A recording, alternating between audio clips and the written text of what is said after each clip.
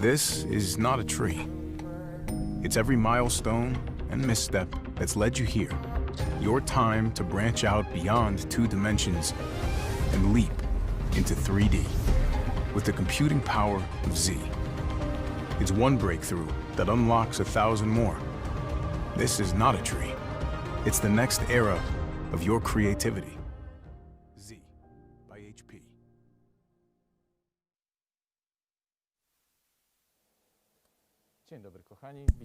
Hello, my friends. So we would like to welcome you on the 8th day of Film Spring Open. Our virtual set design is sort of under construction here, but we will move on now to meet Jagoda Szelc. So welcome to her lecture. Okay. All right. So I understand that we are on the so-called online. Well, the situation is, as you can see, slightly difficult. I asked my favorite Paweł Dyllus to be your face, so that it's not so that I speak to no one, because it's extremely strange to talk to yourself, not to say that it's a bit perverse to talk to yourself. It's not exactly a lecture, because it's obvious that I'm an analphabet. I sort of gobbled on some things and processed them, and this is what I do. I do it out of fear for Sławomir Idziak, who forced me to say something, and I always fear, and I always listen to what Sławomir Idziak tells me. By means of introduction, how it all happened that we are selecting this topic, that I have selected this topic. It happened so that last year, Sławomir Idziak told me to stop smoking, to quit smoking, which I did, and now I'm celebrating a year as a free person from a SIGI, from at least that bad habit. And over that year, I started to think what self-discipline or certain discipline and strength of character, what is in this strange word. Yeah, it was what we think about is about force, about violence. Yes, when we call discipline, somebody's disciplined to do something, and we think about procrastination. We think about this ability to continue or finish some activity, because procrastination can take place at any stage of your work. So I will concentrate here on procrastination. Discipline and procrastination have a lot in common. They're very close to each other, and you never know when one starts and the other ends. You can only say by symptoms. It's a feature which is on the axis, as all the characteristics of feelings and personality traits. They are always on the axis. They have pathological option, and they have some normal option. By normal option, I mean common. I don't like to say normal, because I don't know what does it really mean normal. I would say a most common characteristic. And there's also the place on this axis where there is some lightness, there's some power to do something, to feel something, to experience something. So procrastination does not deal to all aspects of your life. It is not a personality trait. It can be a personality trait which does not cover our whole life. So it refers only to one element of our life. For example, I don't have and never had a problem with procrastination when writing scripts or working or cleaning my apartment. I don't put it away to the future, and I have no problems with working in this way, in this aspect. However, I do procrastinate my visit to the doctor.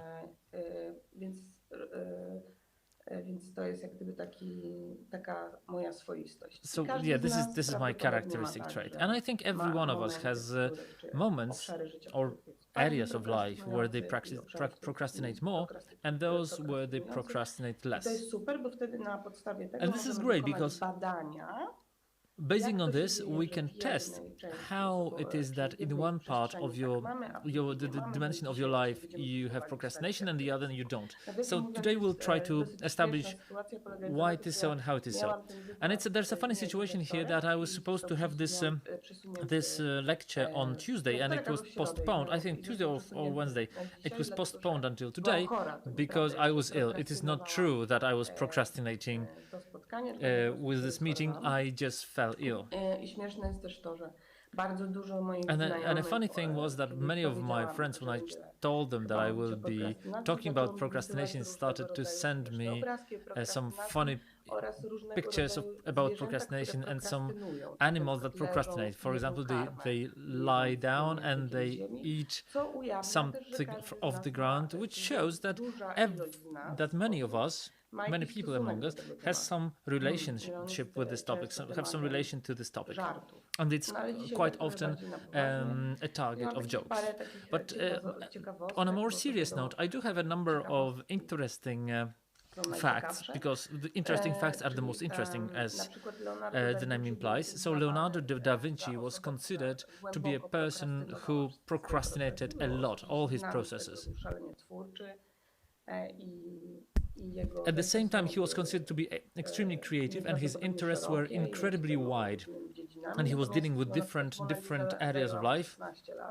But to paint Mona Lisa, it took him 16 years, and the Last Supper he finished just because his patron told him that if he doesn't finish the painting, he will cut off his funding.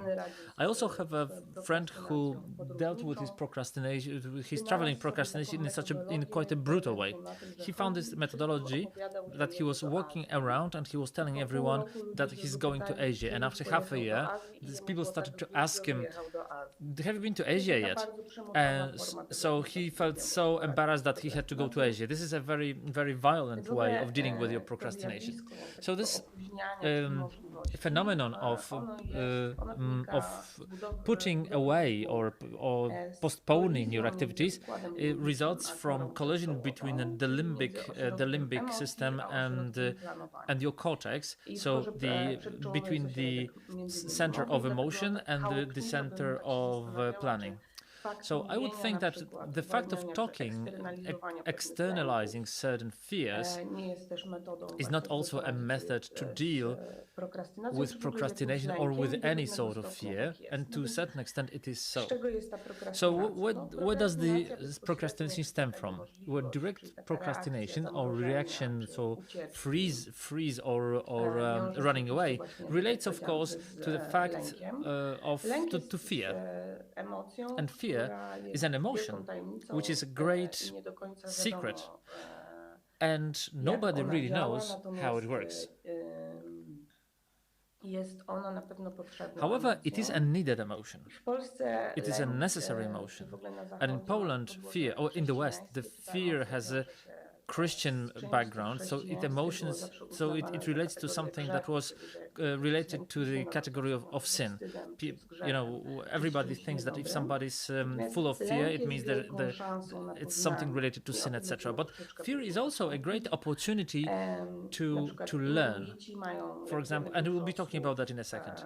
The Inuits, for example, have plenty of words to describe snow, because this is the reality. This is the widest situation or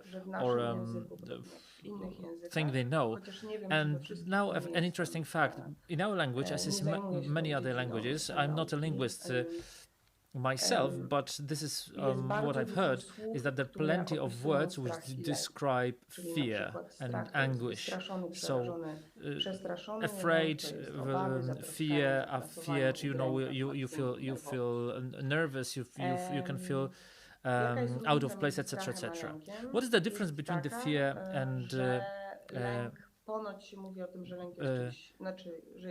and being afraid? They say that the fear is an abstract imagination of is an abstract representation of what we're thinking about, and being afraid is the reaction to this symptom. I mean, but some people think that it makes sense, because if somebody feels something, they fear it really.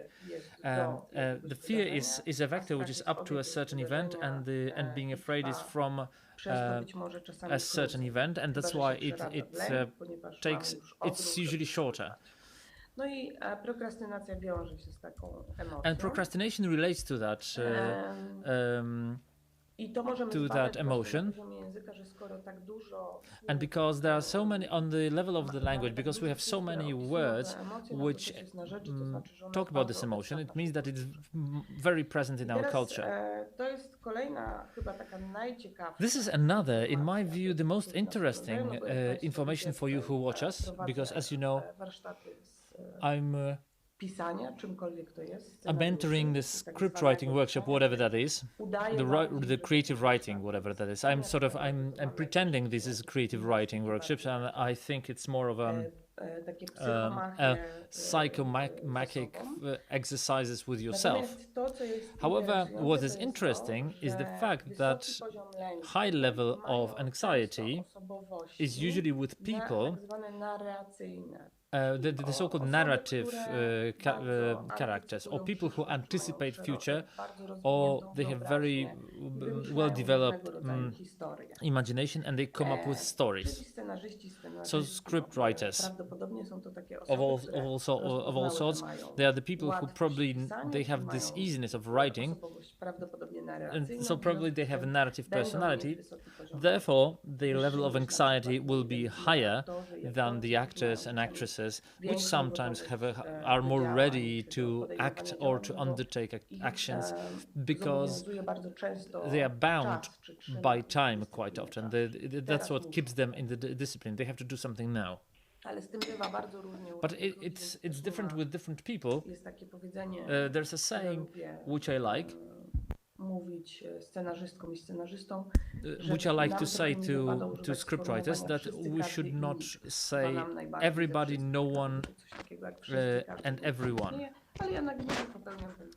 I mean, I do this mistake quite often, so you should not be bothered too much. It's quite natural. People tend to make mistakes to some extent. So now, this reaction of anxiety, to get deeper into this topic, is a trait of better adaptation. It is a genetic adaptation. Our forefathers who had more anxiety and anticipated threats more, did not go to the forest alone in the night. Therefore, they survived more than those that did not feel the anxiety. So they say that courage, to a certain extent, is lack of imagination. So what I'm trying to say is that this is a natural feature with which you should not fight, because describing that with the language of struggle is actually an act of declaration of war. In order to work with that emotion, you have to understand it. So now we have Wakefield, a scientist. Wakefield Wakefield was very much concerned that in our culture we have a situation when we're treating people who have an anxiety disorder. However, the truth is that we're living in conditions which are not normal, because our brain reacts with anxiety because it is healthy. So why am I talking about that? I'm talking about that because if we feel anxiety against writing something, the horror vacui, we feel the anxiety of the empty page. This is an expression of a natural situation. We should not pathologize this emotion. I will recommend to you a book. I'll talk about it later. However, to a certain extent, it is a natural reaction. We, in terms of civilization, we have an unnatural approach to that natural reaction. It is sometimes pathological, sometimes it's not. Usually not. It's a natural emotion. So when anxiety is pathological? Anxiety, which is a defensive mechanism, this is what it should be used for. And the defensive mechanism by itself is a good thing because it is supposed to defend us. The problem is when this mechanism starts to get rigid and starts to be a standard reaction to different situations. So if in every case we have an anxious reaction and very strongly, that means that our system has become rigid, and then we deal with something which is a toxic anxiety. And now this is interesting because I've read somewhere that the person who was shaped by anxiety was formed through possibilities. I don't know if it wasn't Kierkegaard who said that. However, if there is too little anxiety, we do not have motivation. If there is too much of it, the problems start. So the thing is that our emotional economy. We should put yourself in a situation of a balance. You should understand when we are in balance, when are we in the emotional yin-yang, and when are we cast out of this balance, so thrown out of balance. When we should not be totally devoid of anxiety, because that means we could have motivational problems, we do not have imagination, and the situation when we have too much of it and it doesn't allow us to work. I will concentrate on the second situation. So how to make the existence go ahead of essence. So the procrastination, when we think about it, the first thing that comes to our mind is that we cannot do something. It's inability to act. It's one of the possibilities. We have a freeze reaction. It's a reaction of anxiety. We're not able to undertake any activity, and we can really we can sit by ourselves. We're walking around, we're lying down, we do nothing. We feel anxiety, or procrastination can have a totally different image. It's overaction, running away, for example, or flight. We start, for example, to clean the apartment instead of learning.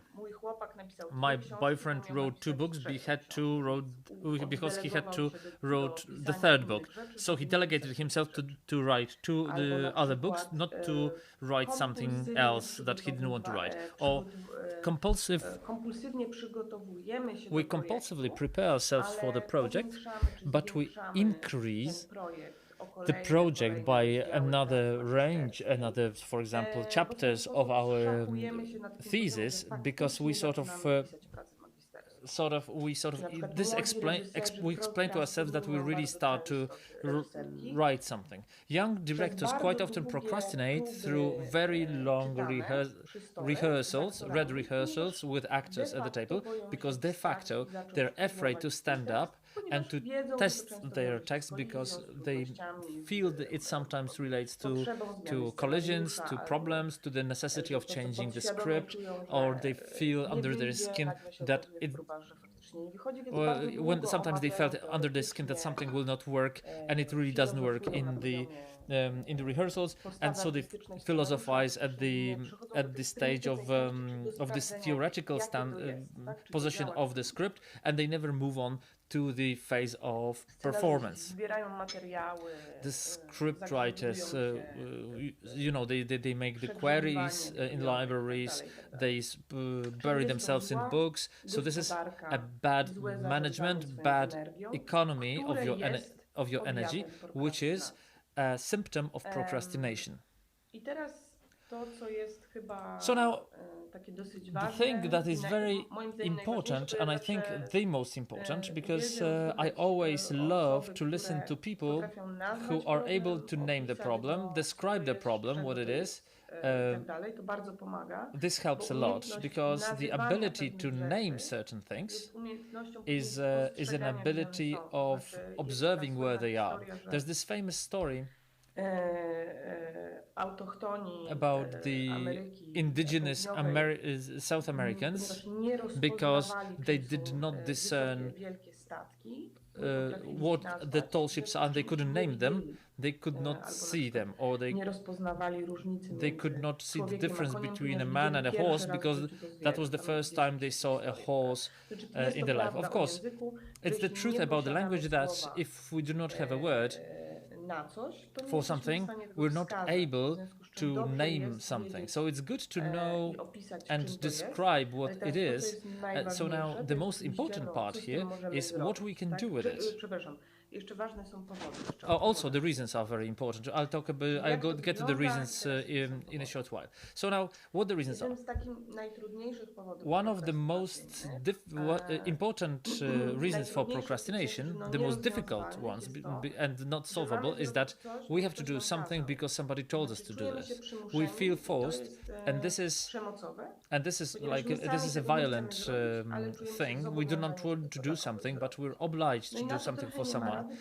And there's no, there's no solution to that. We should not promise anything. It's just a question of your limits, of your space. It's not possible to do something that you do not want to do internally. You do not believe something. It's a situation of mental rape. This is you have no solution to that. It's like a red flag before. Not to do things that we don't want to do. And it's also a certain thing that you should remember about, and you should always think before you agree to something that do I really want to write a script, or is it only that I sort of made up at some point that I will become an artist. And in reality, I would like to run a tourist farm somewhere in the mountains. You cannot solve that because if you do not believe in something, you will not do it 100%.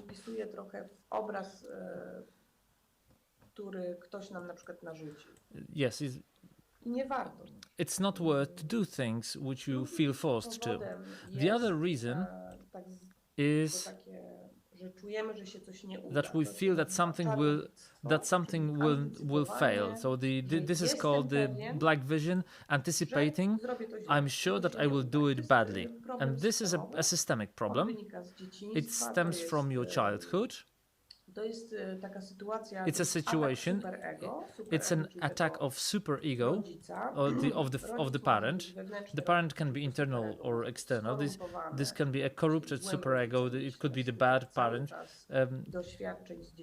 If through your experience in childhood you get these emotions, or it can be a very healthy. So superego is super. It's over you, and it's a person who gives you guidelines. You can compare it to a situation when we have a GPS. We go by car and we have a GPS and sat-nav. A normal sat-nav would tell you turn left, right, go forward. For 3 more miles, go forward. The bad superego tells you, you can't drive, you're horrible, you're exactly as bad as your father. And this is the attack of superego.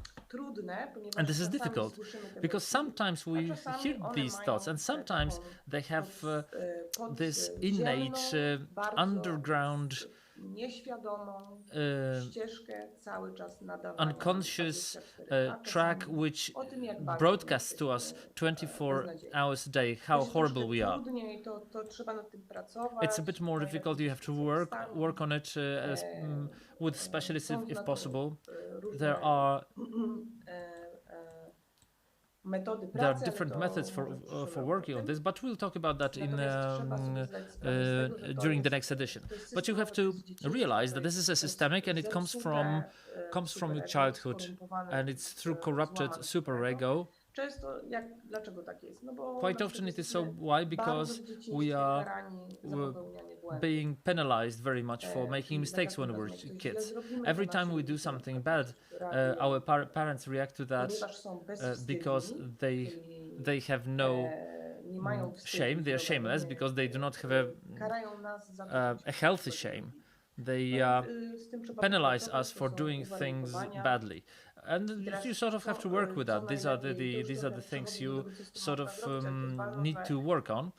Now, what can you do with it? If we are able to discover that it's a transmission of the so-called internal critic, which in reality is the superego, we should not talk to one another in a dissociative way. That it's fantastic, it's super, it's gonna be the best work that we will ever write or something. Or if we're trying to console somebody or help somebody, we should not tell them that everything will be super. You should tell them the truth, as we should tell them to the children. You will manage as much as you can, and that's okay. That it might be difficult sometimes, but this will be okay. And what this causes is to decrease the pressure, because I don't know if we can believe that this is going to be the best work that we ever done, or the most fantastic script. Maybe, but maybe not. This is not that important. The most important thing is that we will be trying to do it as good as possible. It will be difficult or easy. It will be nice or not nice. And that's okay. It's okay. It's the right thing in the process. This is a linear process. I don't think that it exists in nature. Everything goes in quakes and jumps. Another reason is the anticipation of what the process will be, which is a part of this dark vision. Not that we will fail, but that it will be very, very difficult. It's also an attack of superego through parents who were scaring us a lot. They gave us a lot of koans, so like you will get lost in the crowd. You will regret that. Don't be so active. It's gonna hurt, etc., etc. Think about your koans you got from your parents, but as our parents in good faith are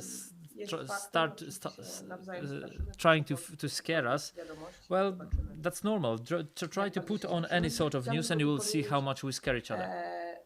I just wanted to say here that I see questions, I will answer them at the end.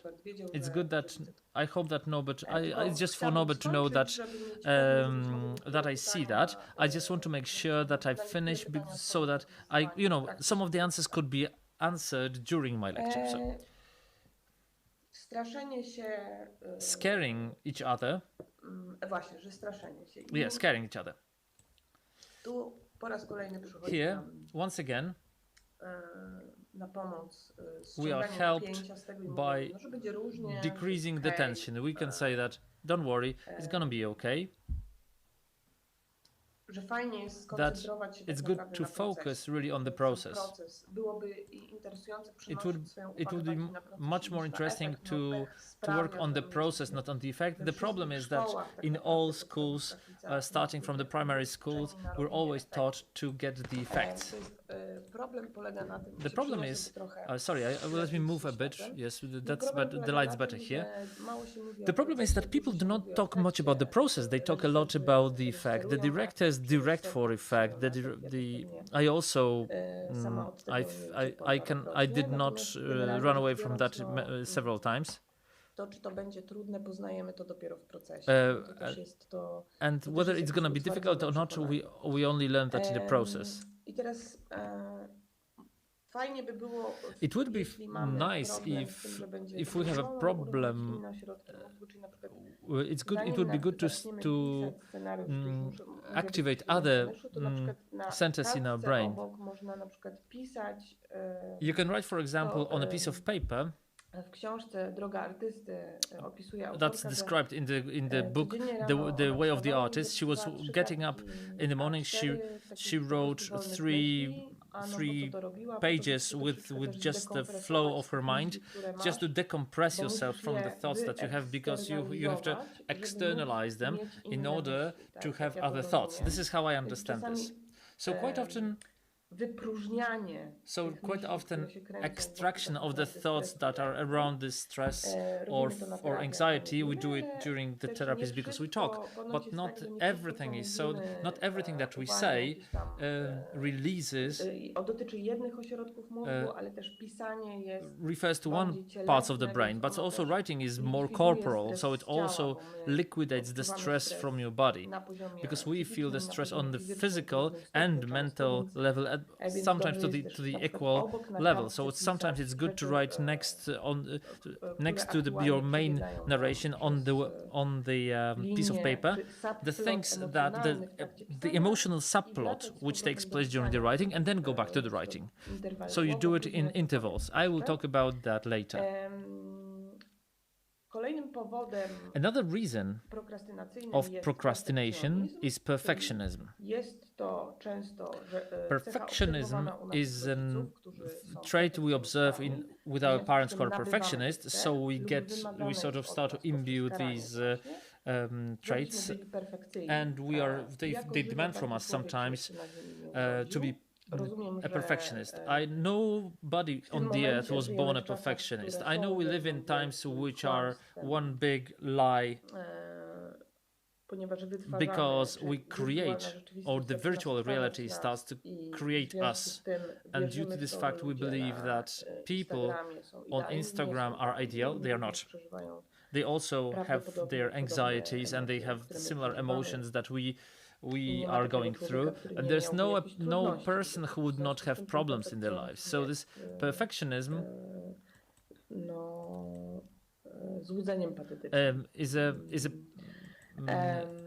is an illusion, and it's a very good saying that it's better, that better is a big enemy of good, because sometimes if we want to sit down and write something, we want to create something perfect. I could compare it to a situation I have during the workshops with actors and actresses. I'm asking, who has this feeling or this willingness to get to the first rehearsal and to do things perfectly?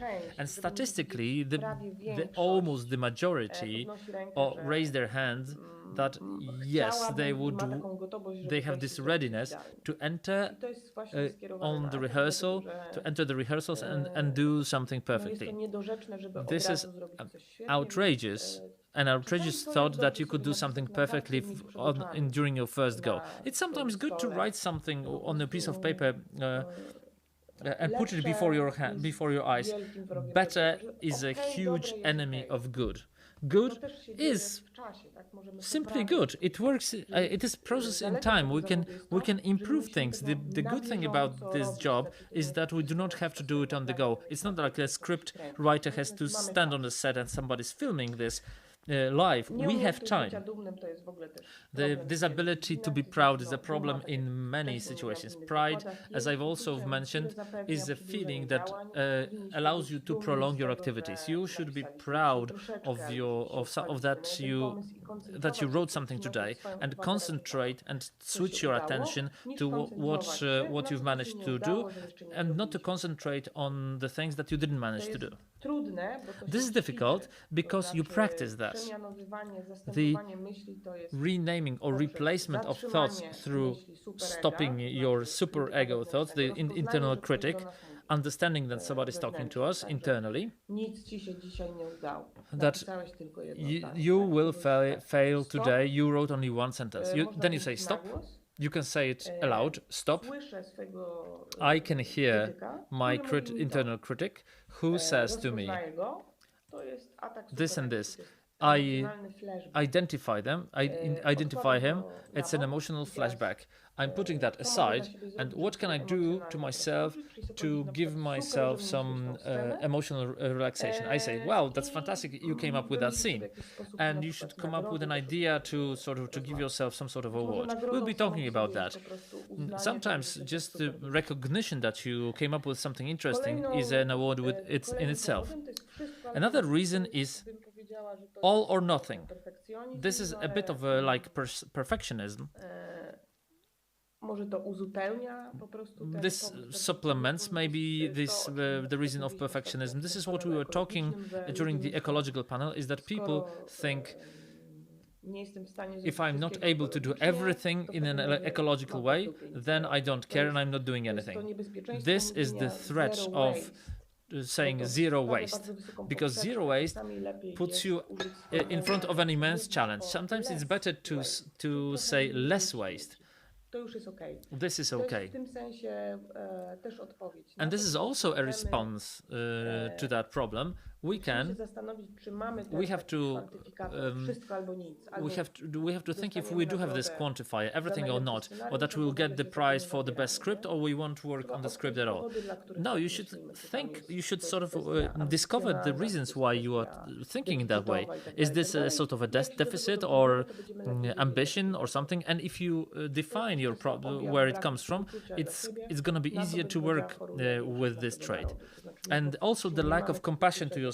We do not have compassion for ourselves as Polish people, so we do not have compassion for other people. So this we have a certain distortion and battered. This mechanism in our society is not really working. Love thy neighbor as yourself is problematic for many of us. The problem of procrastination could be also a health problem. This could be, for example, I don't know, hormones. We could have problems with concentration. You should also take that into account. We did everything. It's sometimes very difficult. Sometimes you have a trauma. It's very interesting to think that people who have a PTSD or a PTSD complex, post-traumatic stress disorder, they have damage in the brain. It's not that words do not hurt. Talking to a child in the wrong way can damage their brain.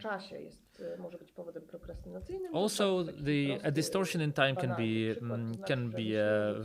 cause some sort of a problem. So, for example, if we think that we should do something in 2021 in February, so we think in August that we still have plenty of time. It's still next year.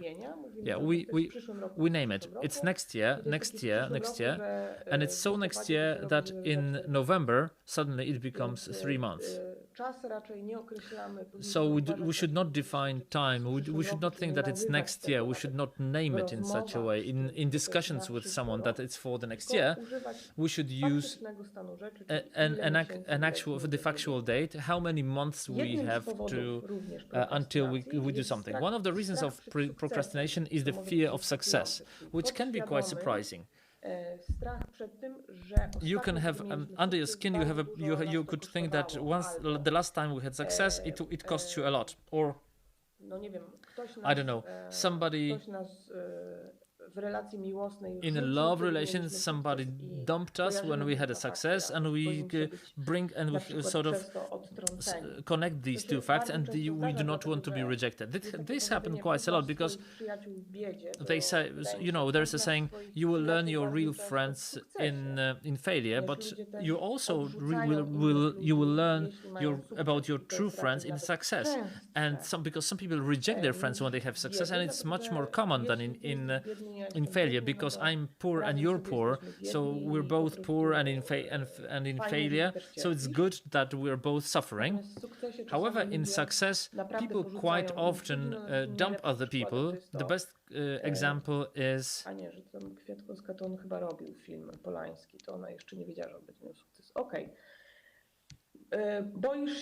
you're afraid of success because you will get more tasks, you get more obligations, and you're overworked already, and you want to rest.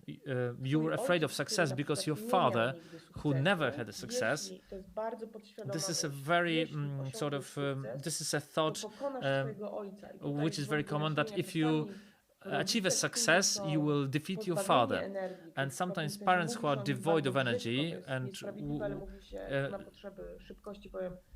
no nie wyszło im, tak? Są And nieudacznikami. if somebody is called a Mają failure, their children have a problem to be better than their parents, because that would hurt the mother or the father, because that would make them feel that their life was a failure. Maybe you would need to meet somebody who you don't want to meet because you will have a success, because somebody is handing a prize, or you will be invited to a team of people with whom you don't really want to be.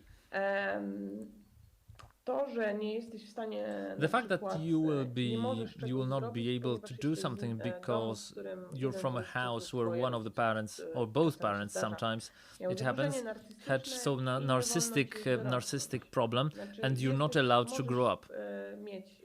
You can have, for example, your own apartment and credit card, but you cannot decide about your things because you're in a sort of parental training that since your childhood you were incessantly controlled by the parent with a narcissistic distortion, and so you cannot apply for competitions or have a success if somebody does not allow you to do so. Again, these are very subconscious systems. So how do you work with anxiety? With the procrastination related anxiety. First of all, we do not work with things we don't want to work with. If we can't tell this, we go to a therapy where we learn how to tell other people that we don't want to do something. First thing, we said that we define that we have this emotion, which is anxiety. And every emotion and every feeling that we have, every feeling that we have a lot of disagreement, we do not want to have disagreement, we prolong the life of this emotion. For example, it is difficult to accept that we are jealous. So we try to come up with different reasons for which somebody did that to us, or this or that, and the real reason is that we are jealous. We would like to have something that this person has, and because we do not agree before ourselves, so we feel embarrassed. This is very non-Christian. It's a sin to be jealous. So. And we are jealous of many things. If this is, it's also a way, if it's not toxic, to motivate yourself. We can sometimes learn from this person. We meet this person. We want to learn how they do that. We can meet this person and learn from them how to do it. But if we do not agree to that feeling, it is circling. The song, sometimes we have this problem that we have this earworm, you're singing the same song over and over the whole day, and you can't stop. The thing is, when the brain does not finish some task, it is still working on finishing it. So sometimes it's good to sing the ending of the song several times. They say this is good. And it's also the same situation with the emotions. Sometimes it's good to admit that you have this emotion and to sit with this emotion and to allow it to resonate. Another thing that we can do, well, that's the second thing. You allow the emotion be.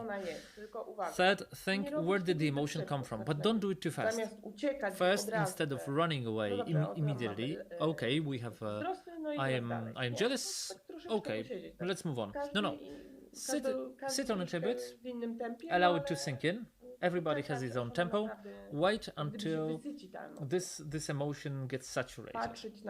Look at it from a distance. Observe it. What the emotion is. What do I feel in my body? And learn this every day.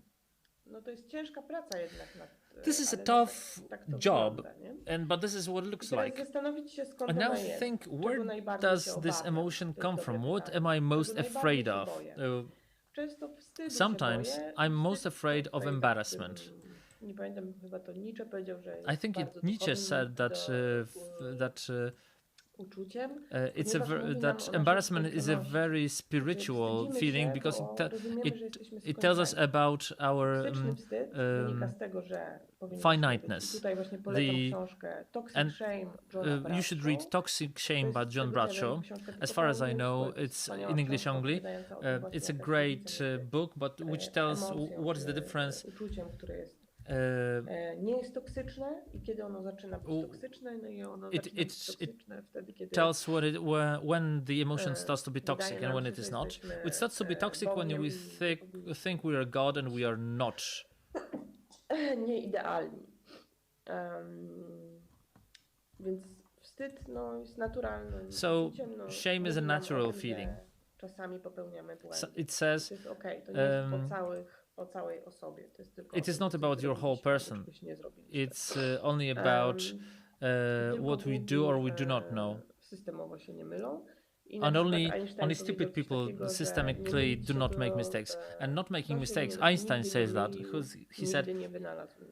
He said if somebody was never wrong, he would never came up with something. I also noticed that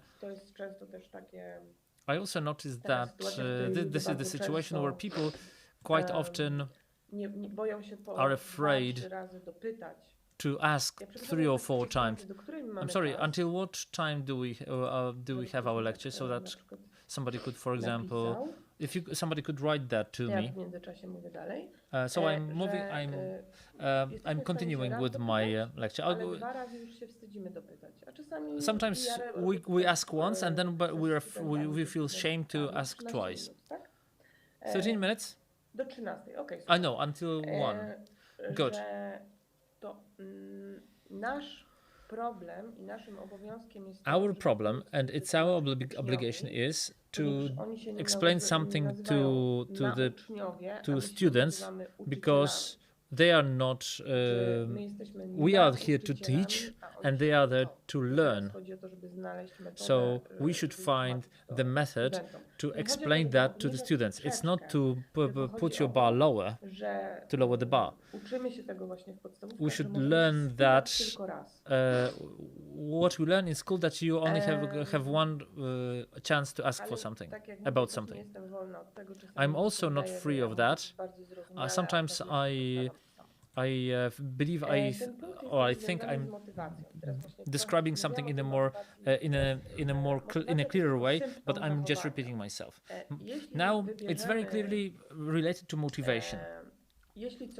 If we define something in the right way, if we understand something and we define it orally through your words, what I want, then it will be easier for us to come up with good motivation.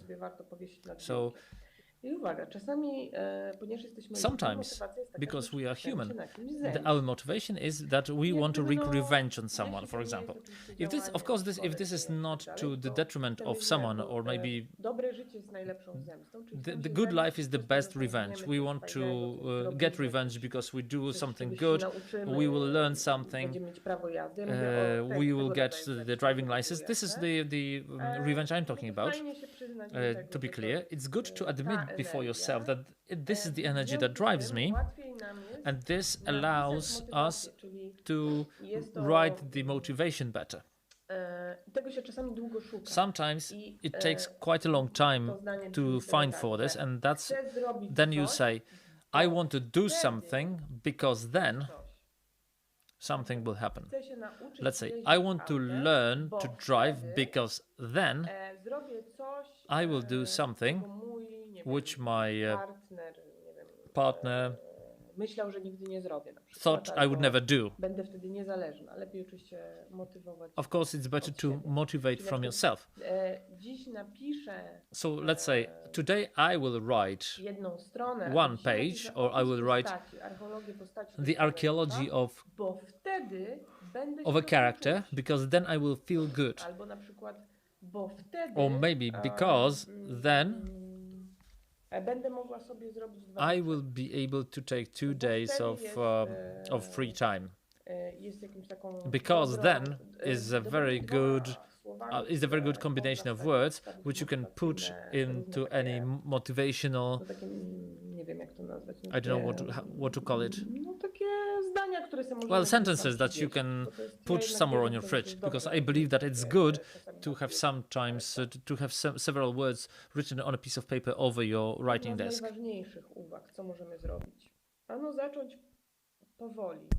One of the most important things we can do to start slowly. Hofstadtera, there's a Hofstadter's law. Zawsze zużywamy więcej We czasu, always use up more time for a task than we planned. Chodzi o to, żeby cele były nie za duże. The goals should not be too big then. Żeby rozsądnie planować. Czyli żeby zawsze sobie zostawić coś na poślizg. You should always leave some time for a delay. When you start something, when you have something in February, do not start that in December. Just very slowly start in August. Very, very slowly.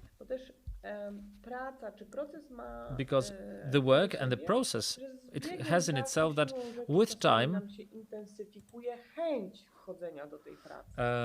because it sort of also influences our willingness to take up the work. The limited goals. I'm friends with Barbara Klicka, a great Polish writer. And Barbara Klicka is a great person. She's moim zdaniem jest to osoba niezmiernie świadoma. She's very conscious of the methodology of working. Jest to bardzo mądra osoba. And a very wise person. Miała kiedyś rozmowę. At some point she had a discussion in my presence with another writer who said that he has a problem. He had a problem with writing 1 page a day, that he has a problem with procrastination, that he has a writer's block, the so-called author's block. Sometimes it's called. This is procrastination, nothing else. And Klicka said at that time that she was surprised that he talks about 1 page, because she said that it's very interesting, because for her the good result was 1 good sentence.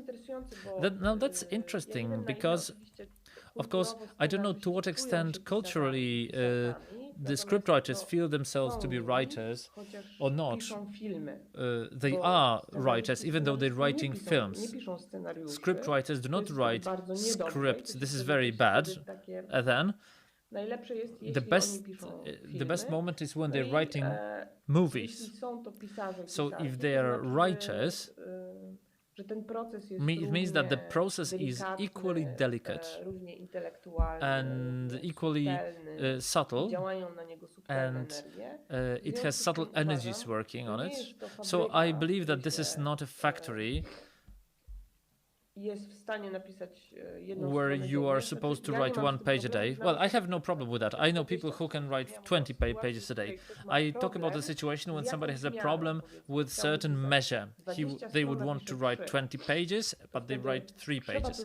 This, you have to decrease it 4 times and realize that sometimes it's worth to write 1 good sentence, but to do it every day, or for example every second day. This also refers to our sort of internal conditions and external conditions. You know, for example, if you're a woman and you have kids, you can write for 30 minutes a day, for example, or 15 minutes a day. The priority sometimes the priority is 1 sentence or 1 activity that we can put down in a script. A priority might be 1 word or half a word, maybe 1 letter, but it's worth to decrease your goals by half and plan them in advance in order to have the time for delay, for the lag. Procrastination is also in film post-production. It takes place quite often. So everybody does everything for the last moment. In which film school everybody does color correction for the last moment, even though they should close the film, they would go to the cinema and see it there. I remember my colleague was showing the film, and during the exam there was so asynchronous sound that at the end he had 2 minutes of a difference between the image and the sound, because he was increasing the goals. He wanted to color it more and more and more, and this film was too late, and he was supposed to do damage control. zadbać o miejsce pracy. You should take care of your workspace. What is important here? There are different situations. There are more and less appropriate or good conditions for writing. Those who have better conditions for writing, they should not be embarrassed that they have all the conditions for writing and they can write. But their friend who has three kids wrote the third script already, or a father who has 4 kids wrote 4th script, because everybody has different conditions, different anxieties, different operating systems in their brains, so they would be dealing with different problems. So you should not compare yourself at this level, because every one of us comes to this world with different data set. So the important thing is that you must know how your workspace looks like. So I've realized that I do not have a writing desk. I've decided that I can write in the kitchen. And I dropped that illusion, and a week before the workshop for Film Spring Open, I decided that I need to have a desk, and in fact my other things moved forward very, very fast, because I need to have a sacred place for work. My table, my chair, and the things that I need for my work. Why? Because I've noticed that I mixed up the workplace with the place of relaxation. This is also sometimes the result of it has a procrastination result, because why? Because if your workplace is the same place where you relax,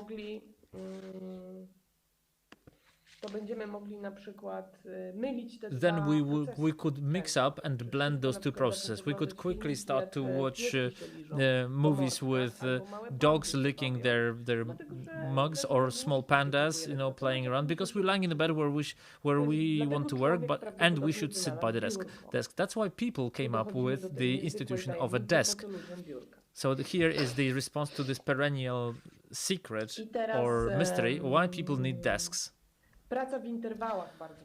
Working in intervals helps a lot. Paweł, because I got you frozen. I think that everything is running and everything is okay. I do have a question to the organizers here. Yes, good. Or maybe Gunia is very reflexive and he doesn't move because of that. He's a man of very strong reflection. So working in intervals helps a lot. So if we feel huge stress that we have to sit and work on something for 4 hours, no, we should do that in the intervals. Literally, we should set an alarm clock, which hopefully not too harsh one, and do something for 15 minutes. And if it does not interrupt our process, because we should also know about ourselves. If we engage intellectually after 15 minutes, a bit like in improvisation, the actor's improvisation starts after about 15 minutes, because initially it is just testing out, and after 30 or 15 minutes, or for some time, we take a break. And we go for a walk. A walk is a great activity because first it's an award. Then you provide oxygen to your brain, and a way of escaping your workplace. So we escape for a while and we come back later, etc., etc. But if you do it in such a way that because we are not working, we start to clean the apartment, we're using that, and let's do it like this. We work on the desk a bit, and then we clean the kitchen, for example. This is how I do. I do not have problems with writing because I love cleaning my apartment, because I'm a compulsive obsessive. So what I'm writing a bit, and but I'm thinking about this award that today after the seminar I will clean the windowsill in my kitchen, and it gives me a thrill, or a real thrill. Working in intervals. Assertiveness, we procrastinate because we are overworked. And I will give you, I heard this very good expression that people of success, however we define success, one of the most common words they say is the word no. So let's analyze if our problems with procrastination stem from the fact that we work too much, that we're overworked, and there's no, you can't do anything with that. You can say your family, you just have to say your family and to your family and on your friends no. You should stop helping everybody around. It's the people pleaser syndrome. Is a person who would like to make everybody happy. This is also a sort of a deficit. It's to raise the feeling of their own importance, but the effect is so that we sometimes feel that we are mending somebody's fence, we're helping the neighbor, we're doing this, we're doing that, because we are used by the external forces, because we cannot say no. No is a very interesting word because it's very often at the level of our childhood. If our parents did not allow us to say no autonomically, we have a tendency to get hooked on the different substances, for example, because it's an inability to say no. If you say to your kids that you shouldn't say no, it's possible. They can actually make their child have in future problems with addiction. You should not also share your plans and ideas overly with people. Procrastination is also an effect of that. When talking about your plans and discussing those plans with everyone, we can quite often meet with people who will be undermining your plans or negate your plans, or just will not understand your plans, not for bad motivation. But there are areas, especially in creative work, which should stay intimate until the moment. In this sense, I believe there is a phase where you should not really consult anybody, because there's this sacred moment in which first you have to discover and understand and ask yourself why it is so attractive to you and why it's so important to you. And at the moment when you're standing on both legs and you're ready to accept the opinion of other people, because it's not about the criticism, it's the opinion of other people about what you do, this is the moment for later.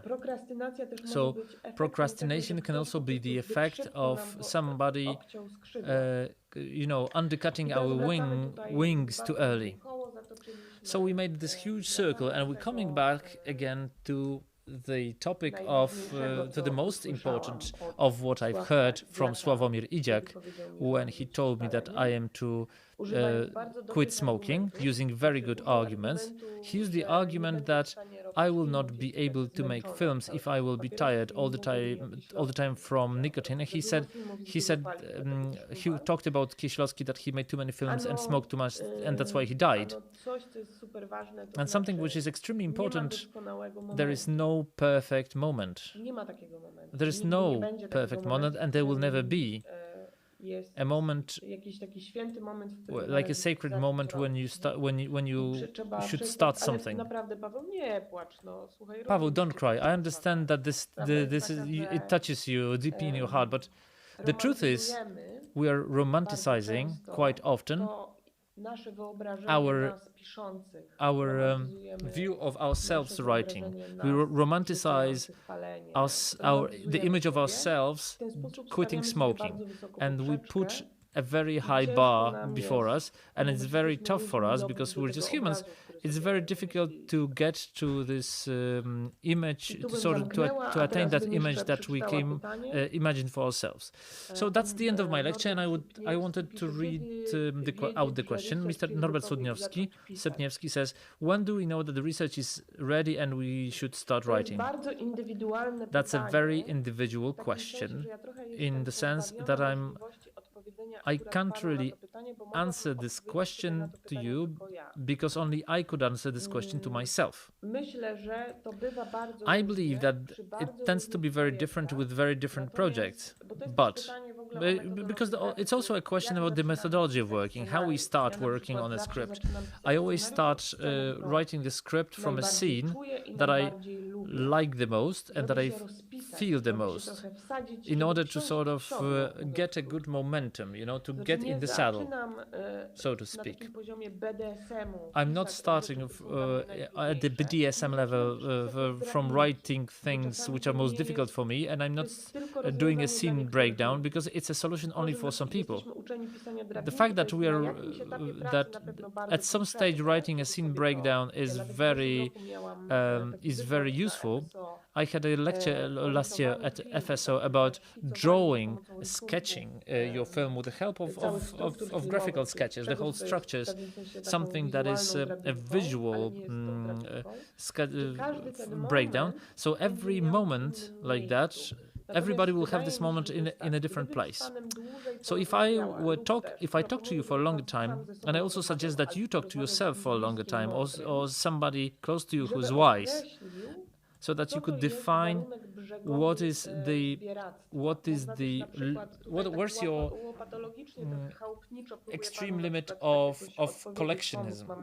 I'm trying to answer your question as good as possible. That you can all the time, you can do something, you can do research endlessly.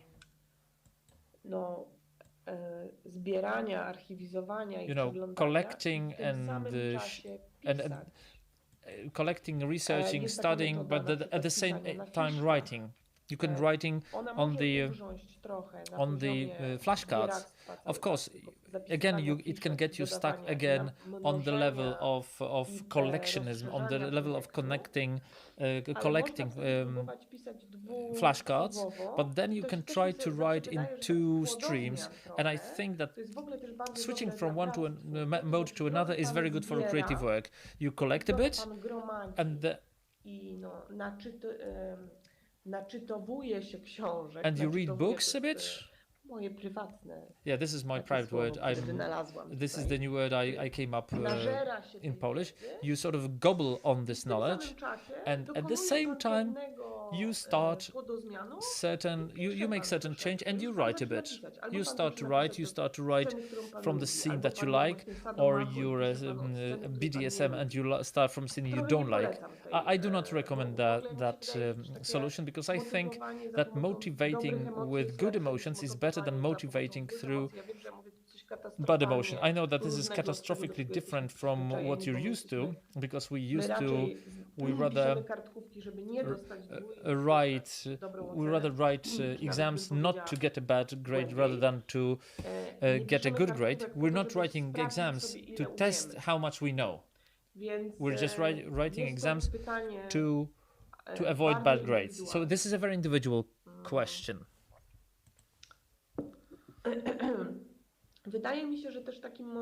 I also think that this moment that will allow you to understand when we're ready and we're still collecting, it's the moment when we start to be...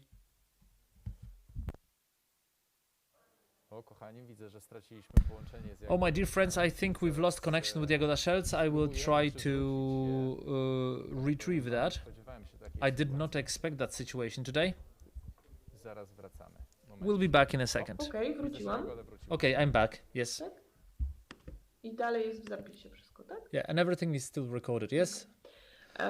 Że kiedy zaczynamy tracić, kiedy zaczynamy kompletnie w naszej głowie to, co chcieliśmy powiedzieć, co też jest when we start to lose, because it's normal, it's a crisis. Crisis is a great thing, because it's a great opportunity for every script, for every film, for every activity. But if we have this feeling that due to that we start to go stupid through this overload of information, when we start to get this mind fuck, this is when we should change the mode of working. Tak mi się wydaje. This is how I feel. Nie wiem, czy chciałabym, żeby pan I don't know if Norbert, if you're still with us, if you could let me know if that sort of gives you the right answer, or do you have any more questions or doubts? To ja bym If tu so, skończyła. If not, I would finish Może here. tylko dodała, że Maybe let me add me that let me add that it's very important to know how you work, because what I'm presenting here. We're waiting for more questions. I do hope that from what I said, the most important thought is, or the most important the thing what I said is the key to procrastination, the key is to know yourself best, to know your mechanisms, to understand them, because nobody would come up with a methodology of work that would work for everyone. Because each one of us has a operating system, and has a different deficits, problems, different bad things were told to them by teachers or whoever. I don't remember who that was, but I think Słowacki heard from his teacher that he will never write. Chopin got very bad grades in music, etc., etc. So there are things that will accompany us on the process. It's not only us and the process. No, it's us, our limitations, our problems, all sorts of bad things that we felt and heard, imagination, ambitions, subconscious affects, and all that sits with us to write. So you cannot sort of just brush it aside. And what in case when the mentor is oppressive and criticizes you, etc.? What should you do in this situation to stay yourself? Is in the creation, is it about the work of art or about me? Thank you, Aneta, for this question. If the mentor is oppressive and critical and downgrades you and criticizes you, then they're an idiot and cannot do their job properly.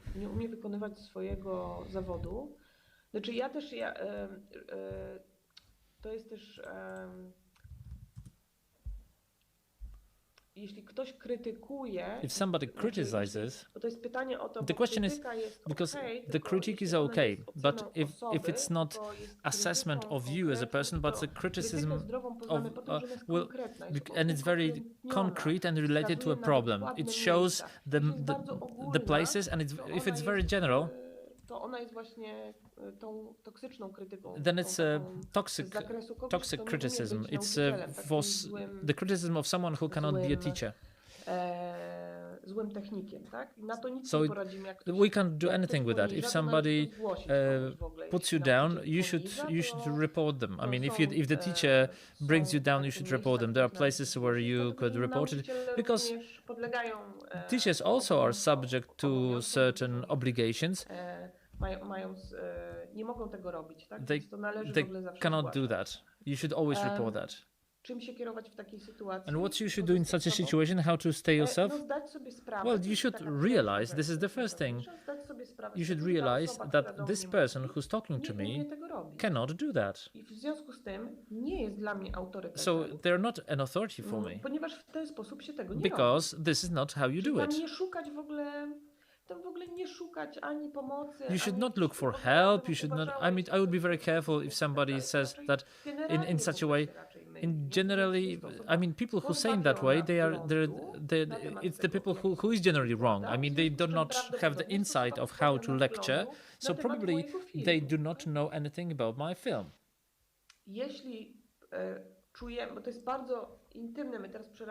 It's very intimate. We're working on this during the workshops.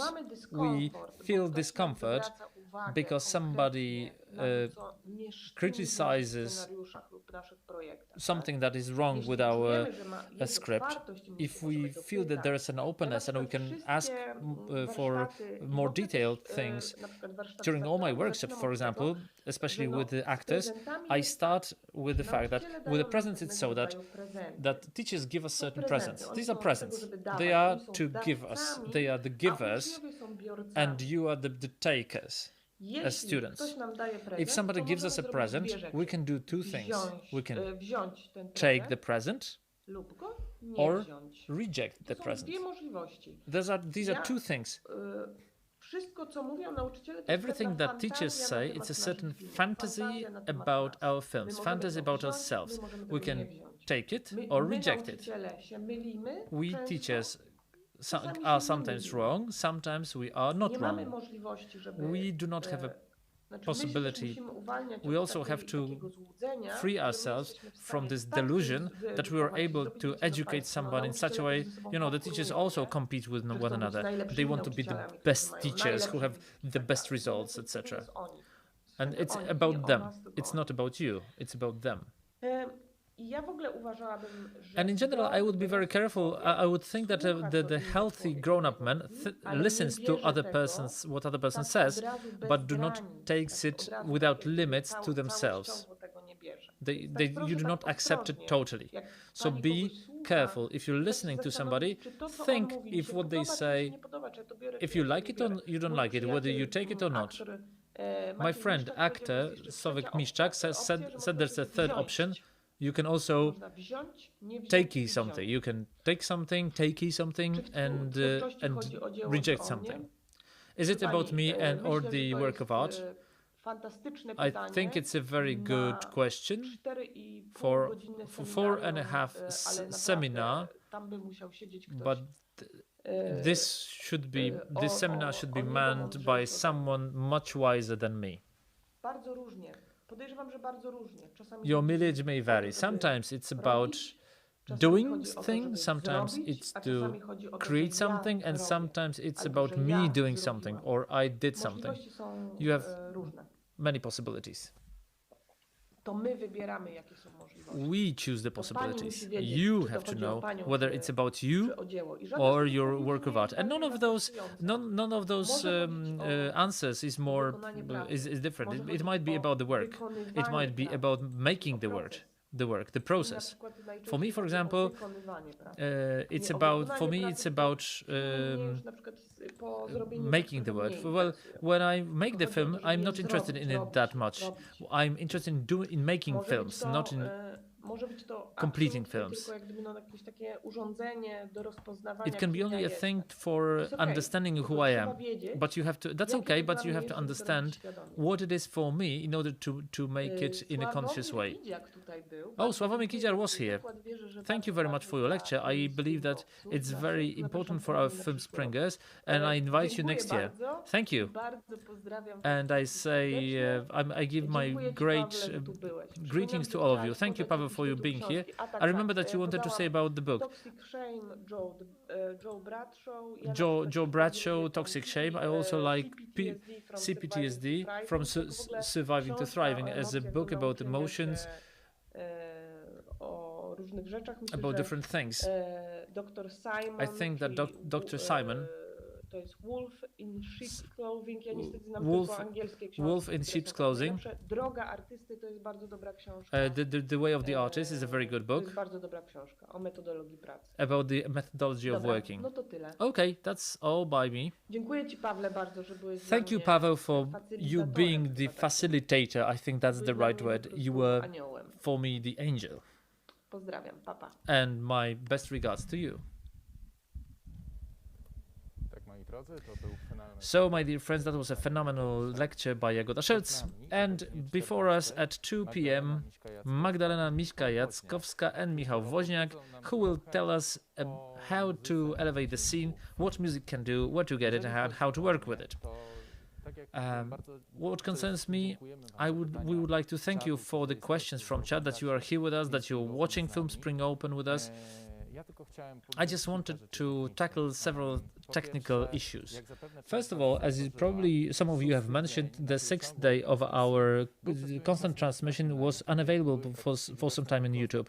You only had the last 3 hours available. I have good news for you. YouTube processed this film finally, and now you can watch it in whole from the beginning to the end as it was recorded. Sometimes with the transmissions of over 10 hours, YouTube has certain problems with processing the material and requires sometimes to sort of embed this film. But whatever we record here, if there are no bigger technical problems, is viewable immediately on YouTube. So all the things, if you're interested from previous days, you can go there and watch them again and come back for the live transmission with us.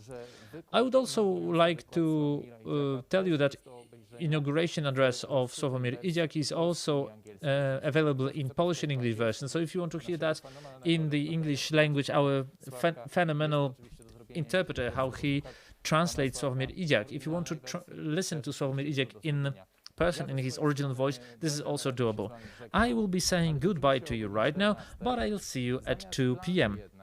Instead of Splashboard, I will loop a film for you, which is a shortcut of what took place yesterday and a short spot edited by the guys whom I don't see here because I think they made a short break, but they've been working very intensively over virtual scenography, which is being created here. So on my part, this is all, and see you at 2 p.m. See you, bye.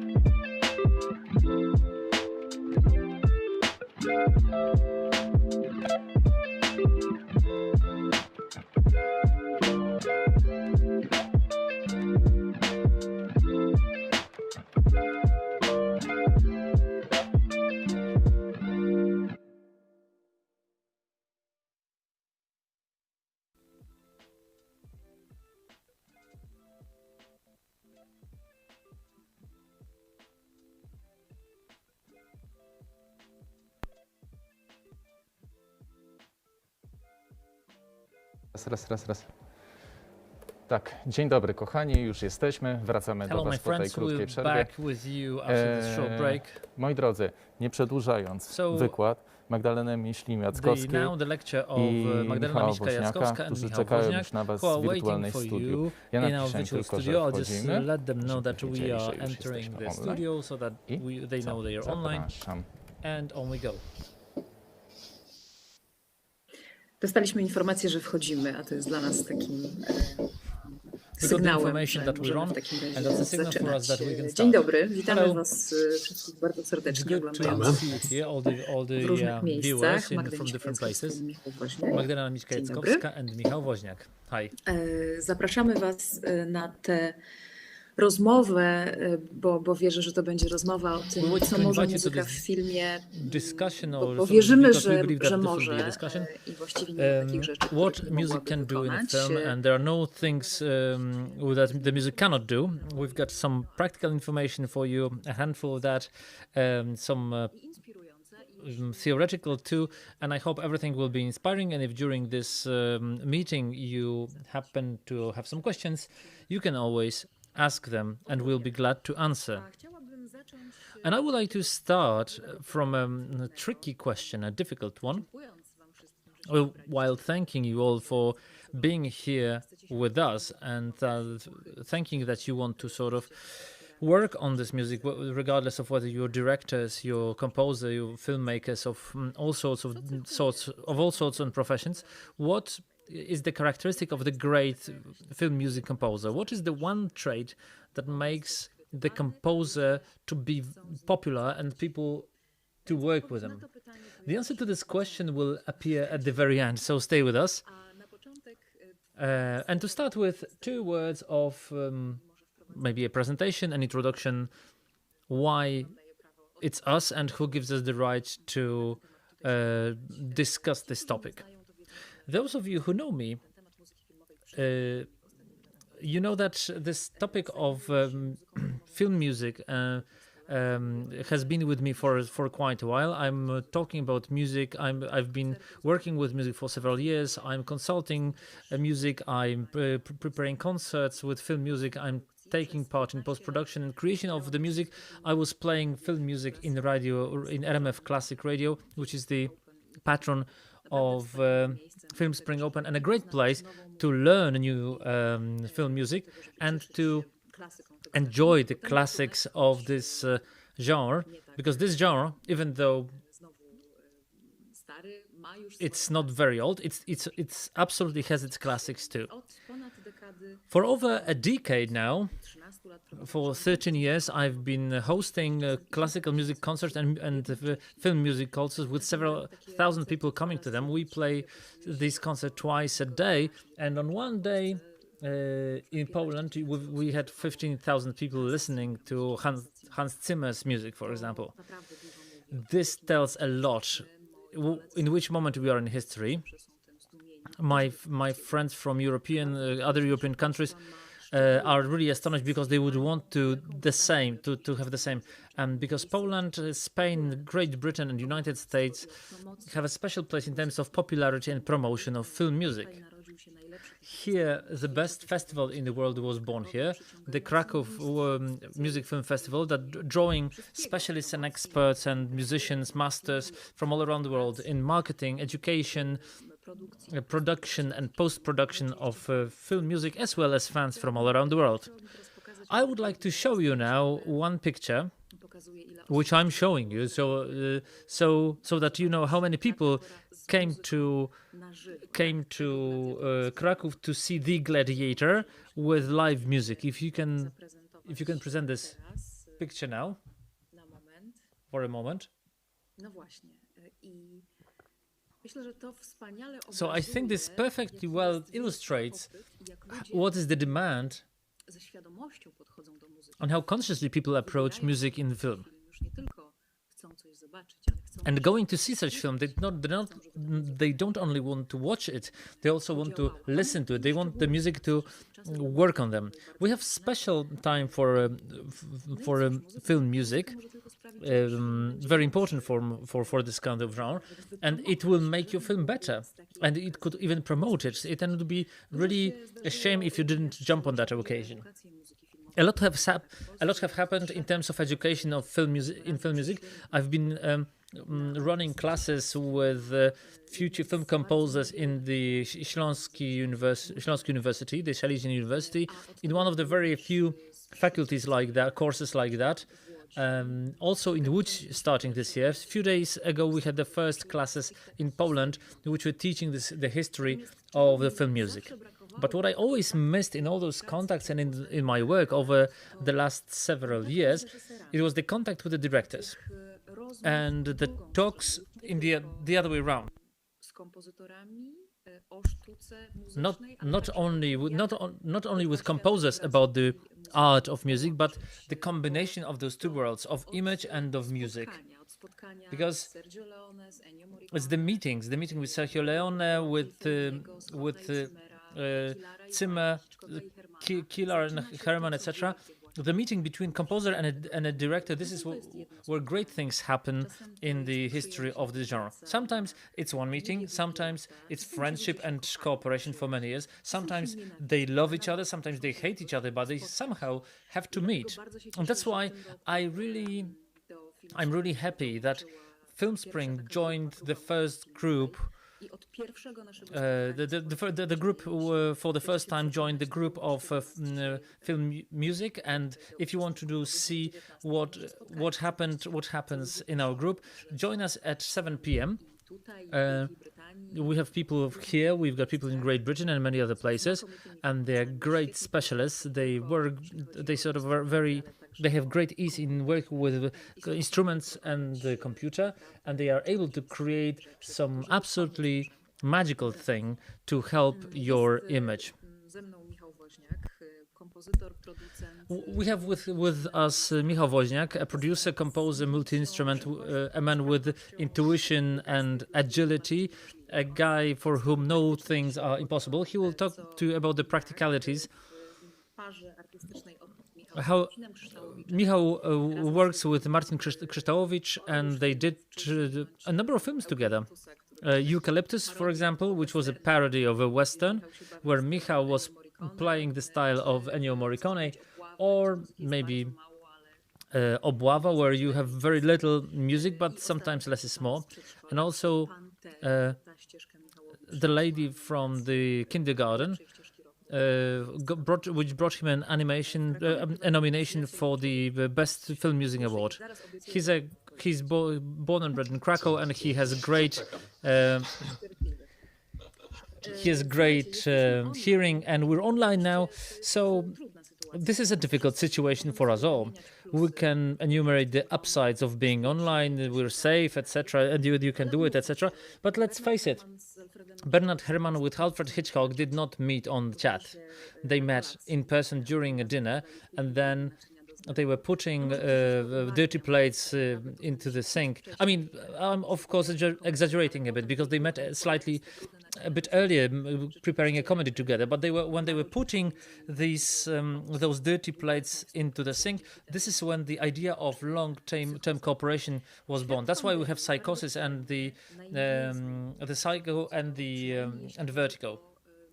The world of pandemics changed not too much in terms of in the work of composers, because this takes place in a lonely world in front of a computer in your studio, and only when you want this music to be played by live people, which can be done online really in a fantastic way. Even before pandemics, you could do that.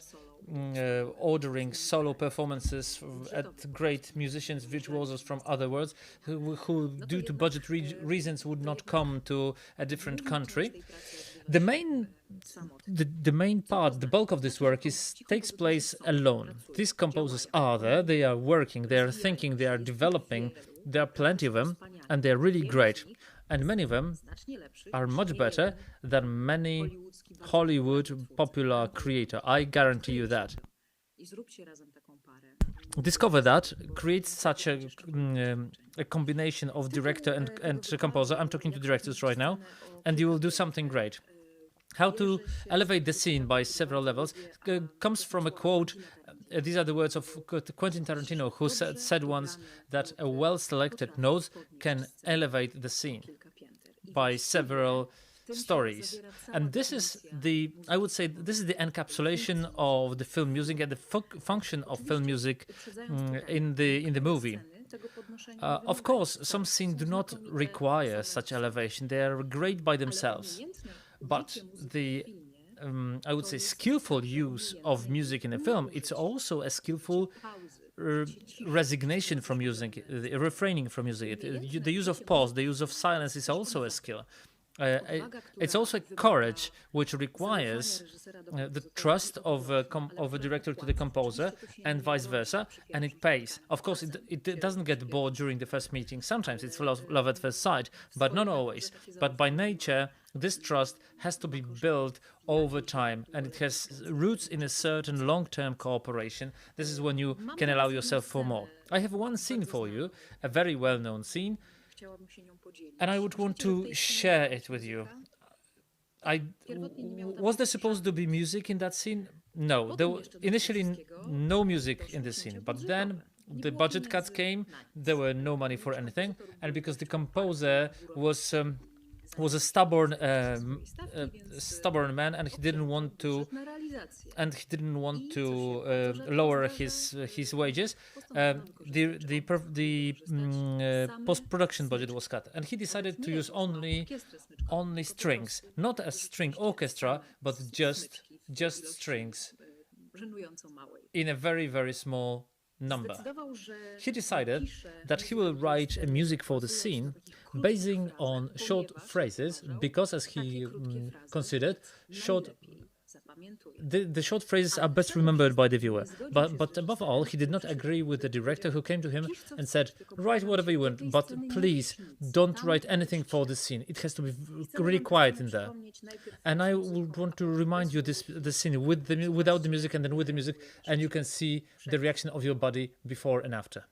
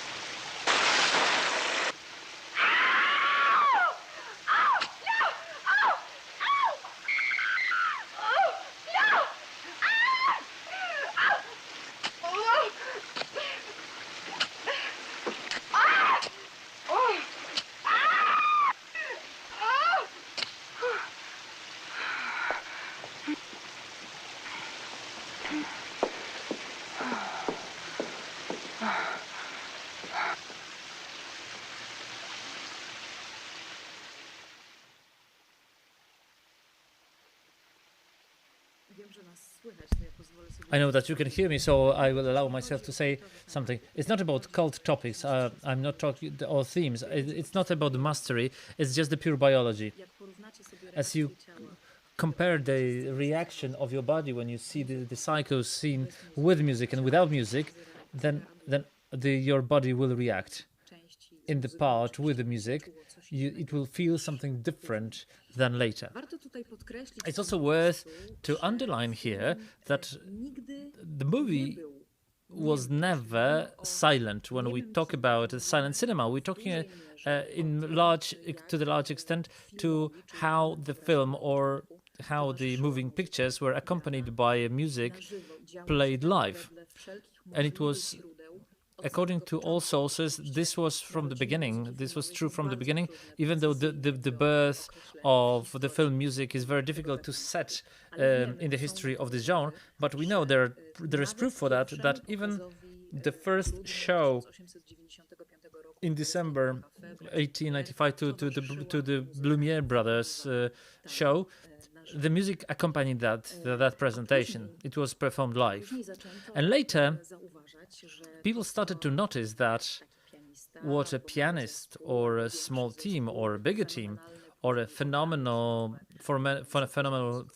organs which had all sorts of sounds to present, that this what is the contribution of all this apparatus are the emotions, and that the emotions transfer to the viewer, and you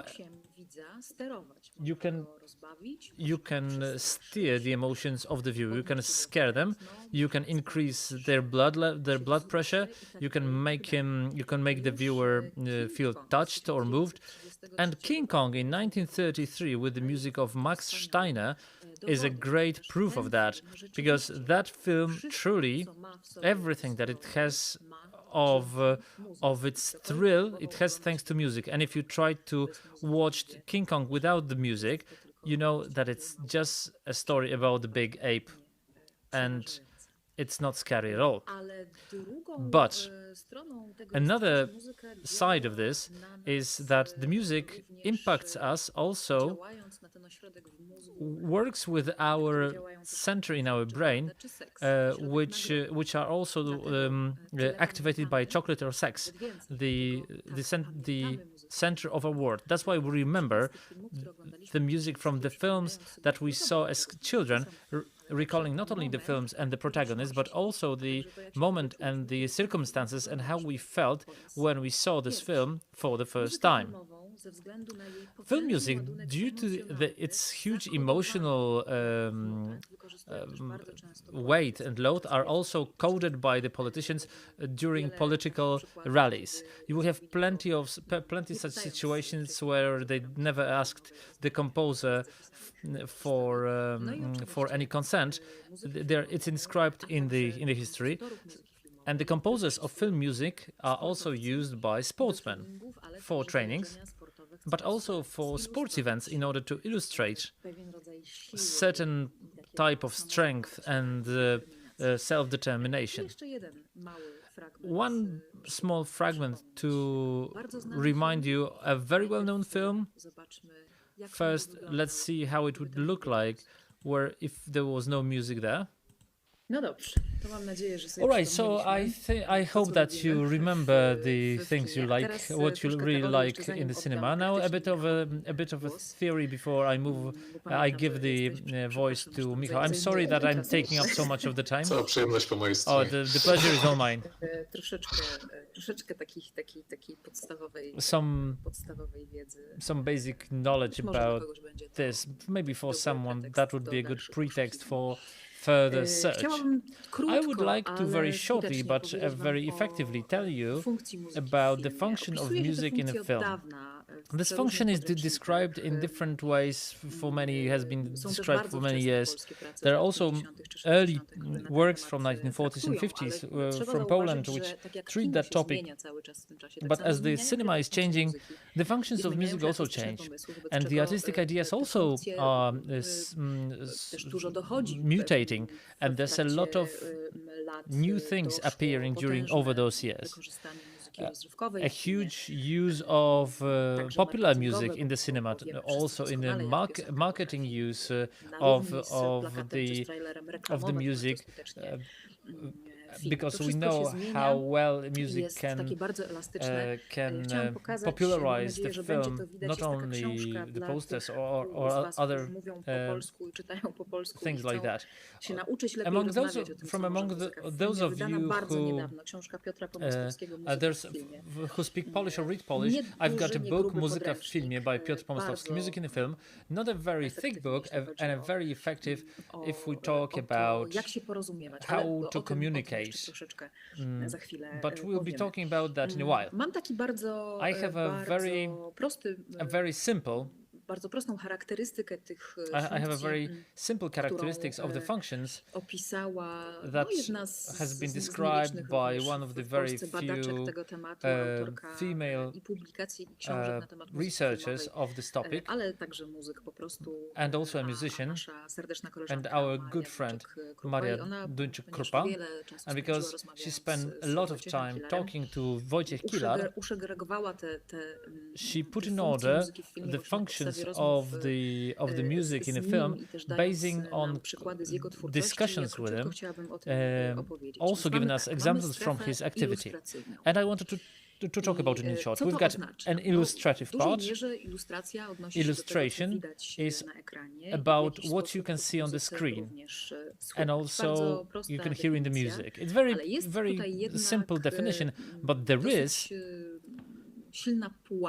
a strong trap in here. A trap consisting in the fact that you should not overdo things. Wojciech Kilar was talking about this illustrative part in the worst words he could use. There's even a quotation that where he says that it's a hideous there's a hideous part of the music that's drawing from what's happening on the screen. If there's for example a horse is galloping, we can hear the rhythm. If there's a sea, we can hear the harp, and in a love scene we need to hear the violin.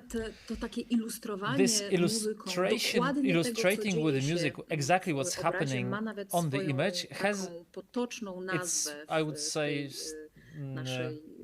a name in our lingo, and it's called Mickey Mousing. Why? From Mickey Mouse, because especially in the first animated films, that was a means used very often. So, for example, if somebody was falling on the ground, we heard it also in the music. If the character was running away, we heard that too. If the character was thinking, we heard that too, and so on and so on. We would like to show you a very short clip relating to that. It's in English. There are not too many words in there, so I don't think you have to translate that into Polish, but it shows you and makes you think that it's a domain of animated films, but with Mickey Mousing, what we can encounter Mickey Mousing also in a full feature films.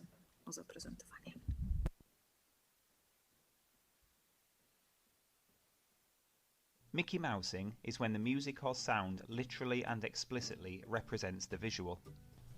In terms of feature films, it was most prominently used in Hollywood cinema in the 1930s and 1940s, with Max Steiner being a particular advocate of the technique.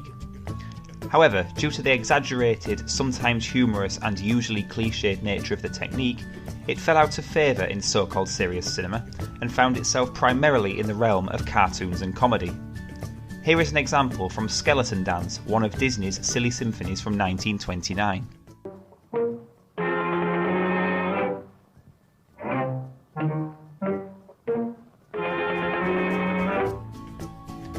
There are isolated cases of Mickey Mousing in modern Hollywood cinema. As Peter Parker learns he can climb in Spider-Man from 2002, we hear the Mickey Mousing technique as his hands touch the wall when he begins to ascend.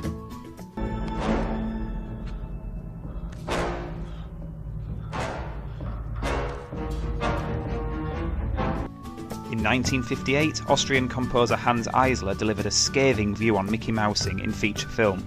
He exclaimed, "This awful Wagnerian illustration technique. When they speak about a dog, someone in the orchestra barks. For love, we have violins in E major. This is unbearable." It's fair to say that Eisler would agree that Mickey Mousing belongs firmly where its namesake belongs, in cartoons.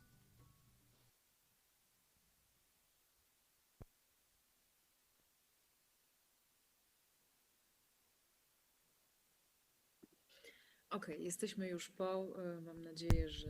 Alright, I think we're done here, and I hope that the Mickey Mousing definition resonated well with you. Dwa słowa jeszcze na ten temat. Two more words about that, and I think that Michał, as an expert in here, he will agree with me that does it mean that is it bad when music illustrates what's happening on the screen? No, absolutely not. But according to the rule, let's know the rules so that we can break them later. We should sort of follow that adage. If this method works in an animated movie, then of course we can use it also in an actor's film. And very consciously, knowing its strengths and effectiveness, use it, or know when to refrain from it. A great example was given by Andrzej Korzyński, our great Polish composer, when he was talking to me, the Man of Iron, the Mr. Kleck's Academy.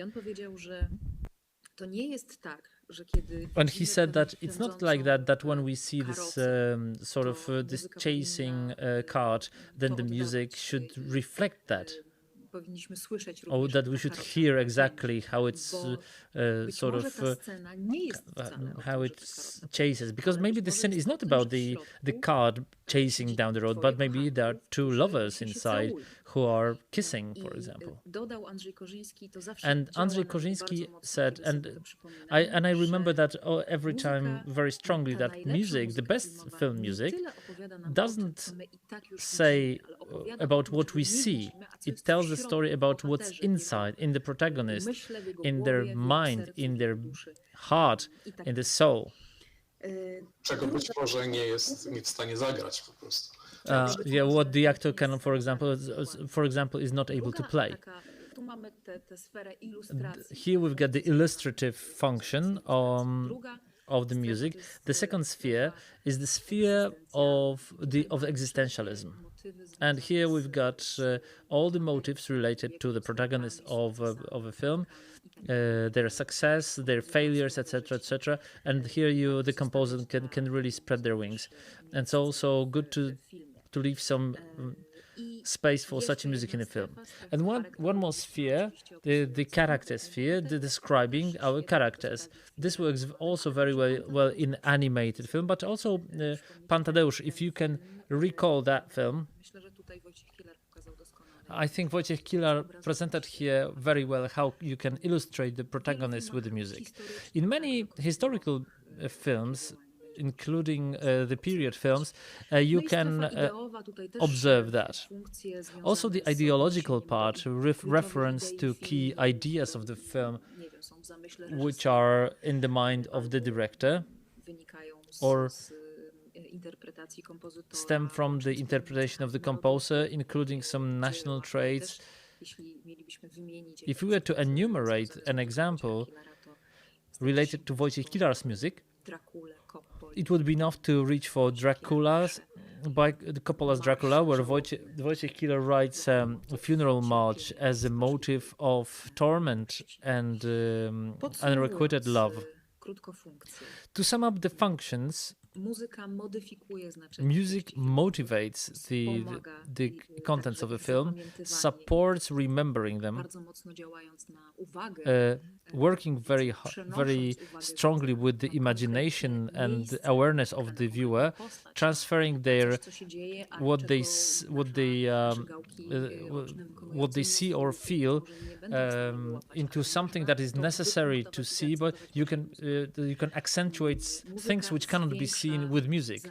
The music increases the being absorbed in the film. It provokes the feeling, and the most important, communicates to us emotions. Sometimes in a very simple way, sometimes in a very complicated way that can be interpreted in many different ways. But these emotions here play the main role, are casting the main role here. Another thing that to mention are the leitmotifs, which were used in romantic music, in the history of music, starting from, for many years, and in film music also very effectively. Not without reason, one of the forefathers of film music is Wagner, who also used the leitmotifs in his works quite a lot. If we talk about leitmotifs, I think that the imagination of each of you will be worked by such titles as Star Wars or the Tolkien trilogy, because the Lord of the Rings. So, for example, we can they used it for many different ways. There are such cases in the Lord of the Rings where we have a reference to the protagonist with the music without showing them on the screen. But also in Jaws, this is something we all know. There are two notes, theoretically 2 notes, of course, because these are not 2 notes really. It's an ingenious score. To finish my longish talk before I give the floor to Michał, I wanted to tell you about the experiment done by psychologists in an international group once, experimenting with the Lord of the Rings. They've selected a group of participants of this experiment, and without informing them about what they're playing to them, they presented them the motives from the Lord of the Rings. Many different motives, differing in timbre and character. And they asked them to give a concrete answer on emotion which they feel when they hear that music, whether they feel angst or on anguish or optimism or happiness, etc., etc. And then they gathered the answers, and they compared these answers to the intention of the composer, the place of this music in the film, and with the title of a given theme. Because quite often it is so that the emotion is also in the title. It occurred that the effectiveness was almost 100%. So this was one of the strongest proofs that emotion inscribed in the music will be working even when detached from the image. It will work with our body the same way, and in combination with the image. It will support this image and make its meaning much more profound and much stronger than if the music wasn't there.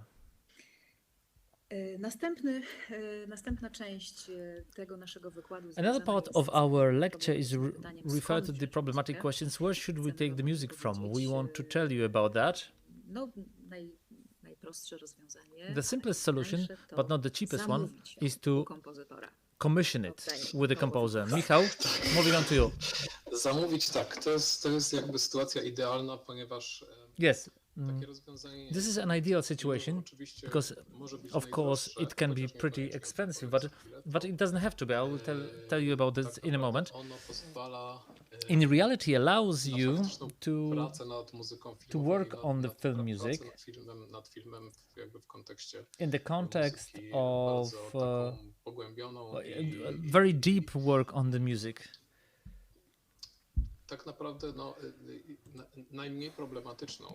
And the least problematic one too, unless there is some conflict between the director and the composer. Why? Because when you're composing music, you can compose any sort of music. You can imagine that music and create it. So this is the ideal situation. But what happens when the budget, for example, does not allow us to do that? This is the most common situation. You can, of course, take this music from music stocks. You've got better, worse types of music, cheaper and more expensive. So here, for sure, you have to find the music that really works for us. You can also find in music banks free music, or music at such a low price that, yes, even minimal budgets are able to uphold such expense. I was looking for such banks in which music you can get the music for free.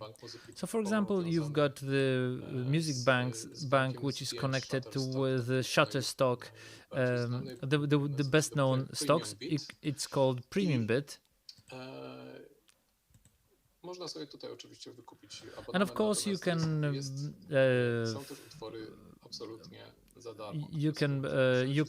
get their music for free and do with them whatever you wish.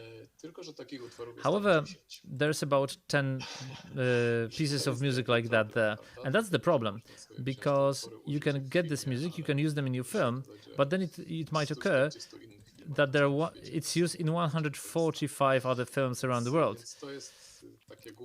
So this is the main threat of taking the music from stocks. Another drawback of taking music from stocks is that we have a limited access to the work itself. We can cut it, we can edit it in a different way, but removing some instrument, for example, is not possible in the majority of cases, or it will be very difficult, because you would need to get in touch directly with the composer through the stock.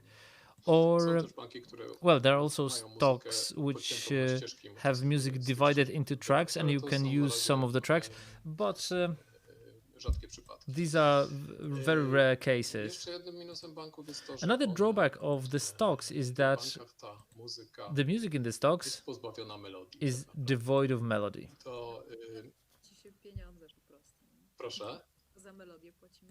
You pay money for the melody. Yes, I think this is one of the reasons that the composers do not give to the stocks. They do not give the really valuable music that has interesting themes in it. So, if we need music with some leitmotif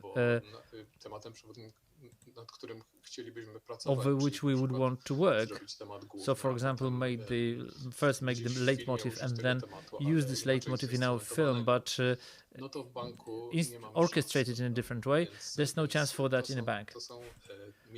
So these are the drawbacks. Of course, the upside is the price. In cheaper banks,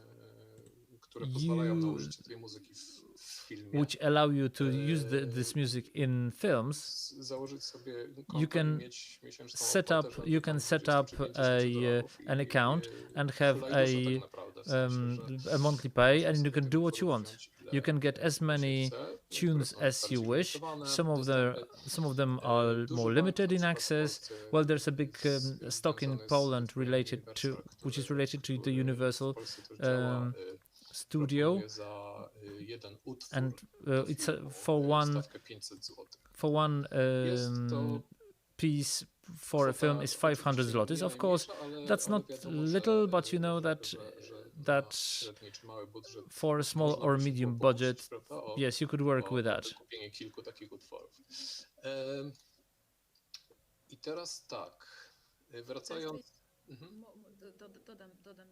Let me add one thing here. If you have any questions concerning the stocks or licenses, you can ask them now. We'll have some time to answer them. However, I wanted to add 2 words about what happens if you order the music with a composer, which according to us is the best solution, also artistically. Otóż pamiętajcie, że remember ta that muzyka może być różna. I też that może być you can tańsza. have really, Oczywiście, different types of music. It can be cheaper, it can be more expensive, because if you plan with the composer, or if the composer plans something that, for example, a big symphonic orchestra, some great, some incredible music, that will cost fortune.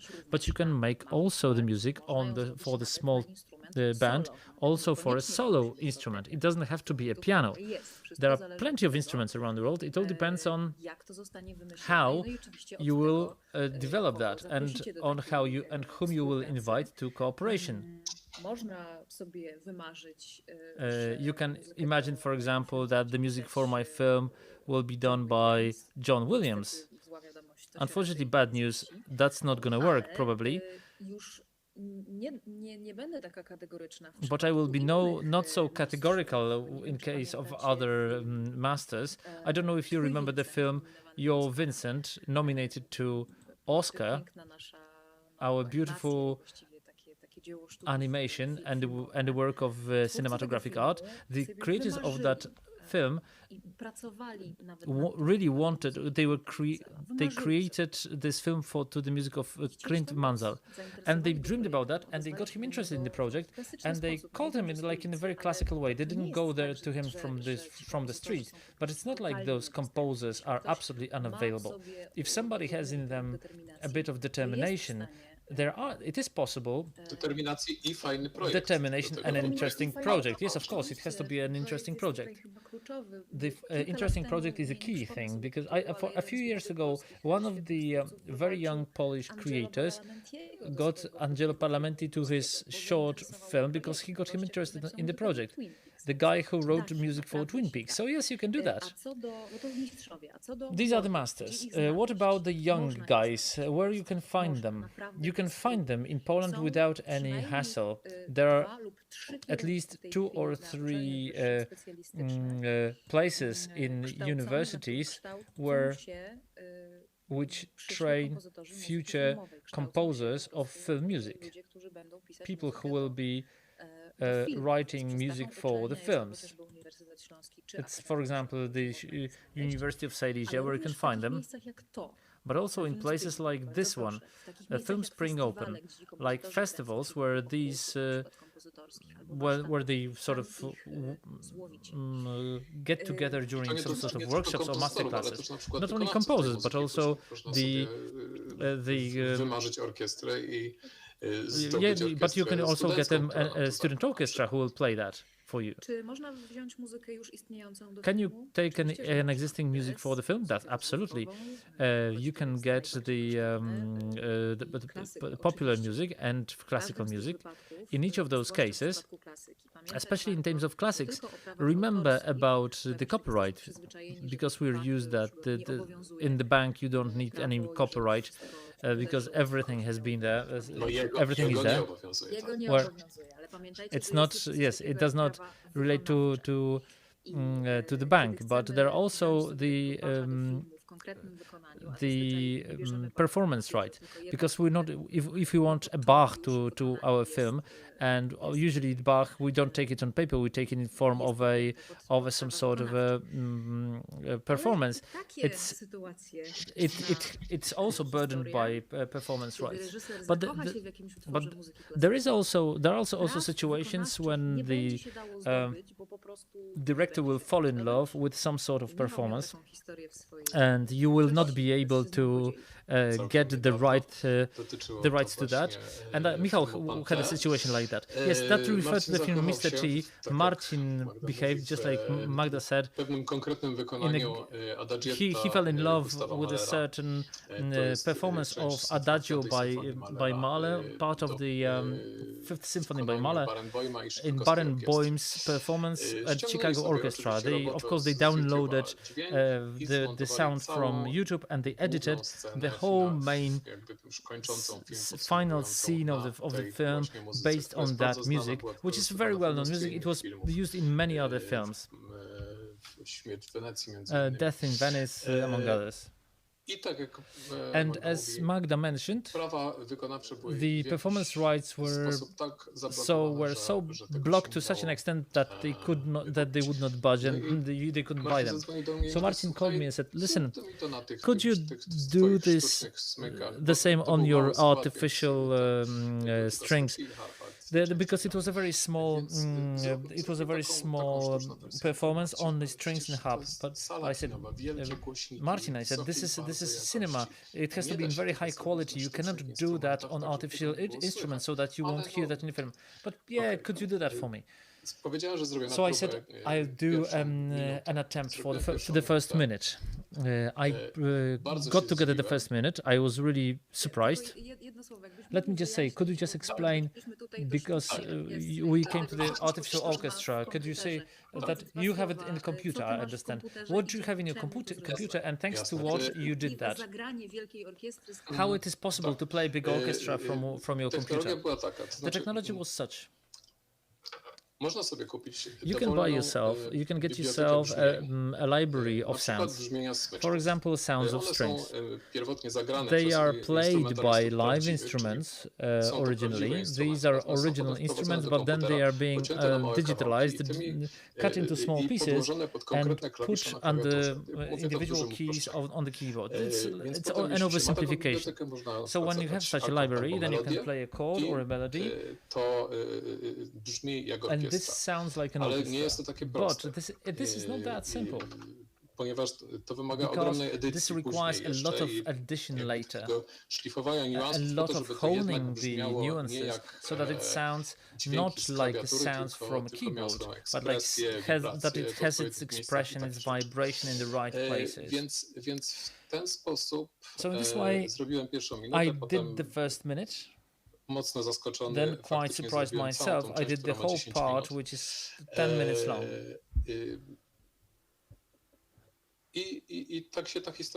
And this is how it ended. I mean, a big cinematic film has in the finale the sound made on artificial computer-based instruments, and from what they say, what my friends and professionals say, you can't hear that. And now we would like to show you the fragment of that scene, just a piece, 2 minutes. Adagietto by Mahler on artificial instruments.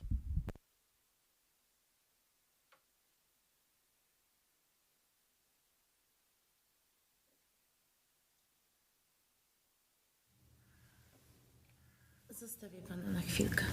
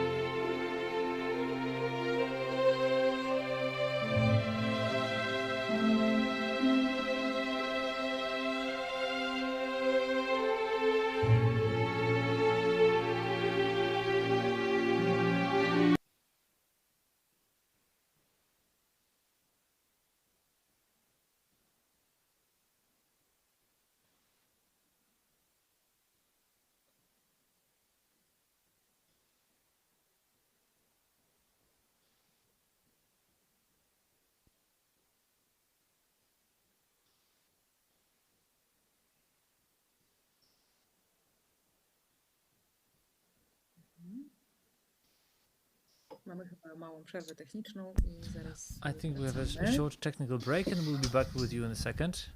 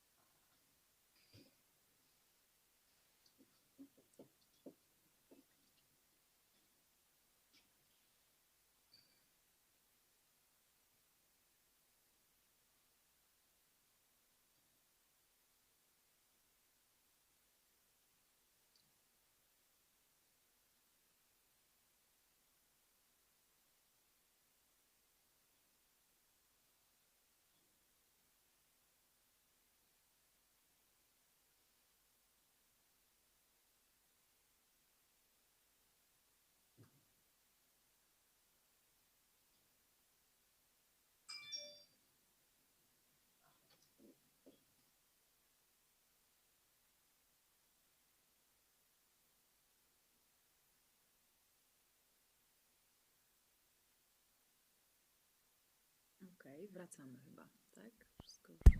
I think we're coming back online. Tak, yes, więc, everything works więc all right. tak, So tak to mniej więcej wyglądało. this is what it looked like, more or less. Pamiętajcie, że to, co słyszeliście... Please remember that what you've heard was created in Tak, w Michał's dużym computer. pokoju. Yeah, in my living room. Dwa słowa na ten temat. 2 words on that. Jeśli budżet na realizację If the budget muzyki for nie pozwala making na to, music żeby does not orkiestrę allow nagrać albo to record such an orchestra, po prostu jest tak or mały, it's że so rzeczywiście small that the musi composer być has to sam, do to everything alone, niekoniecznie musi to it brzmieć doesn't źle, bo jak słyszeliście, need to to są sound rzeczy badly, because it can sound very well, of course, if you find if it's put in the right hands. Tak, You also mam had a zdjęcie, picture, yes? które Yes, I have pokazuje, a picture which I show, jakby poziom skomplikowania which shows the level of the tej complication komputerowej, jeśli of this możemy je computer session. pokazać. If we can show this, Cała część, the whole zrobienie całej part, części the zajęło mi preparation 3 of the whole tygodnie part siedzenia took me faktycznie 3 od rana weeks do of wieczora sitting i żmudnego morning to evening, dłubania, and poprawiania, bo to jest tak, że te and instrumenty very trochę tedious zachowują się work, jak because żywe, w these sensie instruments takim, behave a bit że nie zawsze zrobienie live tego samego instruments, ruchu powoduje ten sam which means rezultat. that not I always trzeba making the same to, move gives you the same trzeba result. to And jakby you krok have po kroku to step metodycznie by step, poprawiać. very Wcześniej methodically, you trzeba have to improve that. Before that, of course, you have to play it. So you have to play it with a score in your hand, just to go through all the parts. Yeah, note by note, Ja yes, to po prostu absolutely. zagrałem. I just Tylko played it first, musiałem się wzorować but na tym I had to follow this original recording. kryminalnego ściągnąć, So first I had to get the tempo from the original, so that everything is exactly in the moments where they are in the original, because the cuts, you know, every performance has the different length, different cuts, and this had to be caught because of how the film was made. This was very painstaking and time consuming, but we've managed to pull this off. One more thing that quite often appears in the context of working with the film music, and it could also make it easier for you, is a temp track. It is something that is prepared to give the composer a certain preferences, certain suggestions in which places the music should be and what that music should be. It doesn't happen often, Michał. No, it doesn't happen always. What is that? It's a sort of any sort of music taken from anywhere, from some well-known pieces, a piece of Gladiator, or maybe a music. As a director, for example, when I've been working with Michał for years, so I always take his early music, so that to make it easier for him, the process of communication. So the temp track is sometimes prepared by the editors, sometimes it's prepared by the director, depending on how you work. But it can also make things more difficult. Or, well, it might. Temp track is also so that the editor had underneath some sort of pulse to which he will be editing the scene if this is this type of editing. But yes, it can make the work difficult if the director, just like for example Martin Kryształowicz, is the type of director who gets adapted, who gets used to the music. So you have to immediately write different music for them in the editing process, or you need to agree with the fact that you will listen from the request to buy a given piece, or writing something almost the same as the soundtrack. And the composers don't like that, because this is it's limiting your own creativity, but this is applied music, so sometimes you have to agree to that. That's true. The compromise is one of the most important things in communication between the composer and the director. How to talk, how to communicate between the director and the composer. People quite often ask us that question. When we know that neither me as a director, I have no competence of a composer, and the composer does not have a competence and the dictionary, the vocabulary related to editing, to the lighting, how to name things. How do you deal with that? And what works? The things that work are the things related to the genre of music which the director knows, but not always. Truth be told, I think that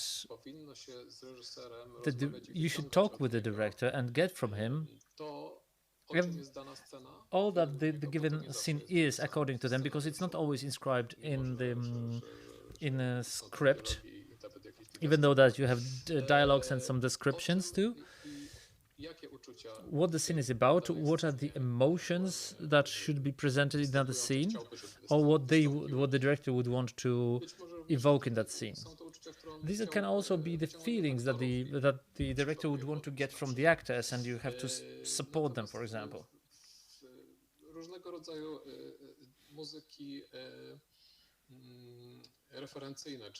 Well, reference musics, not even temp tracks which are being put on which the image is being edited, but the music which, according to the director in this film, would work well. This is something very helpful.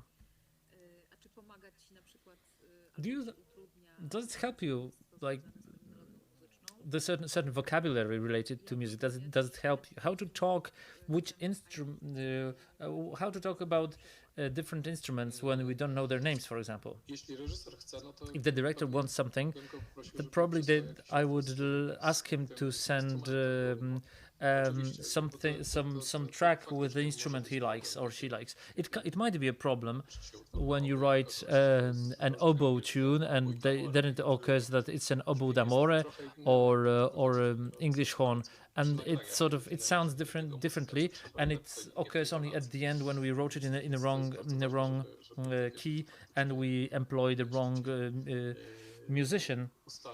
So it's best to agree to certain things from the outset. It's the director who knows about that is a gift from heaven. Martin is very musically conscious.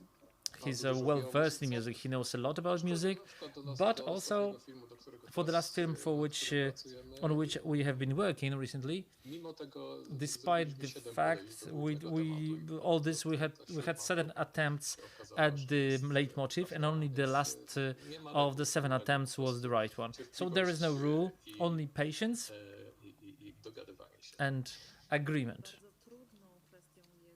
A very difficult issue is the compromise when you deal with the TV production, for example, where you have more decision makers than one. We have 5 or 7 decision makers, and everybody has a different taste and different point of view, and you've got TV headers which you know and you heard, and which are the effect of, I don't know, 40 attempts or 30 attempts. It's like the heavy toil that you have to go through to agree at the end.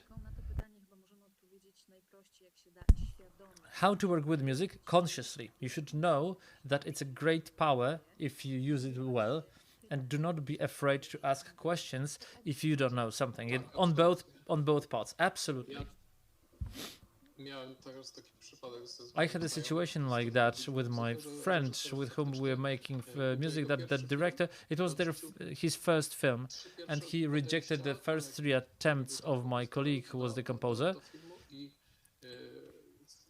And with the 4th attempt, they started to talk about what he would want, and it occurred that he described the first attempt that they made.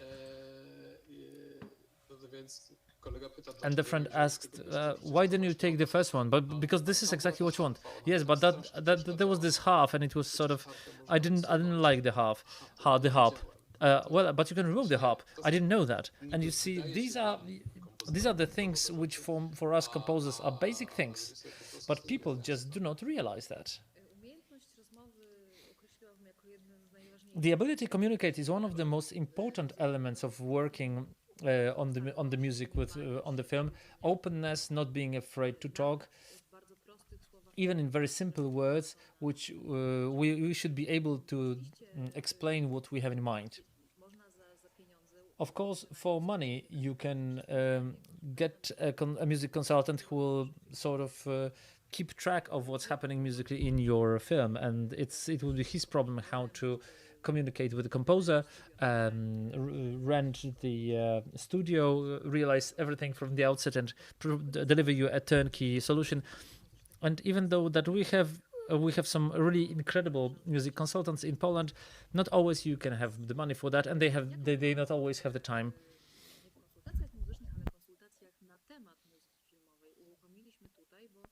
We made a small dent in this world of music consultations in here, because there is an idea so that to keep the consultations on film music not only during Film Spring but also throughout the year. So be on the lookout for the Film Spring news. We are not able to discuss all the things today because it's physically impossible. And before we say goodbye, let me ask you once again, does anybody here from among you have any questions? We have still some time, and we can prolong our meeting for a few more minutes. You can ask them in chat. And waiting for the questions, which will appear or not, I would again invite you to our meeting at 7 p.m. You can join in our music group. If you have a film project that needs music, I will tell you one more anecdote related to the fact that it's good to become friends for longer than one project only, and it's worth to become artistic friends. It's an anecdote related to editing, but it transfers very well, and it works very well in music world too. Leszek Starzyński, an editor, my friend, told me this anecdote. He was working with Greg Zduński, and I asked him, what does this cooperation give you for so many years? He said, it is so that he then tells me, Lechu, a bit to the left or to the right, and I exactly know what is a bit. So this is exactly the same with the music. After some time, your language will become very coherent and very clear. And you will not need to say certain things with capital letters because they will be clear. Bernard Herrmann, a great creator of music, personally a horrible person, but a person to whom we owe the music to the Psycho, which we referred to today, but also many other beautiful films and melodies. He worked with Hitchcock, and not only.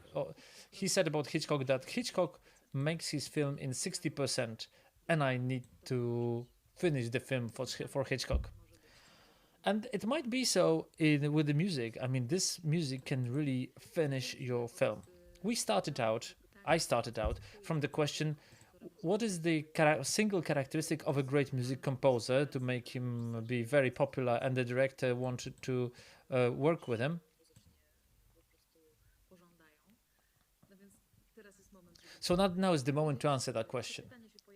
This question appears in different workshops, in master courses related to film music,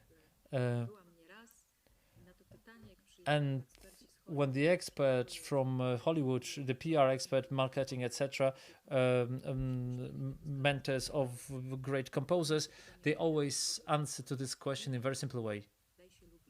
Be likable. Because even if you're a music genius and you write some fantastic music, but you will not, and you do not establish any relationship, there is little chance that the music of yours will appear in any movie. The ability to communicate nicely, to be willing to go on to compromise, and just being a nice person is a key to success. Is that right? Yes, and being resilient to stress a bit too. Of course, that too. But this helps us in any profession. Thank you very much, Michał Woźniak, Magdalena Miśka Jackowska. We're glad that you've been here with us, and all the luck and success in what you do. And if you're just viewers, we wish you beautifully played films, and we invite you to our groups. If you're members of Film Spring, our group is open. Thank you.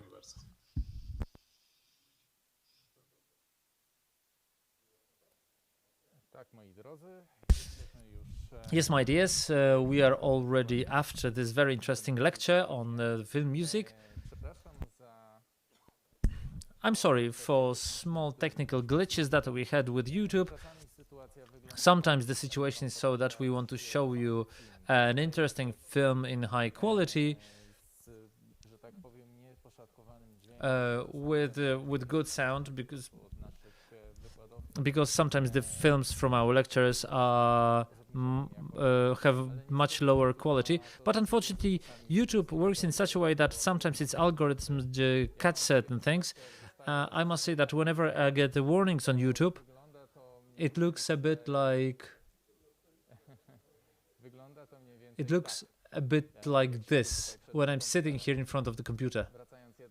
Coming back to our topic, at 3:45 we'll have a meeting with Paweł Dyllus. It was planned for 3:30, but it will be postponed by 15 minutes. So join us at 3:40 at 3:45, and see you then.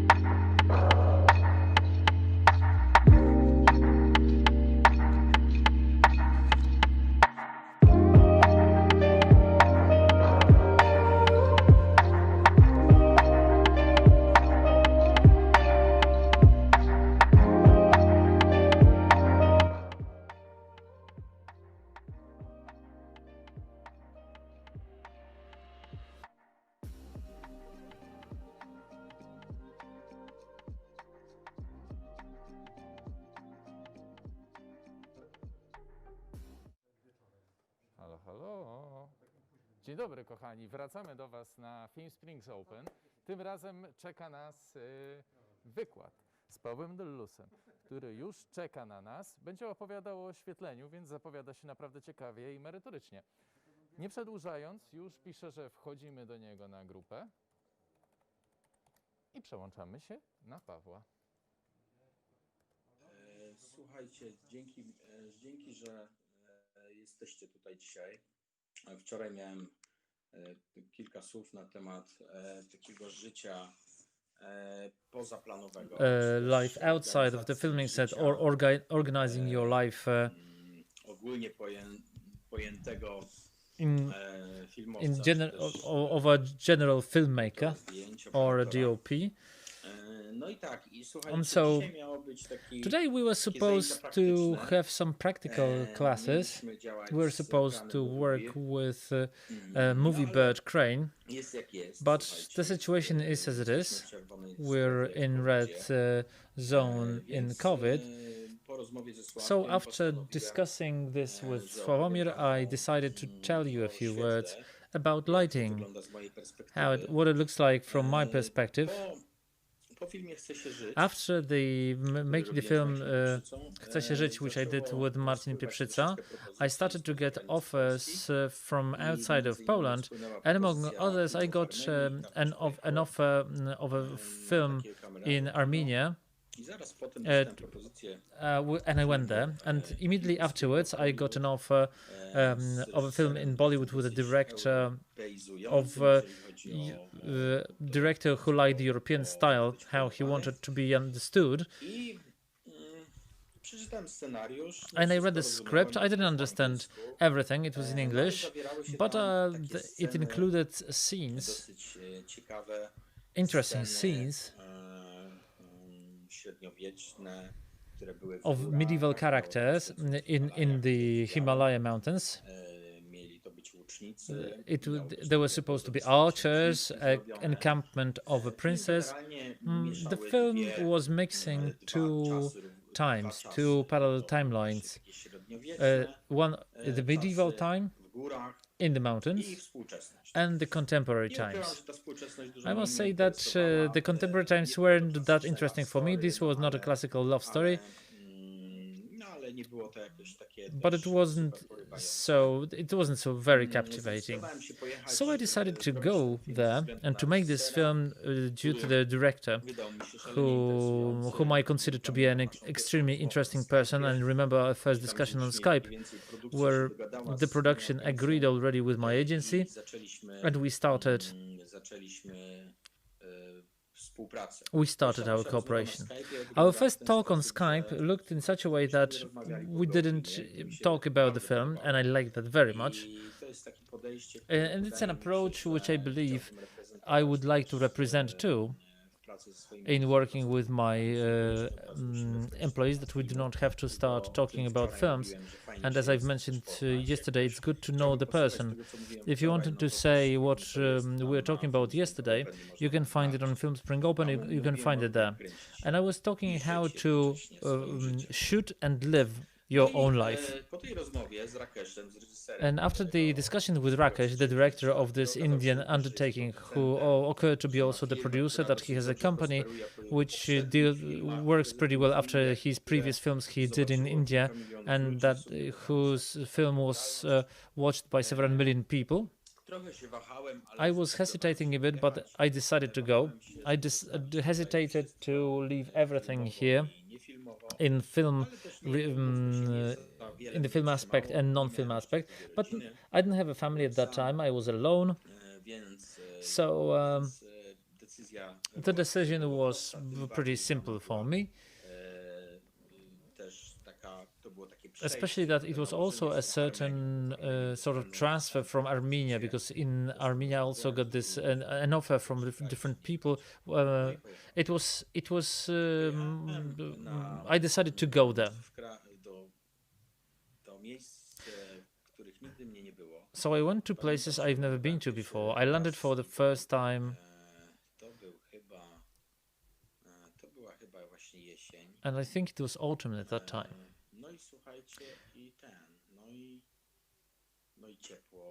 It was hot, like you could feel this stuffy air, very characteristic for Mumbai. This strange smell when you were passing by water, and I was started to get adapted there. And after a few talks with the director, who were reading the script, we went to the documentation. We went to the documentation. We took the plane. There were 20 people going there to Rajasthan, because this is where the majority of the action was to take place. The cars, one after the other, were going to the documentation. A lot of funny stories from there, because I didn't I wasn't used to the Hinglish language, so I knew English, but not to a great extent.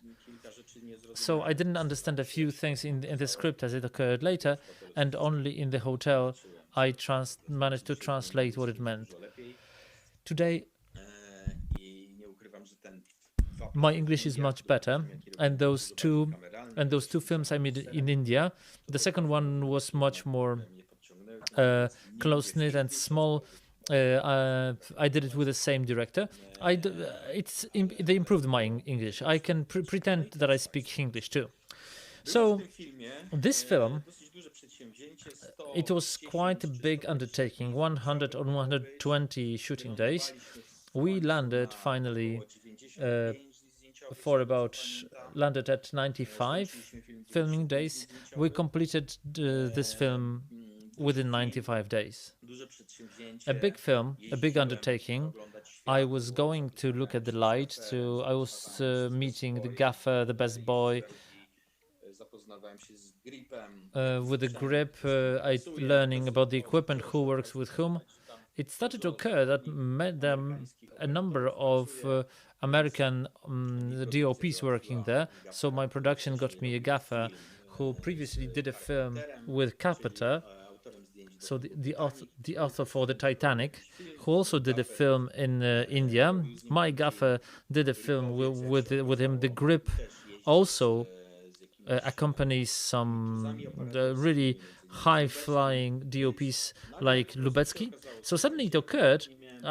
I did not have that that knowledge that it's a world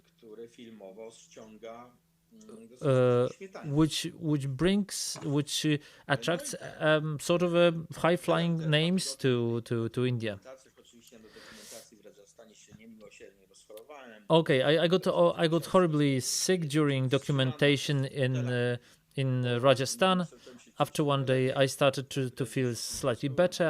I think I got food poisoning, but this is a classic. And then I came to Poland to pack my stuff.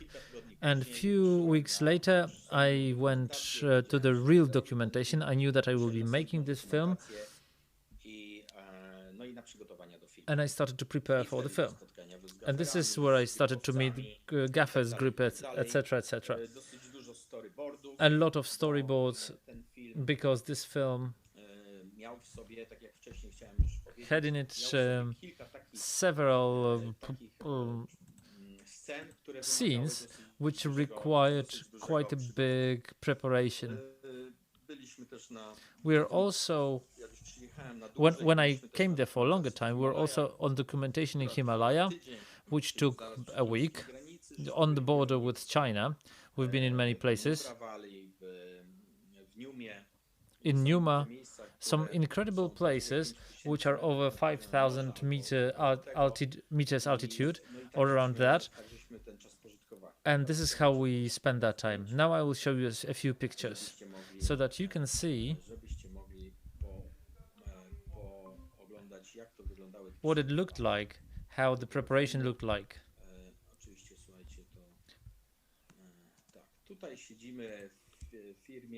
So here we're sitting at a company.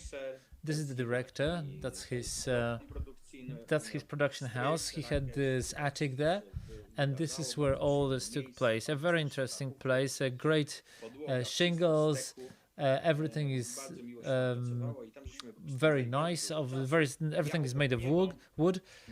Working there was really nice. I had a similar room to his, much smaller though, and I had my computer there. I could lock myself there and could work there.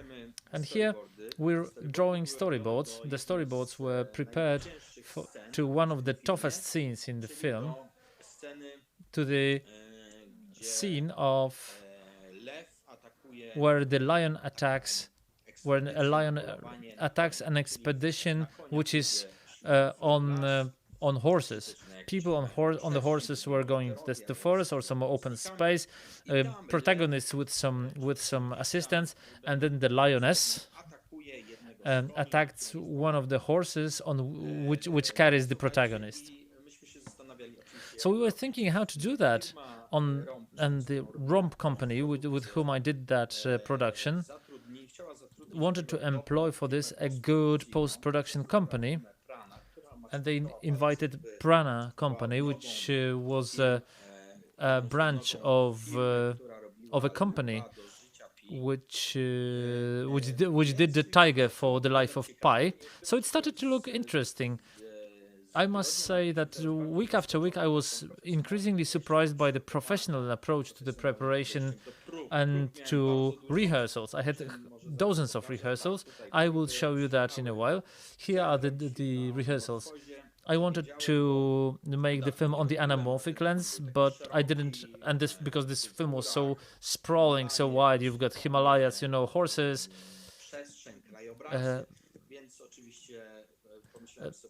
landscapes, etc. So I decided I will do it on anamorphic lens, and they organized 2 days of rehearsals, and they brought me hogs because I wanted to film it on hogs. We got hogs from different parts of India, from Mumbai, and also other places from Hyderabad, where they also have from the south of India, where they have quite a big filming industry. Sorry, from Chennai. Not from Hyderabad. And here, still we have some old lens here. I think it's a C.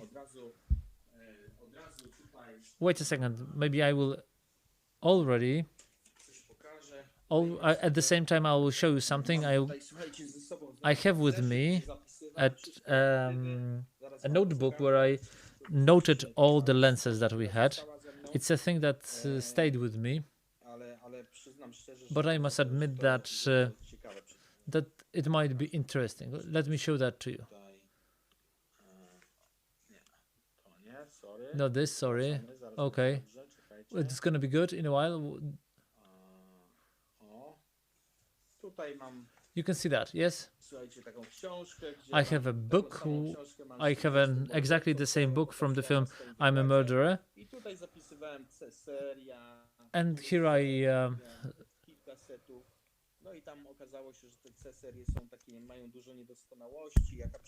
here I was noting down the C-series, individual lenses, any problems, and you can see I have plenty of notes here.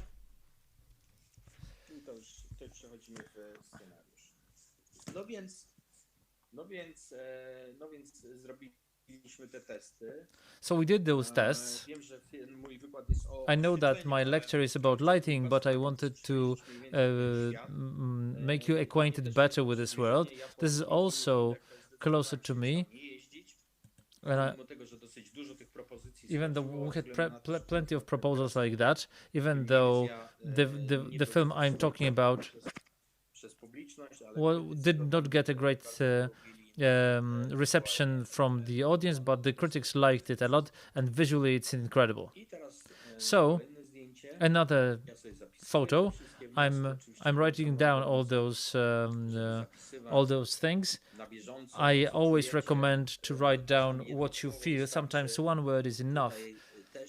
Here, another C series, a longer C lens for the hogs.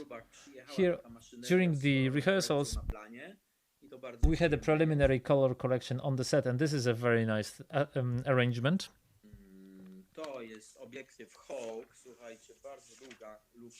Here is a hog, a very long lens, very long zoom. I will find it in my notes. I don't remember what that was. I got it for this to the set just for a few shots, but unfortunately those all long anamorphic lenses, they do not do the right job. Hawk 300-900.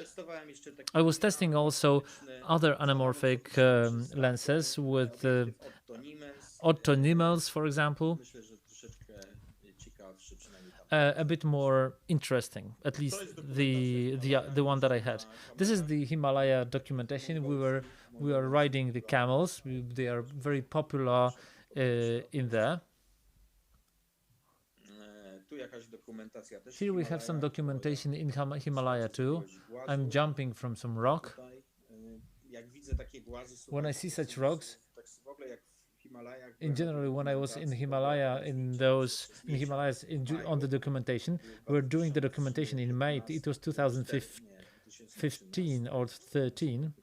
I don't remember very well. I'll check that in a moment. I was thinking the world is an incredible place. Out of nothing, this huge rock there. It was beautiful. The toilets were my favorite subject, at least in the very beginning.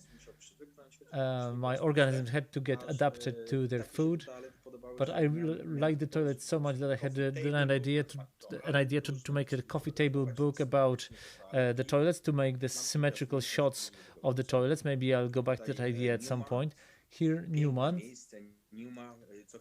is a beautiful place with those lakes in different places, with snow or without the snow, depending on the altitude.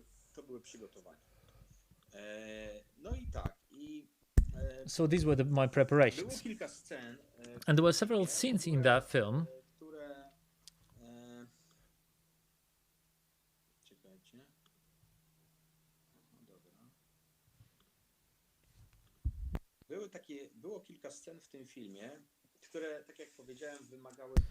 There were several scenes in that film which required a lot of preparation. So these were all scenes in Himalaya. All these were there's a lot of horses and archers, explosions, because that was a bit. It was slightly surreal world, medieval world connected with creation. You know, there were like explosions. The archers are supposed to shoot down the birds which were flying there to get closer to the princess to win her. It's like a classical tale. And we were filming that on Phantom, not only but also on Phantom. I knew that I would want to have several cameras there, about 2 Arri LXT plus Phantom, plus some smaller camera on the drone. We had a special drone coming to us from Norway. Pretty good operators, at least at that time. The drone operators were very much afraid to fly over at 5,000 meters altitude, because the air was very thin. But we needed a guarantee that somebody will fly that well, and the director decided to bring drone operators from Norway who did their job fantastically. But now let's move to the light, and I will show you now pictures from the set. From the scene, I would assume such methodology, because I have pictures on one disc and a film on the other disc, because it was too difficult to transfer from one to another. So first I would like us to see the film city in Mumbai. And one scene of the attack of the lion on the horse was made there. We divided that in such a way that of course you had to play sides. For 2 nights the crane was on one side, for 2 nights the crane was on the other side, and for 2 nights the crane was on the third side. It was like the big industrial crane that you will see in a moment. And on the crane there was a big cage done I made, and 4 we had the gel filter. 4/18 were hung there, a gel filter. Behind there's a number of lioness attacks. You will see that in a while. And here you can see this was Film City in Mumbai. Is a place where they have huge decorations, where you're building everything, and we needed an open place with some water. The best if it had some space, and we found a location like that in Film City. It wasn't very safe to do that during the night because it was dark. There were, there are tigers roaming there. This is the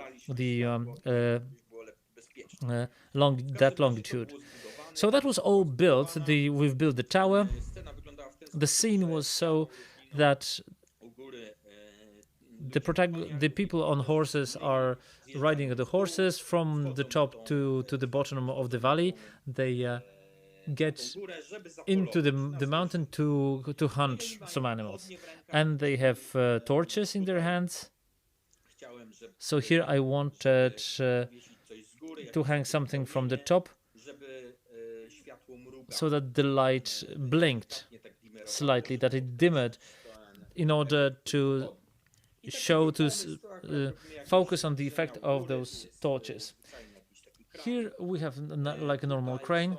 Here, from here, we've got 4/18 through a gel filters, and Dino is reflected from butterfly here. It's similar here from a different perspective.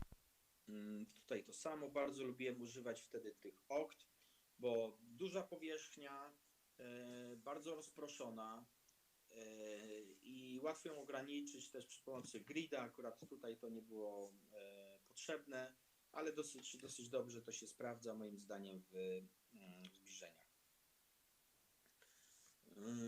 To jest ekipa, tutaj Radek Kokot, który ostrzył pokos, Adaś Mędry, który był na 2 filmach tam z nami, to ja i Przemek Niczyporu.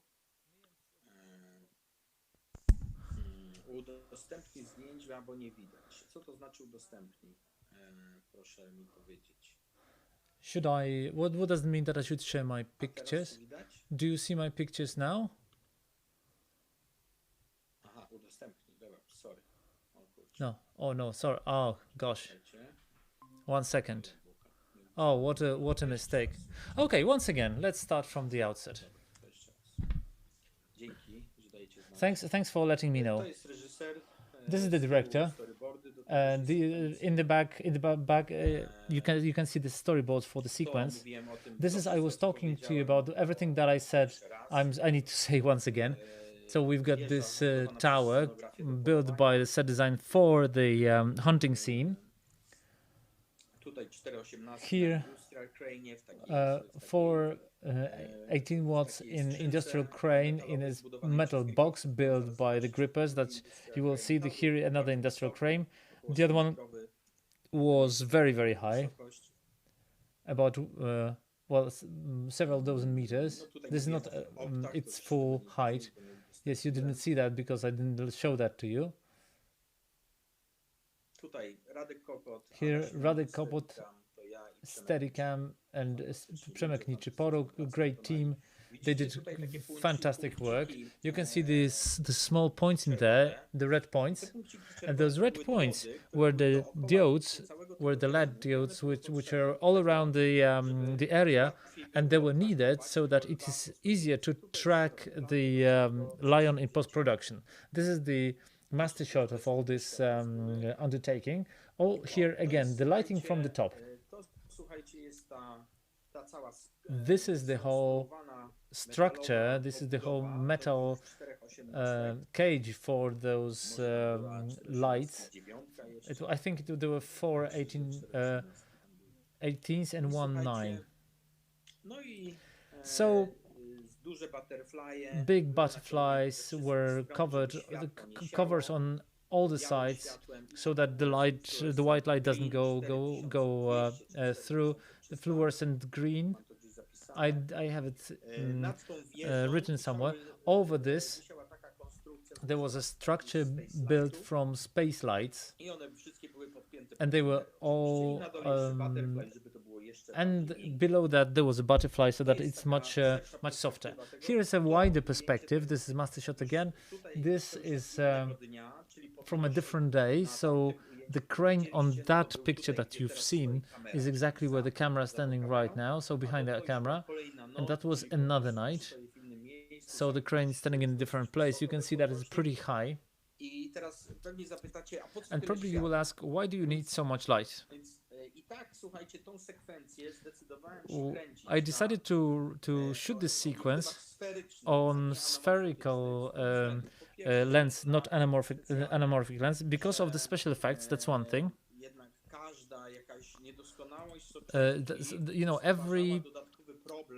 Because in anamorphic lenses, the distortion on the lens caused the problem for creating this lion in post-production. So when I finally decided to make half of this, when we finally decided to make half of this film on the Hawk V-light, I decided that I will not open the aperture or close aperture more than 4. Of course, in longer lenses, just like in Hawk 309, of course, the longer lenses, you need to sort of close the aperture. However, anamorphic lenses of Hawk, I decided that I will not close them further than 4.5 maybe. And still, with this closing of aperture, the V-lights had some aberrations, so some distortions on the edges. So, and in case in such pictures to special effects, when you have one scene done over 6 nights, I could not allow myself to have some strange artifacts taking place there. I knew that over this one scene I need to work in post-production to adapt this graphics of the scene to this. You can see the red dots there.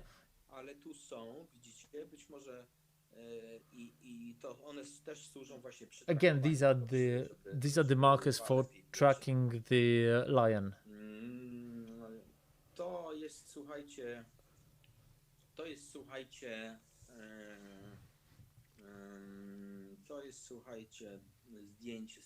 This is a picture from the same direction, the same day. There were some stones, but they were there. They helped a lot in setting the scene of the attack of the lion. Here is a very nice shot. We did this scene with 2 cameras. We always had 2 cameras in the basic arrangement. 2 Alexa Arri XT, and they worked very well. I must admit. In sub-expositions, I was astonished that they worked so well in several places. And here is a piece of rope.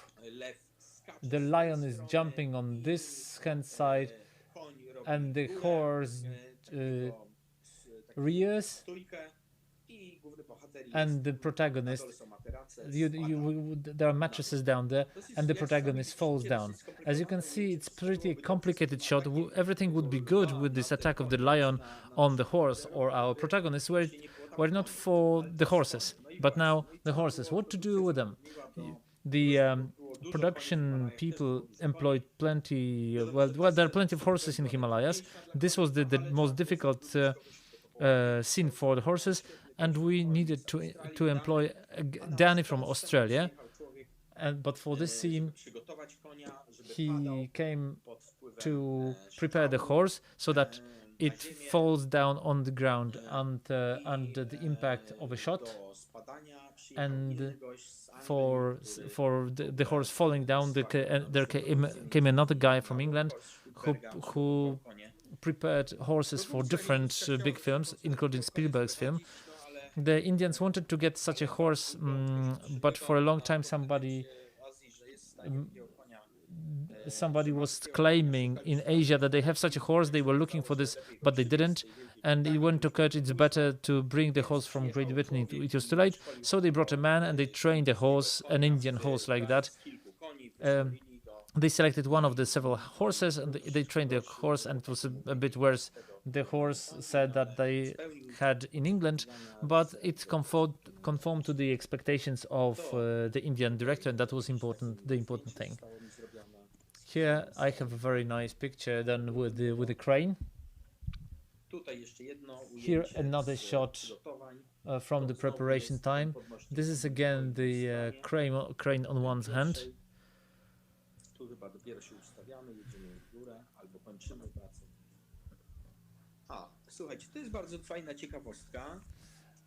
That's a very interesting thing. I don't know. We were really laughing hard because of that.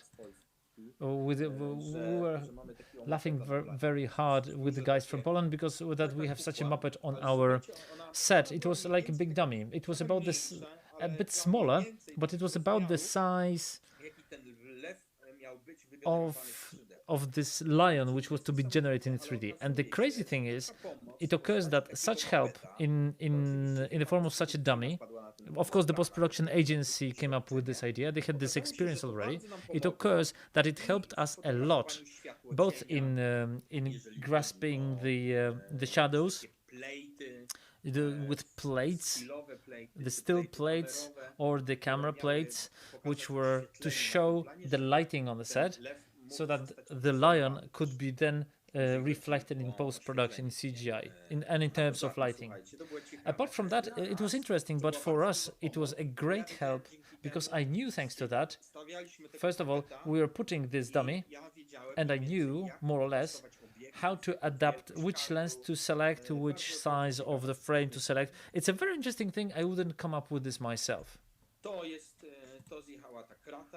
Here the crate went down. I went to the guys to say thank you. And the guys, yes, started to take photos with us, and it was very nice. In general, on the set, there were the lighting team had about 25 people. There were about 20 sparks, 1 gaffer, 4 best boys, to divide this work in such a way, to share this work in, I don't know if there were 4, maybe 3 best boys, maybe I exaggerated, 25 people just from the lighting team. And I wanted for us to move on. Yes, let's make it in a different way. I will connect my disc with, to make it in sections. I will connect a disc, plug in a disc with a film, and I don't know how it's going to work, but I would like you to see how finally they made this lion. I think that, remember that it was 2014, I think. But I think it was done pretty well. I will stop the presentation, and I think it was done really pretty well.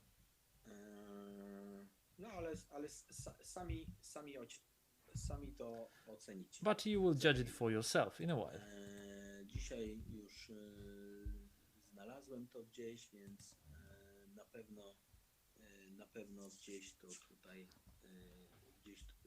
na pewno jest.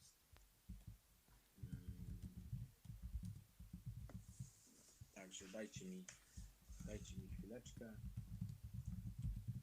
Chyba że na drugim dysku. To najwyżej zrobimy wtedy chwilę przerwy. Okay, maybe it's on another disc, so maybe we'll make a short intermission, and then I'll show it to you.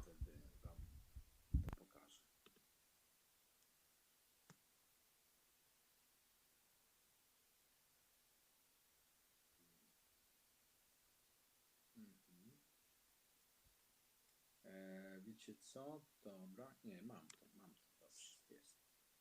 Tam znać, jakby potrzebował przerwy, na razie jej nie potrzebujemy. Chciałbym, żebyśmy, słuchajcie, zobaczyli sobie tą scenę. Już za chwilkę ją będę miał. O, jest. Okay, I think I have it. 1 second. Chwileczkę.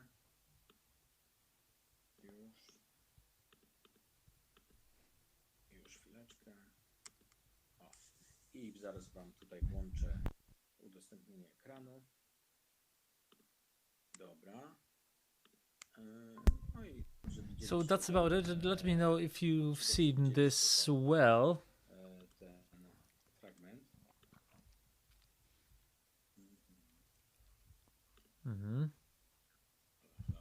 Hello. Halo studio. Hello studio. Can you read me if you did see this well?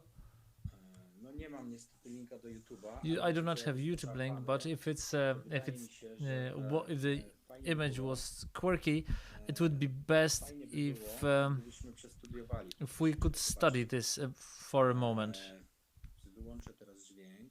I will turn off the sound now, Teraz tak, to jest and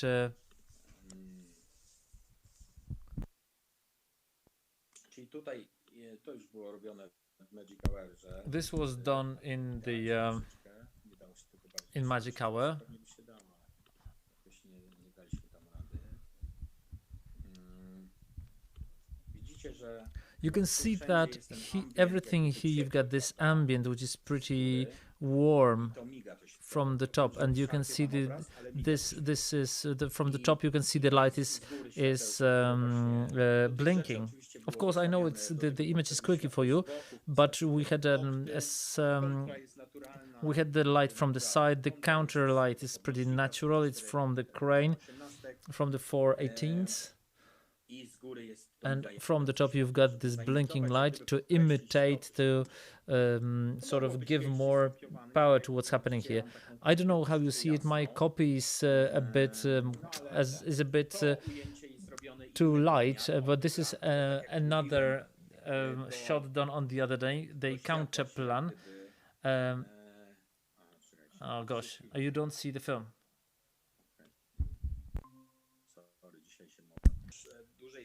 I wouldn't want to concentrate much longer on that scene.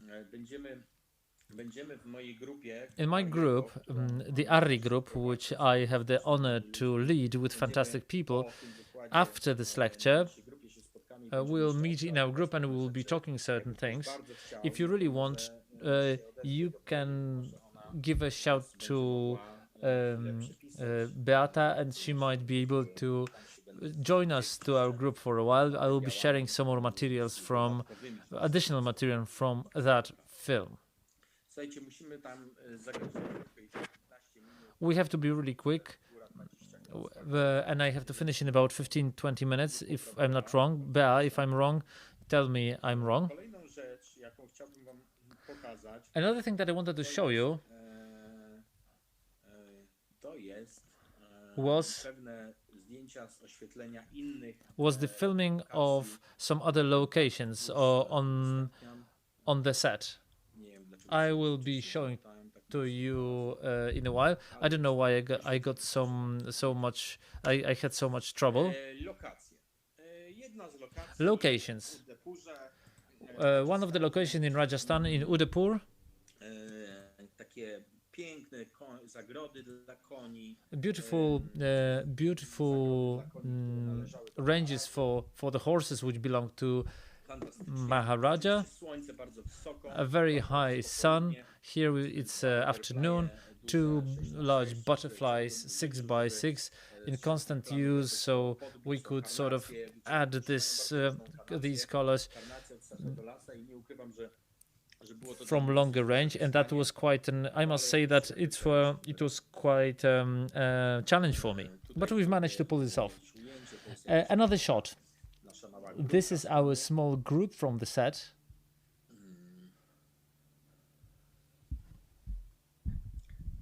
Bardzo lubię taką scenę, która jest właśnie sfotografowana w Magic Hourze. I really like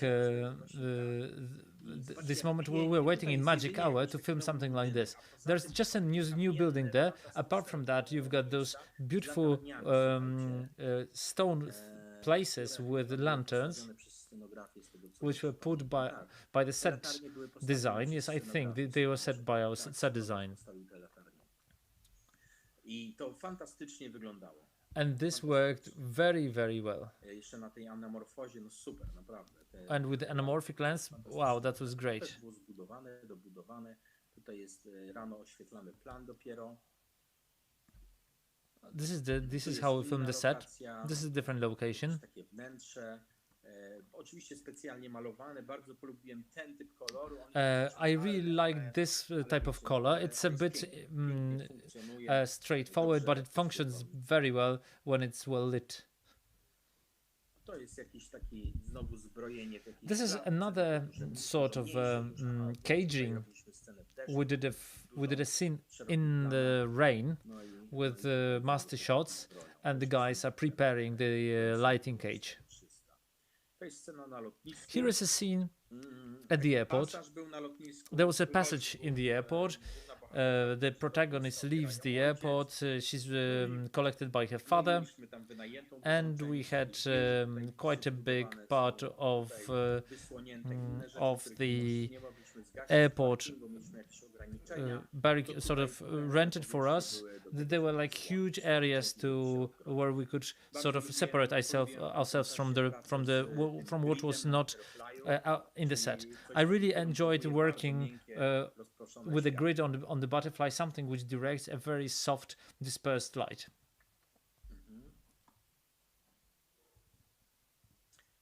To pamiętam, dzisiaj jest taka scena. Dlaczego to jest tak wyświecone? Ano dlatego, słuchajcie, że słońce kompletnie. Why is it lit in such a way? Because the light set a bit. From today's perspective, it was a bit an overshot for me, because I thought this Indian director is bringing me to India. I understand not to make the film exactly like all the Indians do. Well, the Indian DOPs, when they shoot in outdoors, where you have but in confined spaces where you have sunlight. I don't know how do it in the States, because I've never been there on the set. Maybe in the similar way, but they put on top like sheets to be totally independent of what's happening, to set their own light. And I decided, come on, we'll manage to do it. It's better to do it with nice sun. These were not long shots. I understand. Long shots, then you put huge butterflies, and I did that too. I will show that to you. But with shorter scenes, I decided it would be nice to use the sun, the natural sun, which I love. And the director liked that idea too, especially that he never did anything. I mean, it was always done differently during his sets. And unfortunately, the reality surprised us. The light set was totally overcast, and I had to adapt this shot to a full sunlight. So we've managed to pull that off. Good school. This is the same. We were shooting that even after the sunset.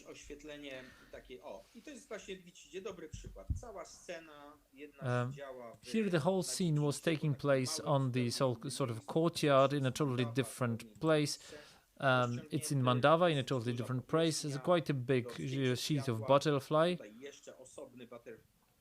Here's a separate butterfly that to reflect the light. Here's a Molby that I started to like a lot. These were my 6 kilowatt and 8 kilowatt lights, discharge lamps on that side, and the 10 kilowatt standard lamp. This is Mandava again. One of the first shots. Quite a big one. This is what it looks like. This is like the interior, which is quite interesting. Eyes with the green, the butterfly with the green, and the pears from the top. I like the pears because it's not like one surface shining, but you have different shades on different sides. And of course the light is dispersed. Here again I decided to have the natural light. So we did a scene only with those fireplaces, only like a counterlight from a balloon. Again you have the airport and the separated space here. And here again, the scene after the sunset, it's a bit later, as you can see, because it got really dark. The background had to be also lit so that it looked naturally, so it wasn't dark totally. This is like a standard setup. 6 kilowatts, 4 kilowatts, and moldbeam.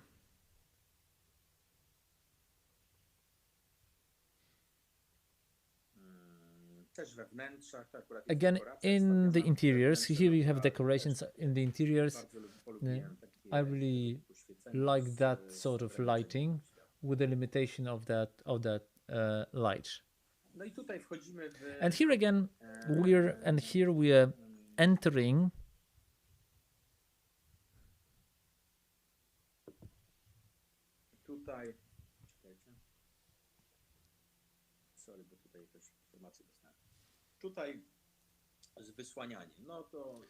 here is the covering. We had some covering in this scene. That was quite a big scene of preparation for the wedding.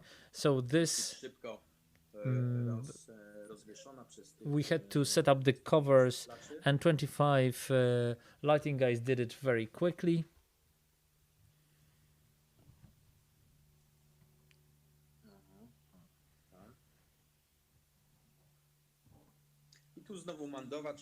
And here again, Mandova. I will show you the beginning of the film, and you will see how it was lit. Here the structure from the 18 kilowatts. We did not have to have our lenses to be apertures to be open too much. So the sequences with the lion was made on a spherical ultra prime lenses. Part of the film that took place in contemporary times were done on V lights, and the other part on anamorphic lens. A very fresh set came to India of Zeiss master primes and anamorphic lenses. And I did this sequence. It didn't. Everything was blinking here. It didn't have to be so bright. We got a lot of those dinos because everything had to blink in here. Everything had to be blinking.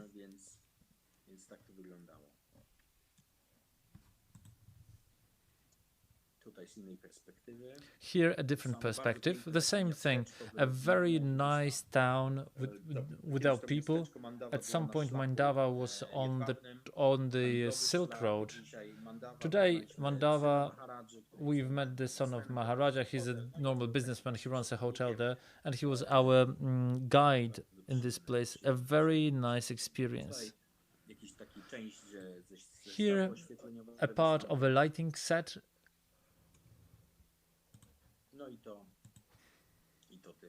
And that's about it. I wanted to show you one more thing.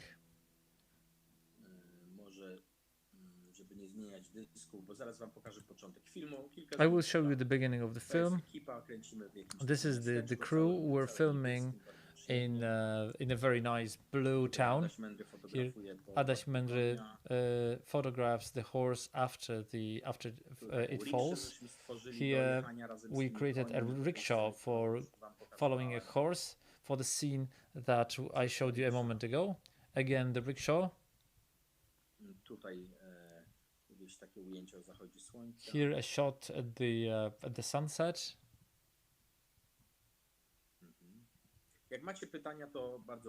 If you have questions, please ask them. You can use the chat at YouTube, and they will be reposted here. A beautiful town, Marangapur. Here again, Mumbai. Tutaj sierociniec żeśmy kręcili. Here the orphanage.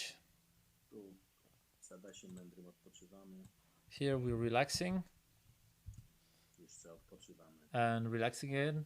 Tutaj, here again, a situation, like a very interesting custom, because people will walk around with a tea, and this tea was accompanying us all the time. Let me move on with this.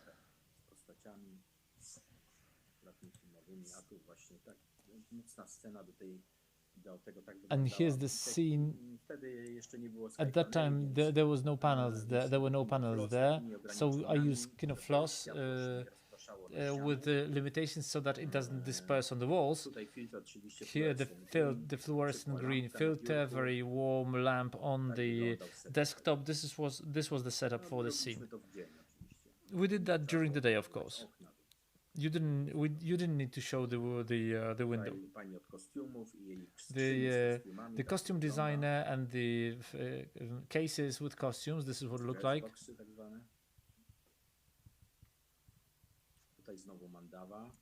Mandava again, part of the crew of the. Oh, here's our crew: Przemek Niczyporuk, Gaffer, the director, Kokos, Adaś Mędry.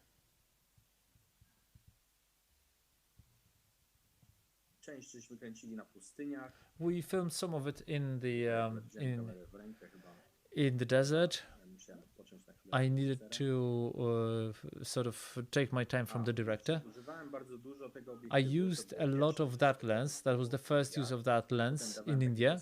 Then I was given the testimony for Anjani. That was a great anamorphic lens, especially for the setup. But when it was on Steadicam and you had to react very quickly, this was like really a golden solution. Okay, listen, this is our crew in Himalaya.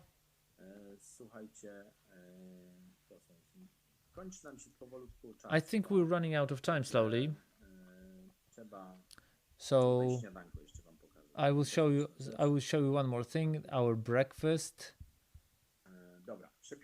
Okay, I'm changing the disc and I'm showing you the opening sequence, and we'll be coming to a close of our lecture. The rest I will try to show you during my lecture.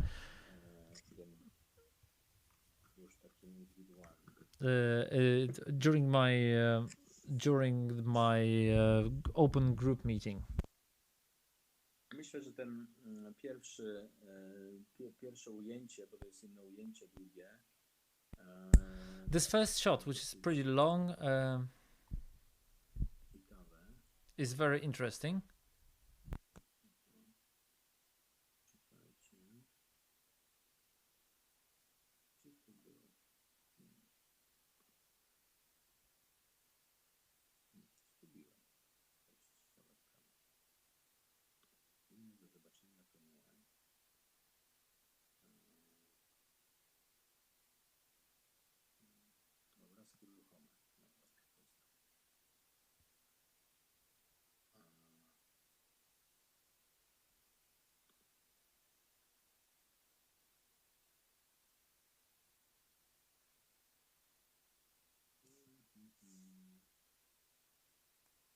Mój przekrój różnych tutaj działań.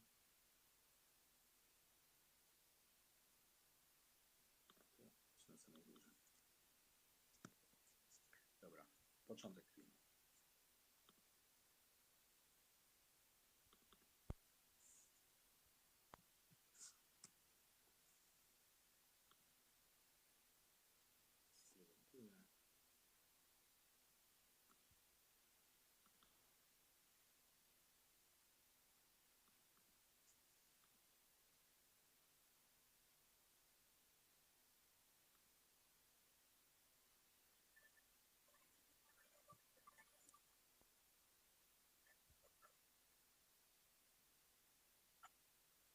Przewinę, bo nie mamy za dużo czasu.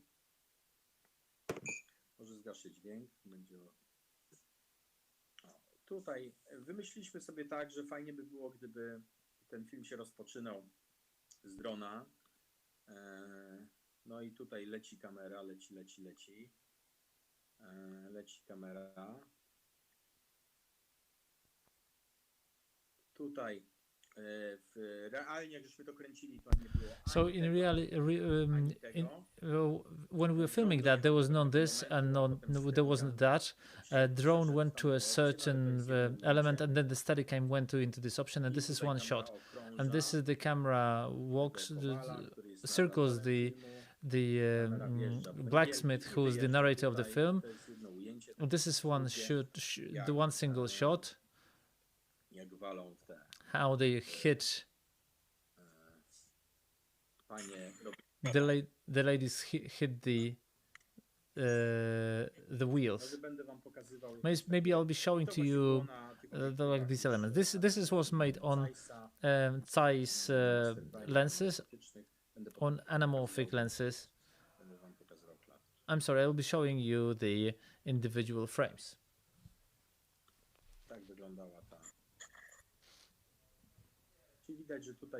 So you can see here that the fluorescent green.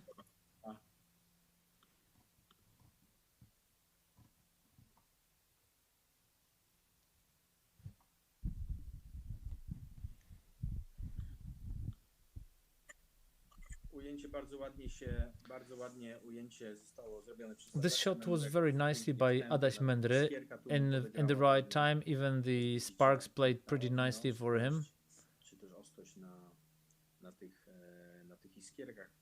So he really, you can see the sharpness, the focus on those sparks that were added in post-production. And several horseshoes were really hanging, and the others were added in post-production, so that the camera could pass through them.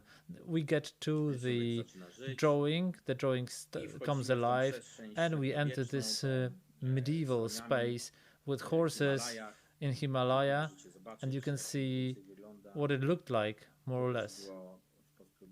This was also done in post-production, this sort of a hunt for flying birds, artificial birds. These explosions were done realistically. That nothing was made in CGI. Only the arrows are done in post-production, and the birds are done in post-production. Everything else, all these mountains, this is what it looks like in real time. We spent there a lot of time filming this whole sequence. This is added in post-production, and all this is as it was in reality. So the time flies. Thank you very much for the 45 minutes we spent together, even a bit more. And I hope that you got something from my tale. Thank you very much. So my friends, we are getting back to our studio. I must tell you that it was very close. I thought that YouTube will block our channel again because we sort of got in conflict with some copyrights on the way. But this didn't happen, thankfully, so we can continue our stream. At 5 p.m. we are entering the Piotr Szczepanowicz and Zofia Jaroszuk's lecture, who will tell us how to promote successfully short forms. This will be in a few minutes. I'll leave you with a splash page for a while, and I get connected with them and see if they can see us or hear us, and we'll get back to you at 5 p.m. So stay with us.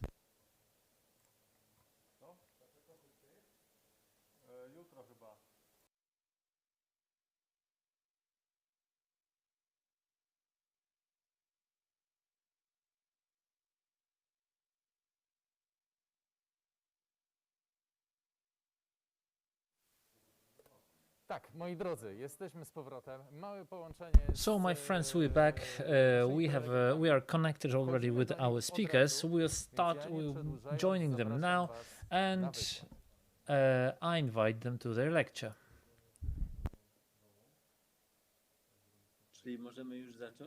So can we talk already? Okay, that's great.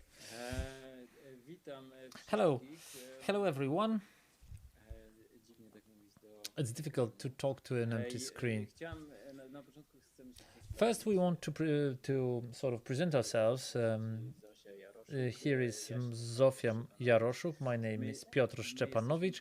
We are producers in Animoon Studio for many years already. We've prepared a number of animated films because this is what we mainly do. And during today's meeting, we would like to share with you our experience related to the promotion of short forms and medium forms. We should talk about animated films, but our experience should then be translated to feature films and films of fiction. We have our presentation with you, which I will be displaying on the screen.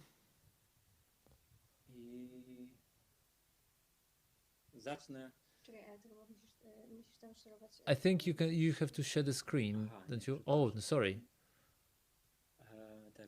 Yes, that's true. I think I need to share the screen.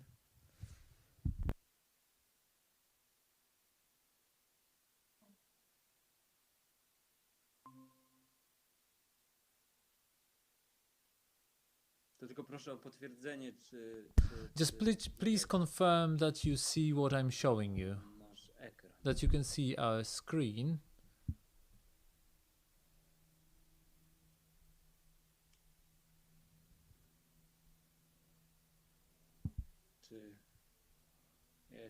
Yeah. Okay. Yes, now I can't see what you write in chat, so I just wanted confirmation that you see the... Yes, we've got it. Okay, good. That's perfect. Okay, so starting from the very outset, Animoon is a studio that has been here, that's been on the market for 7 years. It was set up by Grzegorz Wacławek.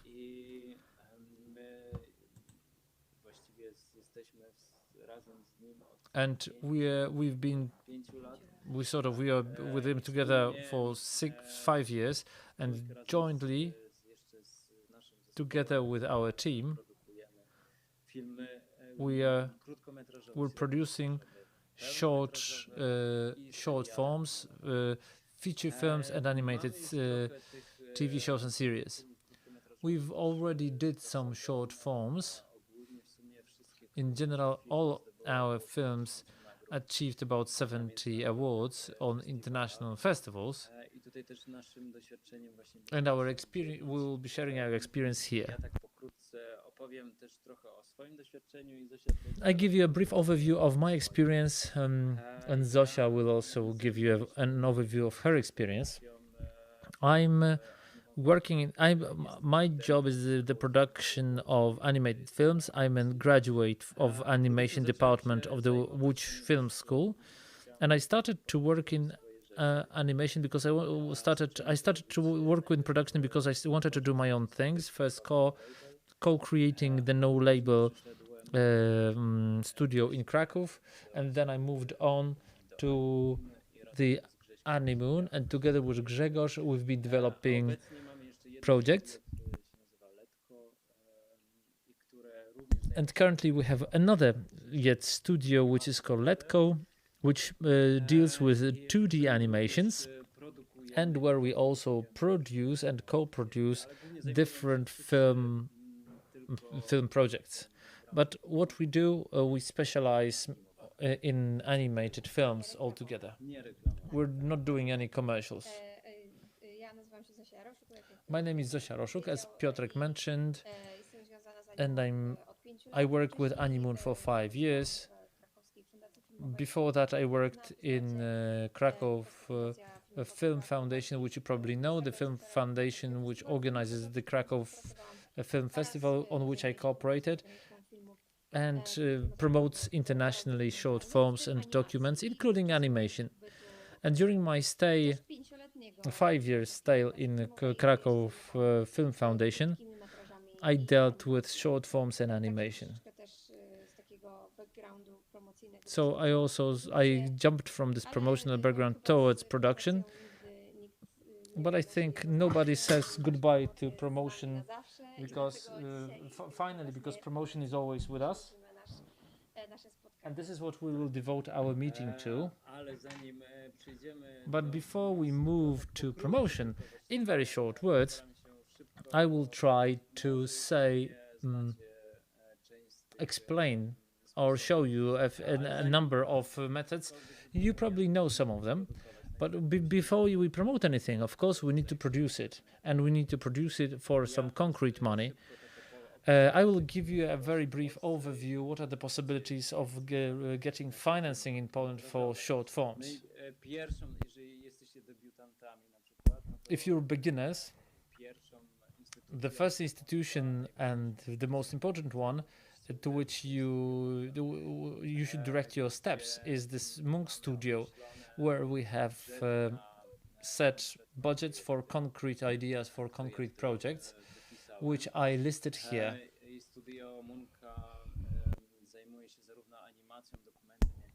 Munch Studio deals with animation, documentaries, and feature films, the films of fiction, which are they are all under 30-minute debut program. We also have the Polish Film Institute. Also, if you're a beginner, but if you make some film already, here it's very good. Well, or if you want to make an average length film, it's good to try the film development, where you have 50 to 70,000 for development for animation or fiction films. When you do the development, you can try to get the money for production, where there is no PiS does not support production, neither short forms nor medium forms, but it supports animation and documentary, for which you can get quite a lot of money.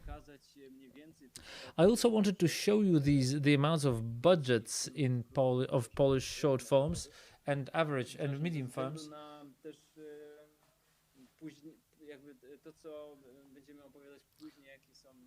Due to what we will be talking about later, what are the budgets for the Oscar campaigns, for example, about which we will be talking too. Apart from that, we have regional funds. Here we listed which are available in Poland and what sort of financing you can get there.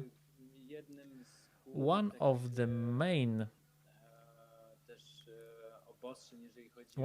limitations when it comes to regional film funds is that in a given region you have to spend that money. You have to spend more money that you got the financing. It's like 120%. I think there's only one fund in Silesia where you're allowed to spend 100% of the budget in the region.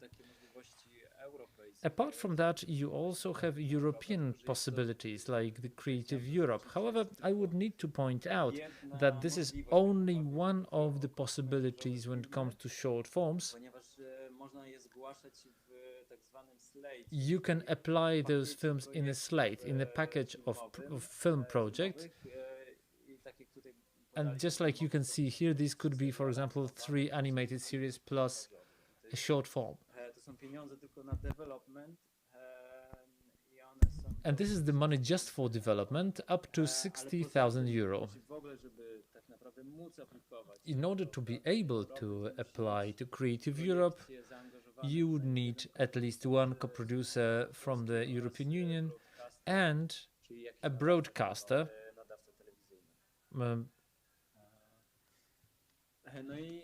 Chyba ostatnią możliwością taką też, jaką daje, i to jest też jeden z takich głównych. The last possibility that we have, and this is also the reason why we do short forms, is the possibility of meeting other people.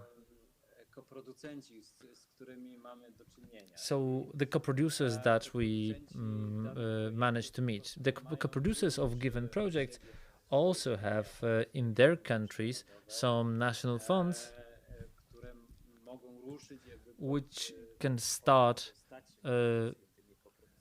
which can sort of work, which can start for co-productions and to work with our own project, which we realize in Poland. We work on several co-production projects right now, including short films, as well as feature films. At the moment, we have 2 short form co-productions and 2 feature film co-productions.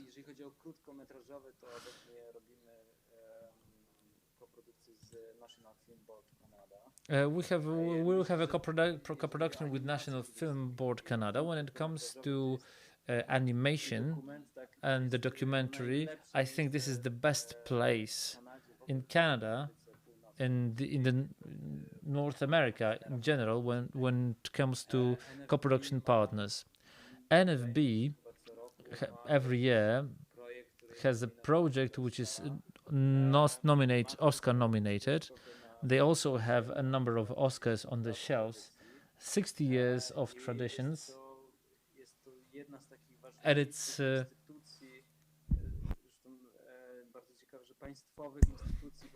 one of the key institutions that deals with short forms.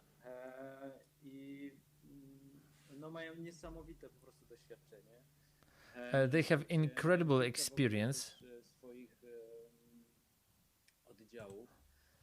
They have a number of their branches. It is the partner that we acquired for the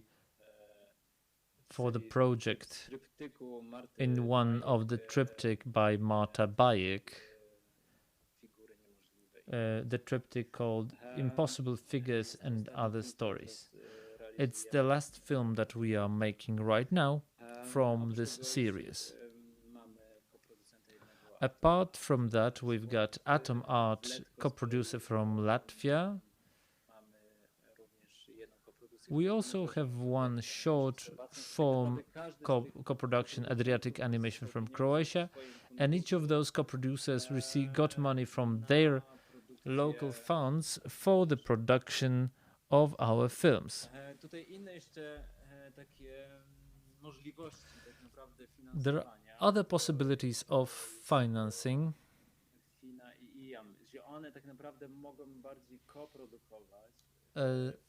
These can more of a co-produce films when you already have some budget collected. And there are crowdfunding possibilities. One of the most important things that can happen if you are at the beginning of your professional road, or if you already worked on some short forms, it's very good to think about all sorts of film fairs. You should really think about taking part in pitchings to present your projects and present your films before sales agents, festival programmers above all. Also to find co-producers and to get some engagements from other partners. These can also be broadcasters. Among broadcasters, I've listed Arri, a French-German television broadcaster, which in its program supporting short forms also have the possibility of financing a project. On their website, you can find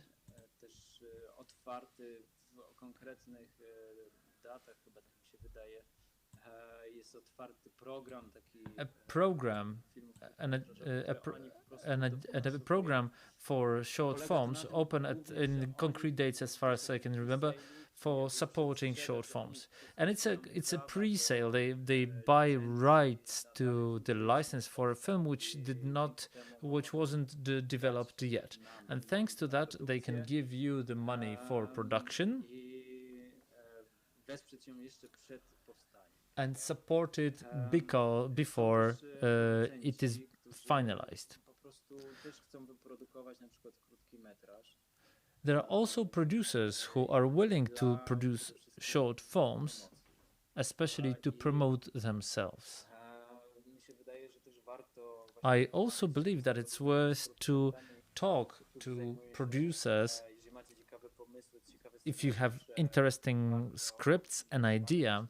It's worth to talk to them so that you could engage them in your project and draw them into your project. The producer will also find in that the possibility to promote their studio.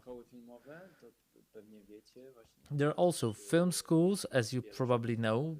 Plenty of Polish film schools have their own financing for short forms, and also film festivals, which have quite a lot of grants. They have also workshops where you can develop your projects. Among others, Film Spring Open is one of such film workshops. Okay, so let's say we've produced the film already. We have it ready.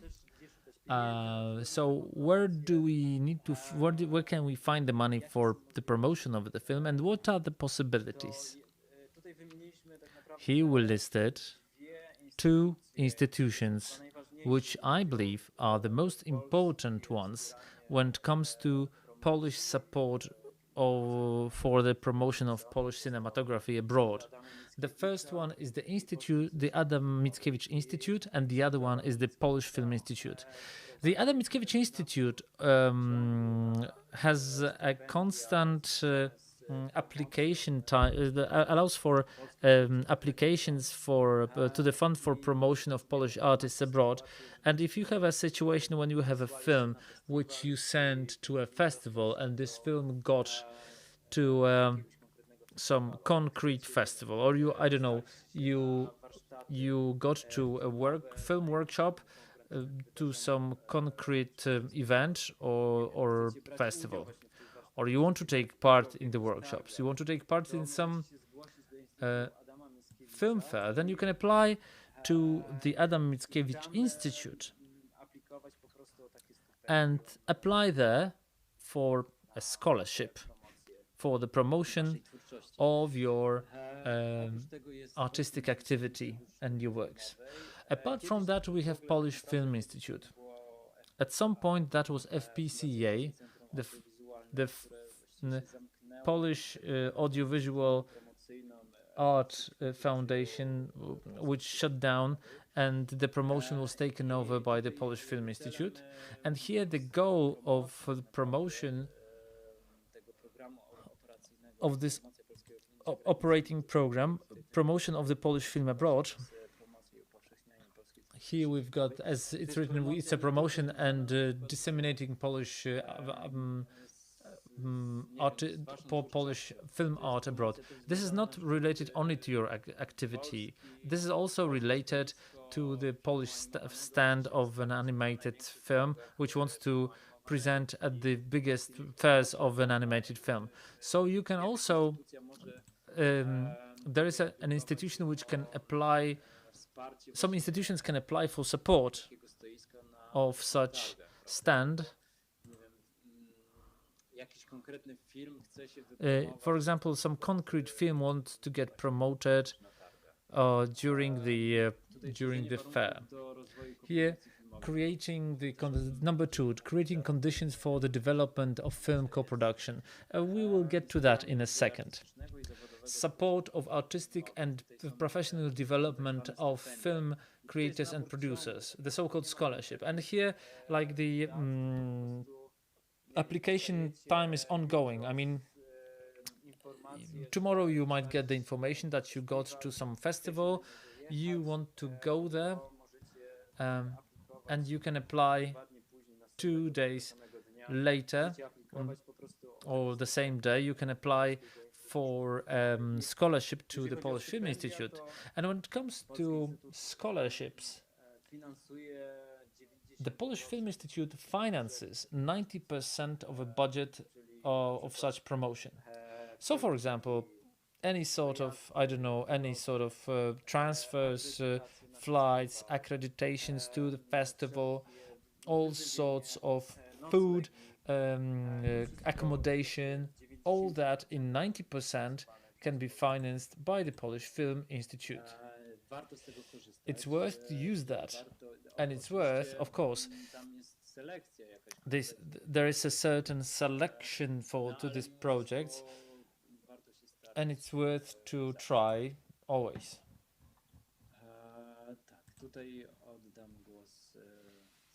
And now I pass the floor to Zofia.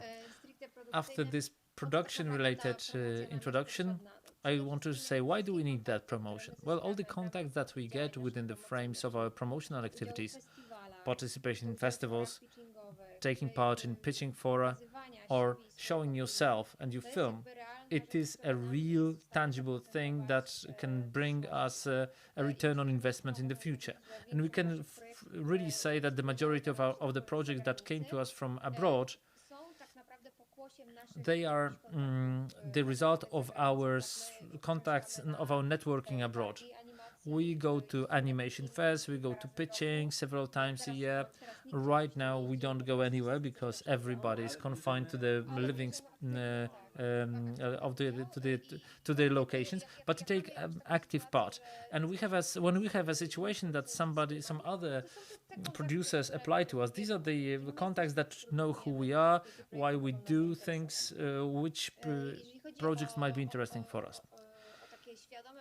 When we talk about the conscious creation of your own brand as a creator, as the author, like especially if you relate it to a certain art house direction of the cinema or your own technique of animation, then the promotion in animation fairs is the best way to do to promote your films, because with every festival you stay in the consciousness of the people and your brand is developed. And the more we talk about films, this translates then into your into how you are perceived and the width of your perception. And this promotion works good for everyone.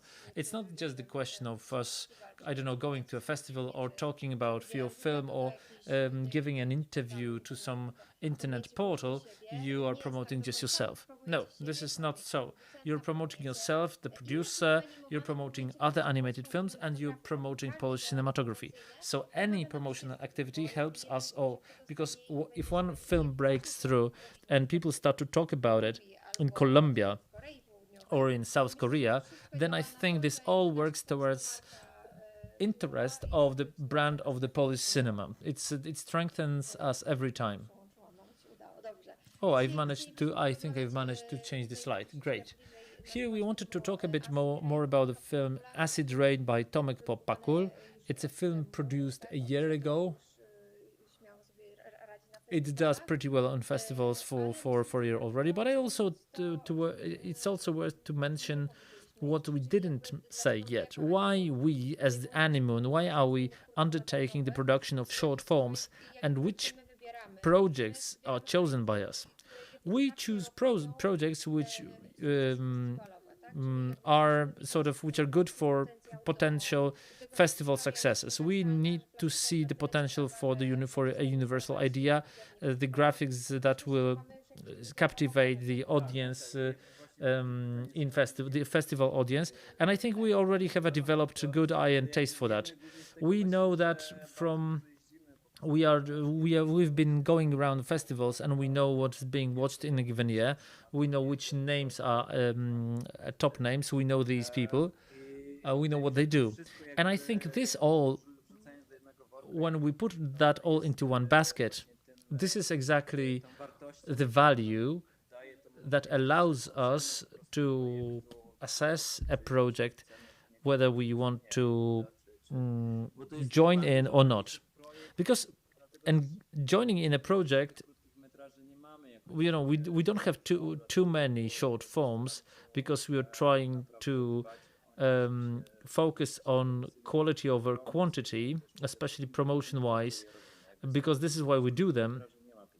You don't get money out of short forms. It does not translate into any financial profits. It's mainly promotion and fun.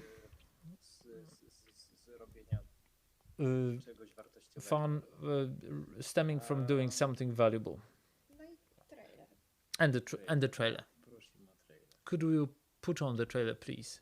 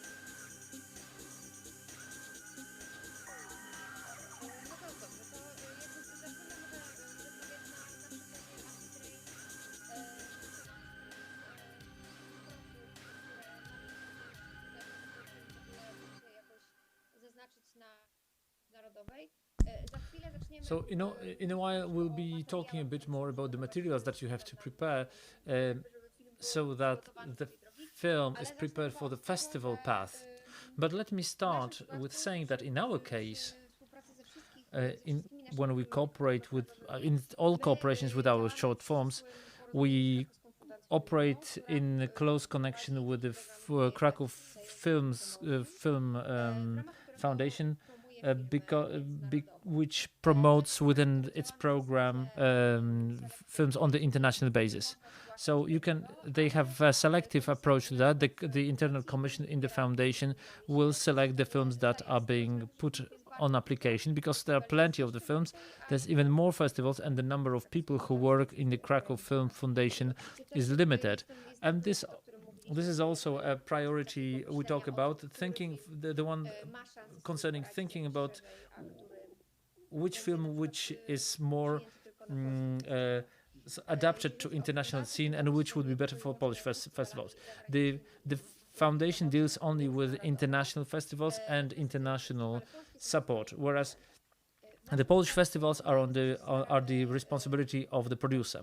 We always try to this first international premiere, which starts the festival path, we always try to sort of fix it ourselves.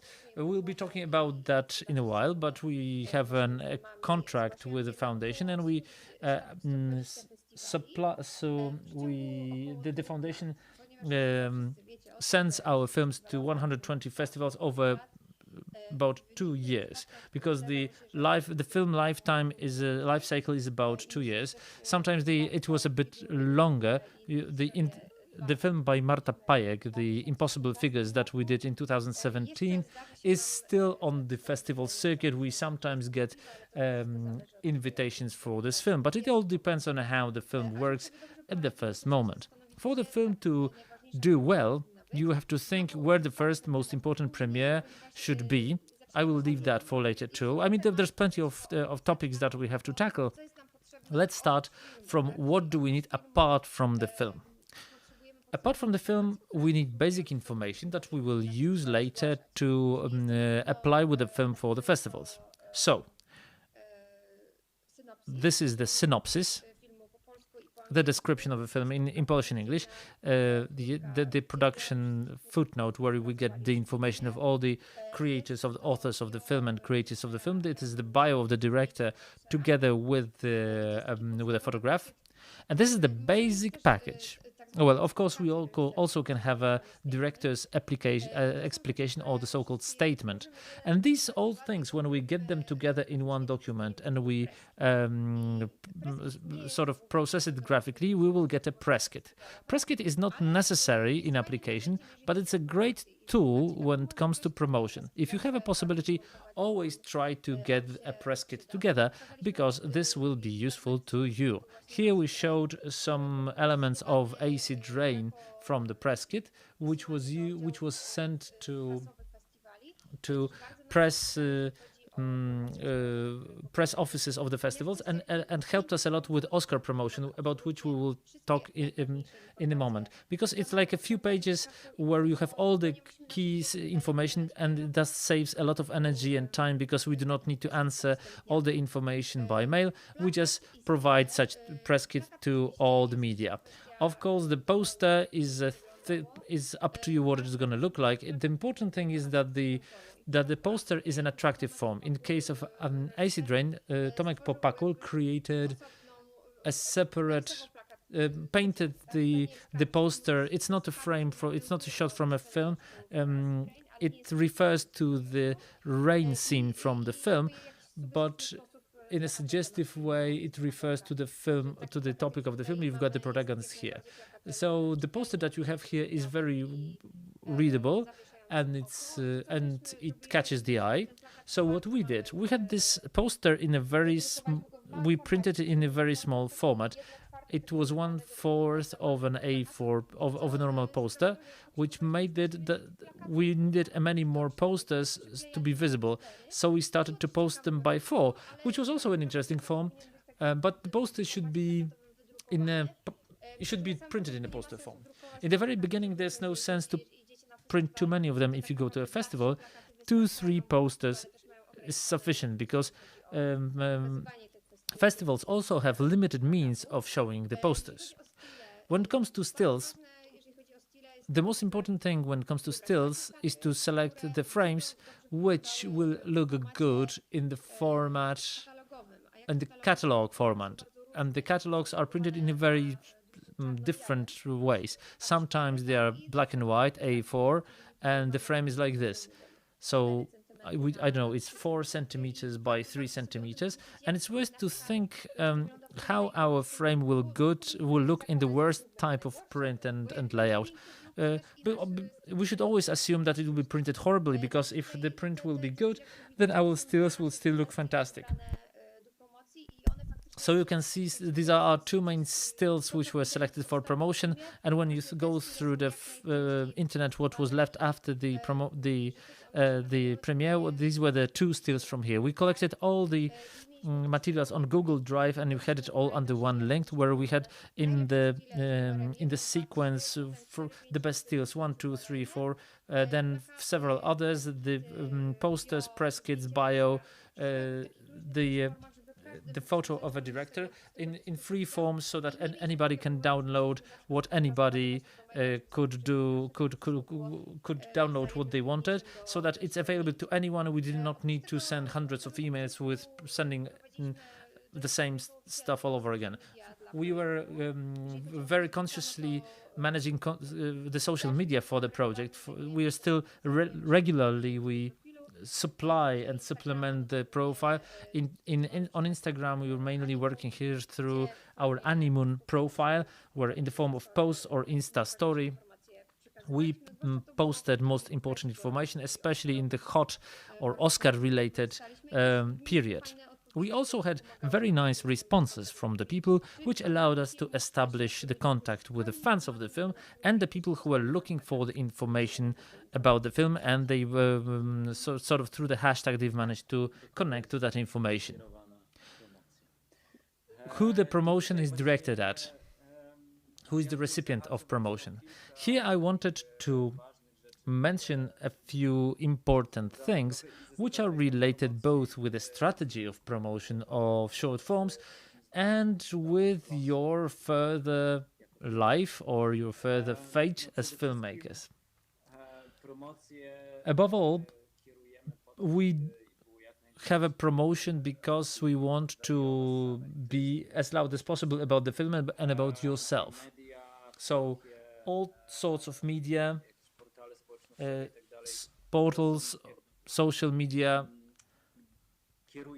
we direct it all to our viewers, the viewers of your film, the viewers of your sensitivity. And here every film is different. And every film has its own specific aura that you have to adapt to the festival.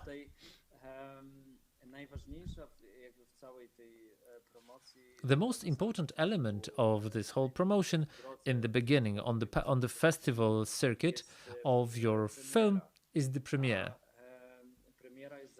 The premiere is dependent on the selectioners of festivals, and you also need to direct your promotion at them.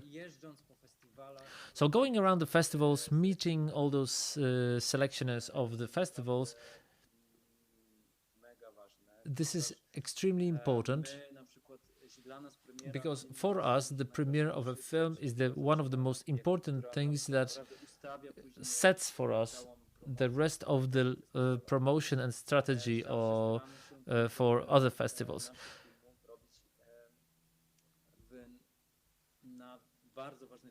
We always try to set the premiere in A-class festivals if possible, because the better the festival, the easier it is later to set the promotion and to organize the promotion. We always try to do this in such a way that we speak directly to festival directors if they're interested with our film, whether this film has a chance. And here, every time whenever we work on the promotion, on the premiere of a film, we always make a brainstorm which festival where our film should go to, and what is our wish list. That let's say that this is our wish list, and our film will work well in this and this and that festival. And we go to those selectioners and we try to get them interested in the film even before they open the gateway to the selection process of their festival. And that was the case, for example, with the premiere of Acid Rain, where we started to talk with Berlin, with Berlinale, with a short section. We started to talk them directly in August, when they opened the gate in September, in order to sort of be there before they open the gate, because once they open the gate, they will get flooded with this wave of all sorts of application, several hundreds films or several thousand films, and they will not have time to pour or to sort of concentrate, especially on one single film of ours. So we always try to get them interested before the festival opens the selection process. Thanks to that we also gain time, because the time is very important thing in the professional promotion. If you make the wrong assessment, you can lose a year of promotion, for example, for your film, because every film has a date. We finished production in 2019, 2018, and let's say we completed it in December. Then it's best not to think to change the date of the film. It's just an example. Yeah, try not to change to sort of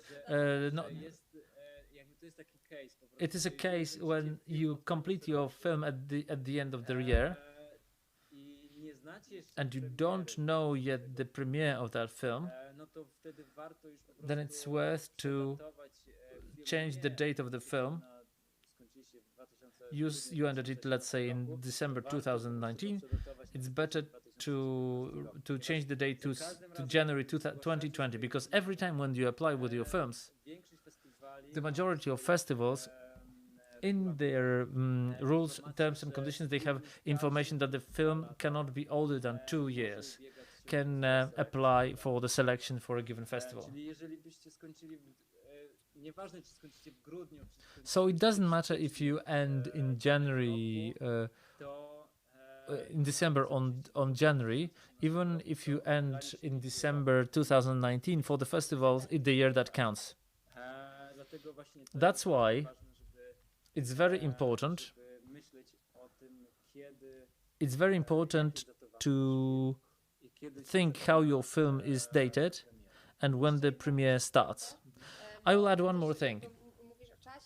You're talking about time, but you're also talking about the wish list. It's very important to approach this realistically. So if we complete the film in autumn, and we know that we have Berlinale, we have Sundance, we have Rotterdam, then we are not waiting until Venice, which is in September, because you have to be a person of, you really have to be a man of iron will to wait for the whole year. You have to think about it realistically. What's the percentage of the Polish films that get to Venice? Is it a big chance or a small chance? To what extent we're able to undertake this risk, not to get left with a film that got to the biggest, got to the best festivals in the year, and we wait more and more and more. And you can divide it into quarters and define which festivals are most important for you. If not one, then the other. But it's not worth waiting forever, because every creator wants to share this film with the world as soon as possible. And it's sometimes so that a smaller festival is not a bad festival at all. And I'll give you an example at the end. In terms of Acid Rain, we knew exactly when we will end our film and to which festival we want to get and where we want our premiere. We started to talk with Berlin, we started to talk with Rotterdam and with Sundance. The film I produced by Tomek Popakula, an earlier film, Tomek Popakula, we had a premiere in Rotterdam. Another, it was called Ziegenort. His consecutive film was in Sundance, and we knew that these are two sure things where this premiere could take place. Especially that both films had some very good reception at those festivals. But our wish list was Berlin. And I started to talk to Berlin in August, even before the start of the selection process.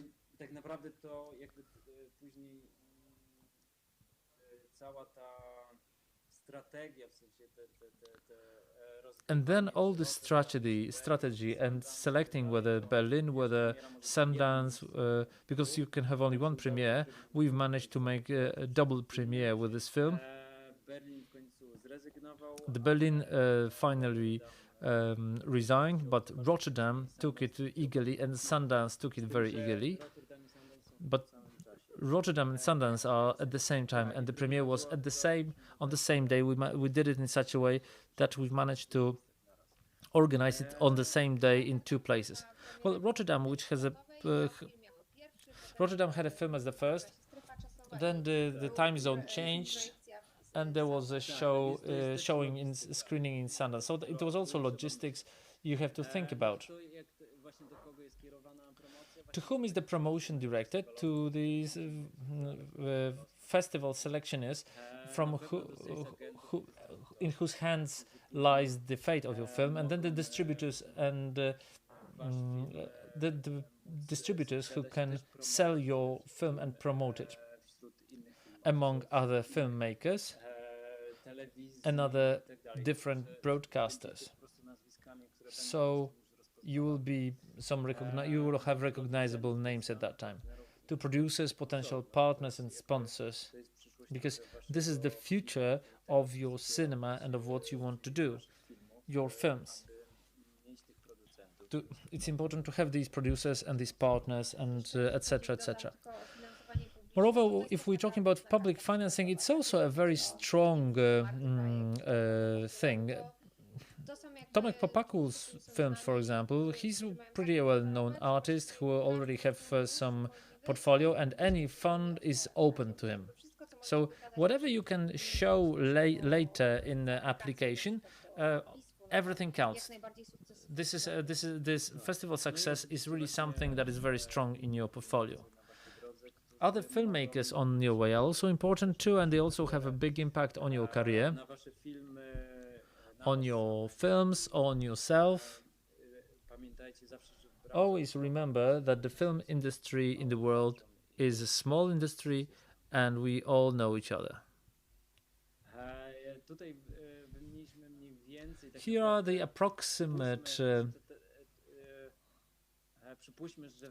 Let's assume that you approach your films and you start to think, what is the cost of promotional materials?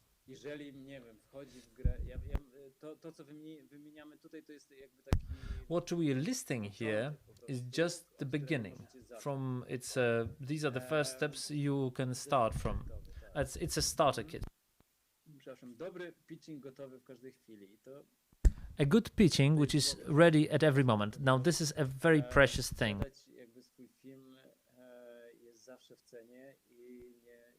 It's always worthy to be able to sell your film, and you don't know the time of the day or night when it happens. You have to be ready for this all the time, every time, and it's good to have the pitching prepared in order to convince somebody, or even more importantly, get somebody interested in your story. I didn't say that before with press kit, but this refers to pitching too. You have to prepare the way of talking about your film in 1 sentence, 5 sentences, and for half an hour. So these are the things that you're able to train. Of course, both in Polish and in English, because if we're thinking about some broader scale, all this has to be also in English. Also, the press kit text, you also should have them somewhere around. You should all have a synopsis, 500 symbols, and also a log line. So it's like a long and short pitch. And photos and graphic projects. This can be either for free because you have it already pulled out from film, or these could be materials which are partly in your promotional materials, which are created in a slightly better quality.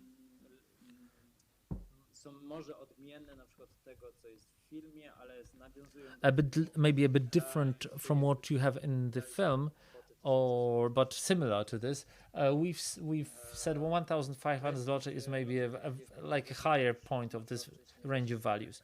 The press kit is free, as we've mentioned, because all this information is known to you. The mailing strategy is also free. It's only a question of whom you know in terms of journalists. Maybe some people dealing with people related, for example, with concrete magazines or cinematic portals or broadcasters where you can share all the news about your film. Also, I think a very easy life hack to carry out such contacts is the contact with the festival. If we have a film on a festival, usually festival has a media office or a promotion PR office which gathers accredited journalists, but also additional media patrons. So a good strategy is also to write down those contacts, and this is usually either revealed on the guest list or as an Excel file. you can do a certain folder where you can put all your contacts, and when the moment comes where you have some news to share, then you can use that list. I dobrze sobie po prostu przygotować tak naprawdę ten press release jako taki jednostronicowy po prostu. And it's also good to prepare this press release for yourself as a sort of a one-pager related to your production, about the premiere, about a potential biography, what he did until now, etc. The trailer, well, it depends. It depends how much it costs, because you can either do the trailer yourself, or you can apply to some editor friend, or maybe to a company which does that professionally. So this amount here can be different. It can be up to 2,000-3,000 zlotys, because you would need some sound engineering there. Maybe a separate music has to be written for this. So it all depends on your idea for a trailer. Filmu na różnych portalach. I tutaj taki podstawowy to są na pewno IMDb. Film profile on different portals, which is the two main ones are Film Polski and IMDb, which is international. This is also free of charge. Social media, also we could say it's free, but it depends, because again, you can have campaigns on social media which cost money. Te pieniądze trzeba po prostu mieć. Się wydaje, że najmniej, się najmniej. And you need to have that money. The smallest campaign can cost how much per month? They say that the campaign in Facebook starts from 1,000 zloty per month. You can also already do something with that. It's also good to learn your audience on Facebook. So when you're editing and you're preparing such a campaign, you can learn who are our target audience and to whom are we directing our content. There are some very smart tools to do that. So it depends on what we aim for, and it makes no sense to hold the campaigns that we, for example, it should always be around those key moments of what's happening with film. There's some award or some big festival that we know that the selection is a big success. This is when you should do campaigns on Facebook. To this you add a poster, which is always a cost, but it might be or might not, because it might be it can be taken from some still of your film, or a fragment from your film, and the leaf and the flyer, and we always try to have some idea for that, because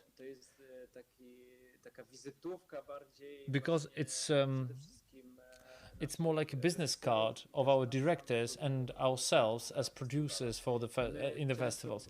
We quite often, when we have a premiere or we present some films in festivals, we quite often use them as the leaflets as our business cards. We don't have our own business cards. We're giving out leaflets related to the film, which hold information about the film, but also about ourselves and contact details, etc., etc. And we use that very, very often.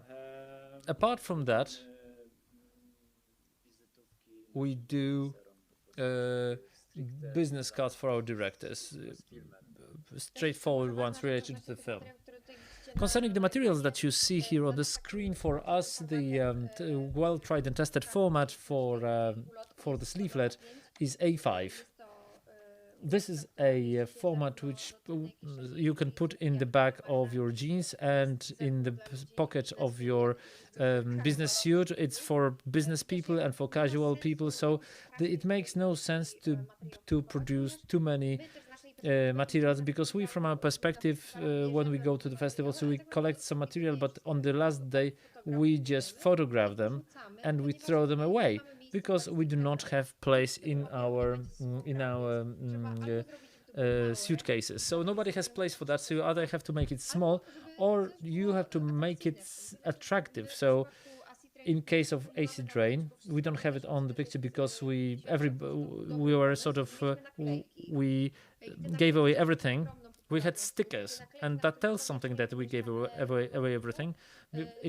They had a logo of the film. A logo of film. Stickers are loved by both the kids and the grown-ups alike. Another material which is a must-have when we talk about the festival promotion is the trailer and the screening files, both with and without English subtitles, DCP and Apple ProRes, and as well as promotional videos, depending on your campaign, but it's also always a content that you can share with the viewer, as well as promotional DVD. We realized our DVD, and especially from the point of view of our Oscar promotional campaign for the film, for which everybody was fighting because it was done in a very, very good way. We can't even share it because we are left with none. We handed away everything. But concerning the DVD, that was we do two types of DVD. Let's sort of finish the topic of the materials. We had two types of DVD. We had one for Oscar send out to the members of the Academy, and there are plenty of limitations there. All those DVDs should be, there should be some equality between the films, or some justice between the films that apply for the Voices of Academy. We can use only one color. We can add only our own logo and simple information when it comes to the authors, only about the producer and the directors. These are huge limitations. Other DVDs will not be accepted. So they have very strict norms when it comes to companies which prepare those DVDs. They also send those DVDs. So there's no chance that you will agree with the guy who prepared the DVD, add some super color and some special graphics on the CD. No, you have to conform to that very strictly. The second thing was the DVD that Piotr mentioned. It was a DVD that was supposed to draw the attention of the press and people who could write about the film. So it was done according to our tastes. It was very low serious, but very costly. And the film, thanks to that, was able to cut through all the noise. You have to think about it. These people get really a lot of mail, in which they get a lot of DVDs. The film journalists, they get swarmed with CDs. People who can make our film cut through. So if you can imagine like this huge pile of posts where you have white envelopes, and there's one which is shiny like gasoline on the tarmac, and then which holds a fantastic DVD. You have much more chance for them to watch your film, and this increases your chances that they will write about it. So this is how you have to approach it. Now we move on to the Oscar campaign, something we were supposed to talk about from the very outset. The Oscar campaign, how films are being qualified to the Oscar qualification. It's through the so-called award received on an accredited festival. In our case, that was a Grand Prix at the Anima Fest Zagreb. We can show you to the camera because we have it here with us. The list of accredited festivals, you can find this on the website of the Oscars. It's about 80 festivals. So when you plan your festival strategy, it's good to think about those festivals. If you are willing to fight for the Academy Award nomination. So Anima Fest Zagreb allowed us to apply our films to the Oscar qualification. There are like plenty of films which applied to the Oscar nomination. And now, how to cut through this? The second thing you can do if you want to apply for the nomination, the simplest way that you can imagine, but also a very costly one, you would need to have at least 7 days of cinematic distribution of your film in California.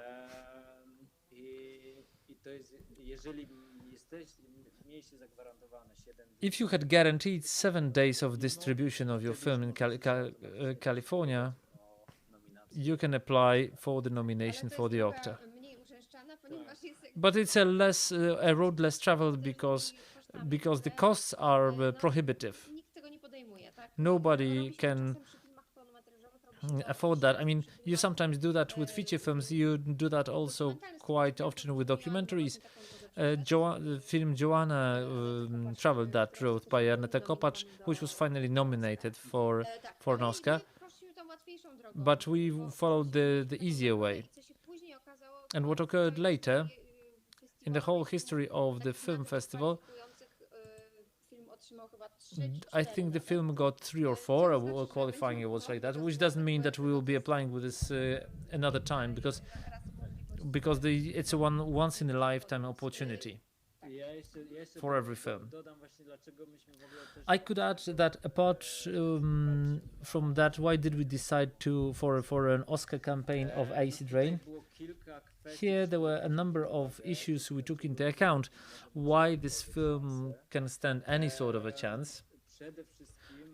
Above all, the fact that it had a premiere in Sundance, and also that it had an award, got an award in a Class A festival in the United States. This was the award was cinematic distribution in several states in the United States, which already gave a certain recognition to the film.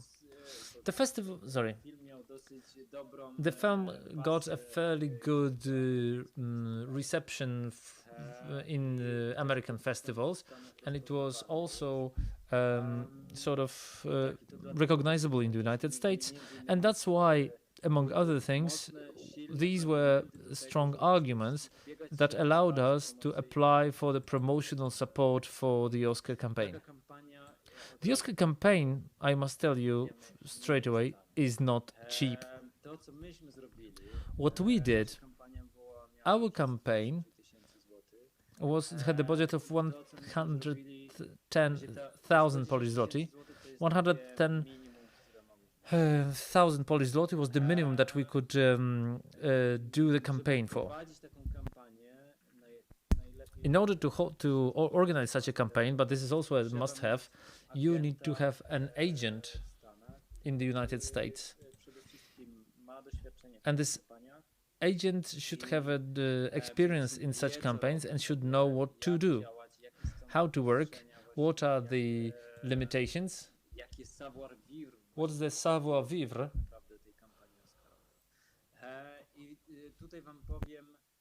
Of the Oscar campaign. And here I tell you that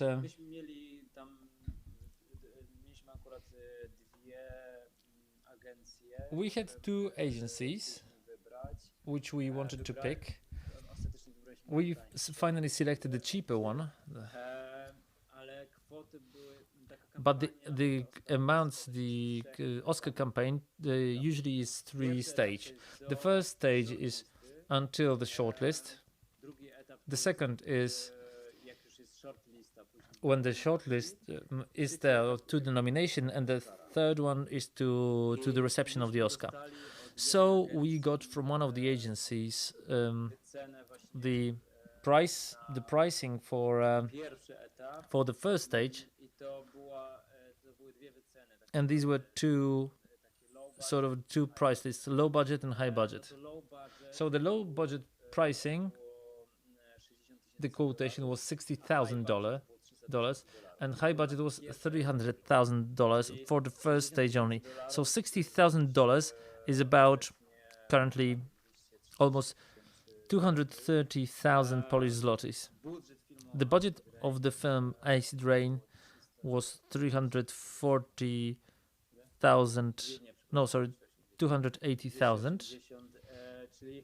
So it was almost the first stage was worth almost the first stage. The first stage of the Oscar campaign cost almost as much as the whole budget of the film.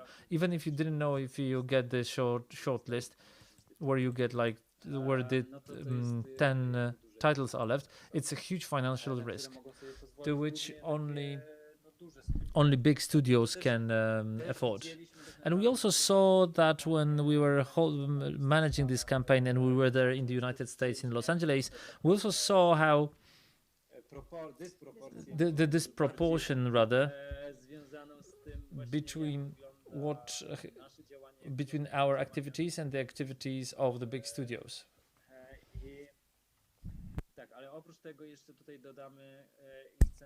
I wanted to add to promote something very strongly here that really Fine Day Promotions, Agnieszka Rostropowicz-Rutkowska, who really did her best. They helped us a lot, and we really recommend her every time when we can. She's a great person, and yes, we can really cross our heart. We really believe that was the best choice we made. She helped us a lot in this campaign. And Agnieszka, we have to mention that Agnieszka worked many times on the promotion, on the festival promotions, Oscar promotions, among others with the Joanna, which got the nomination finally.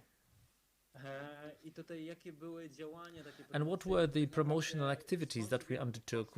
Where did the costs come? Where do the costs come from? The costs are mainly related with the costs of promotion in newspapers and the agent too. The costs of the agent, but the costs above others, among others, in newspapers, magazines, in portals. So that you have to take care that the press writes about you. These are extreme costs. These are huge costs, and you have to sort of take that into account. In our case, big costs were related also to flights, to transfers here and back. But you have to say that you pay mainly for the contacts, and who your Oscar agent is. It's a person who has a notebook or iPhone full of contacts, and for the access to those contacts you pay, because they are able to recommend a film to a journalist, is able to recommend some preferential price in terms of selling, some mailing campaign, let you into some showing, some screening, or maybe recommend something to decrease the costs. So this is like a secret knowledge when it comes to who you can address with what. You can't do it directly. It is forbidden. That's why this is what Zofia mentioned, that the companies who prepare the DVDs, and they have bought the lists of members. Of course, they have the addresses of the members of Academy to whom they send the films. You can only apply to those companies. You cannot apply directly. You cannot do it outside of the companies. This can be done only by selected companies that do this once a year. I mean, there are like a huge number of those films. We also had a lot of activities in Los Angeles and in New York.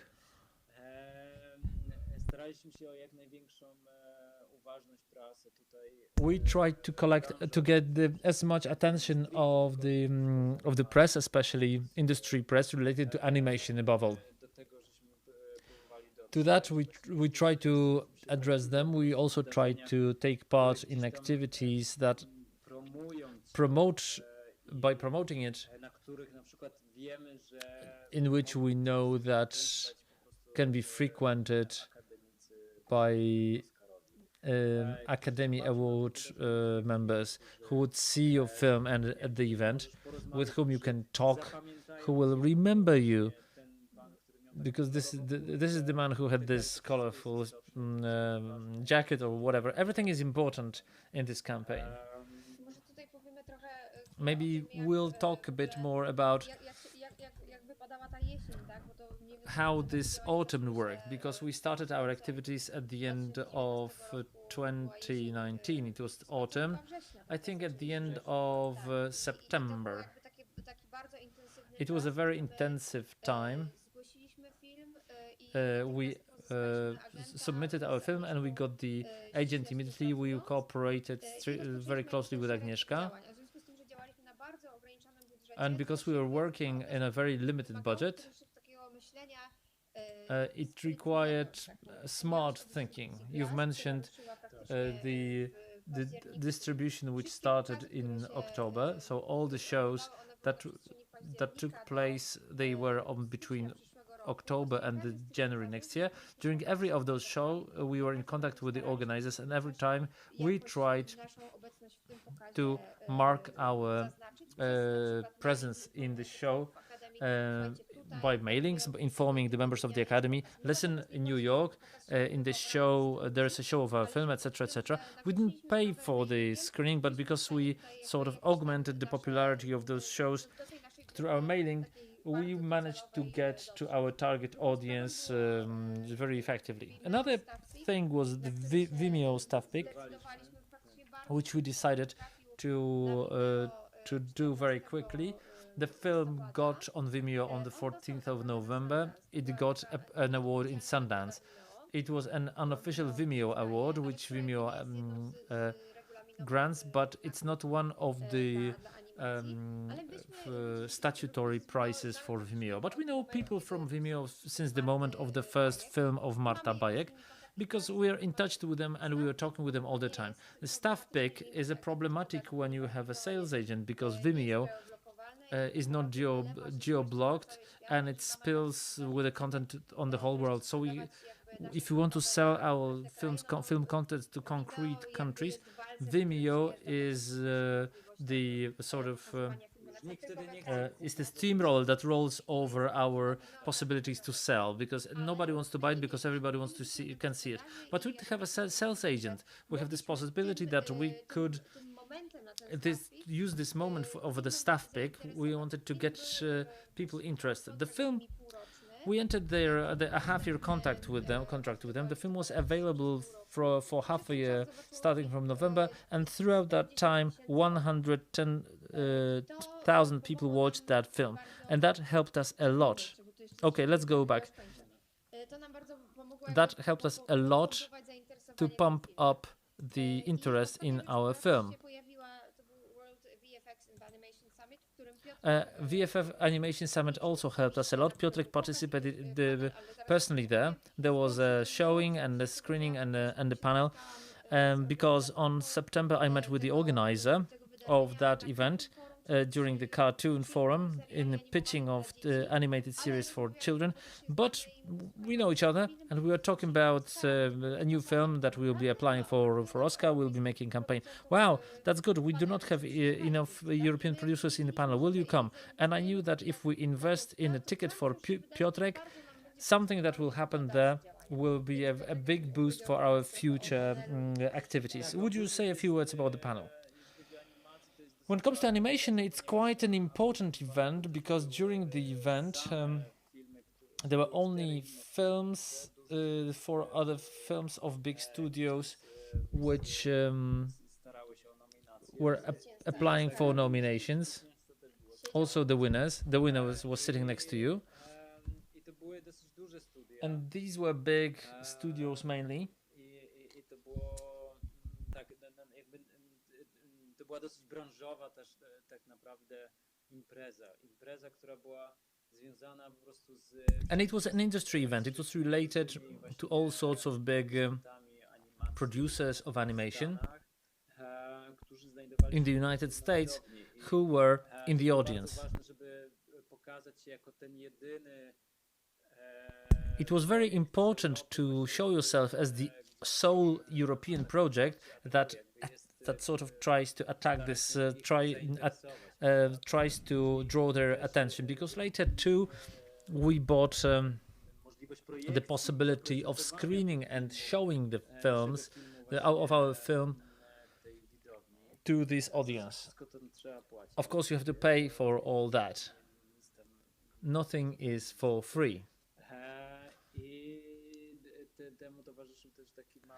This was accompanied by a small banquet, and you also, we could say that we sort of hit the situation there, how gigantic work is performed by big studios promoting the short forms, trying to get the Oscar, where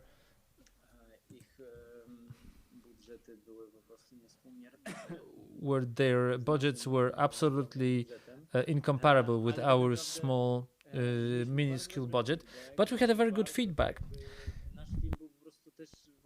And our film was also different from, well, we also decided to go down this route because even though we know what are the Oscar films like, we know the Oscar films are so a bit of a,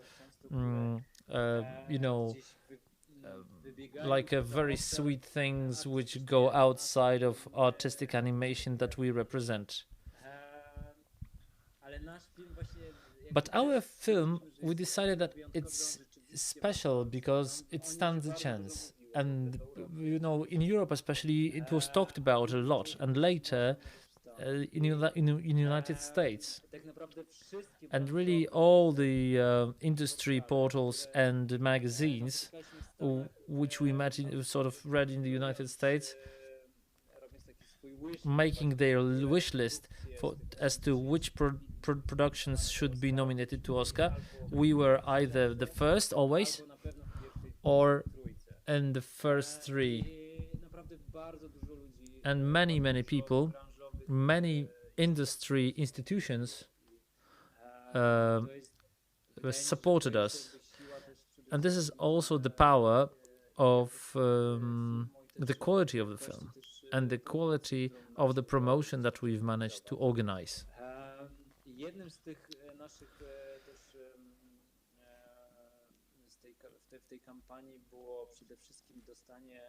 One of the things was our nomination for ENG Awards. It's one of the most important, apart from the Oscars, prize only for the animation industry.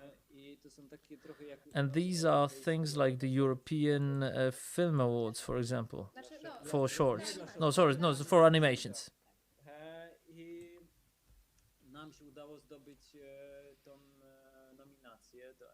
We've managed to get this. We've managed to get the nomination for this award, which was something because many European films get to that. As you can see, these two elderly gentlemen. It's us, me and Tomek. Before the gala of Annie.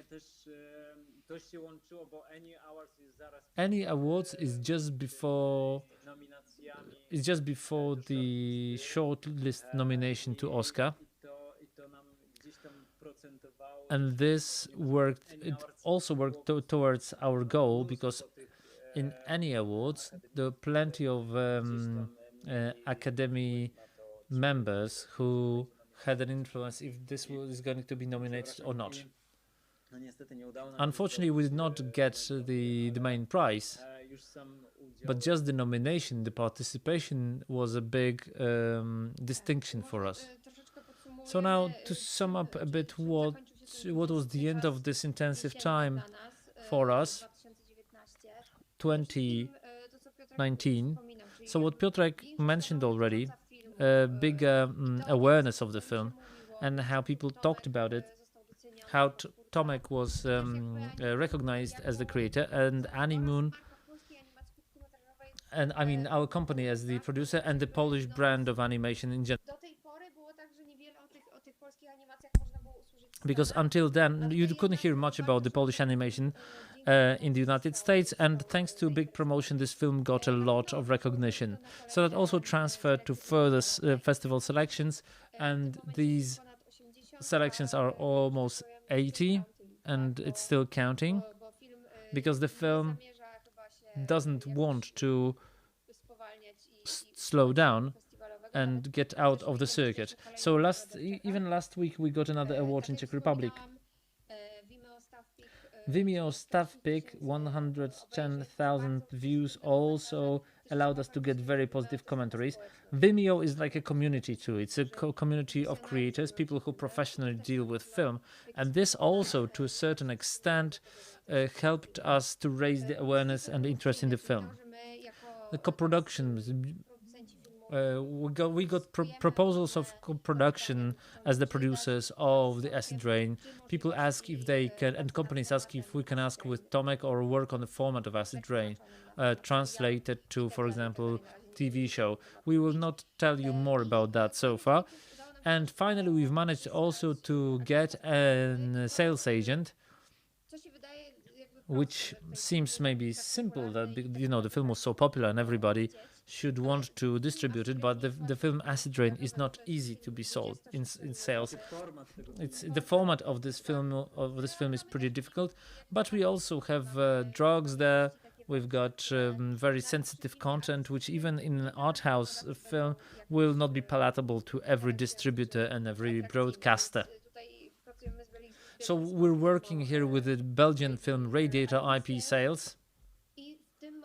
And in this moment, we can already tell you, because the film will be in the Criterion collection, it will be shown in the YLE and in Sundance Vimeo on demand, as well as in Polish Ale Kino Plus. So the film also will be available outside of the internet and outside of the festival circuit, even though it is still present in festivals. So now to sum up, because I think this is the end, we need to summarize very quickly, and I don't think we have to add anything here. We've been talking about this quite extensively. And we have 90 festival selections for Acid Rain all around the world, 30 awards, and Acid Rain absolutely got the most Grand Prix awards, the most important Grand Prix awards, to the extent that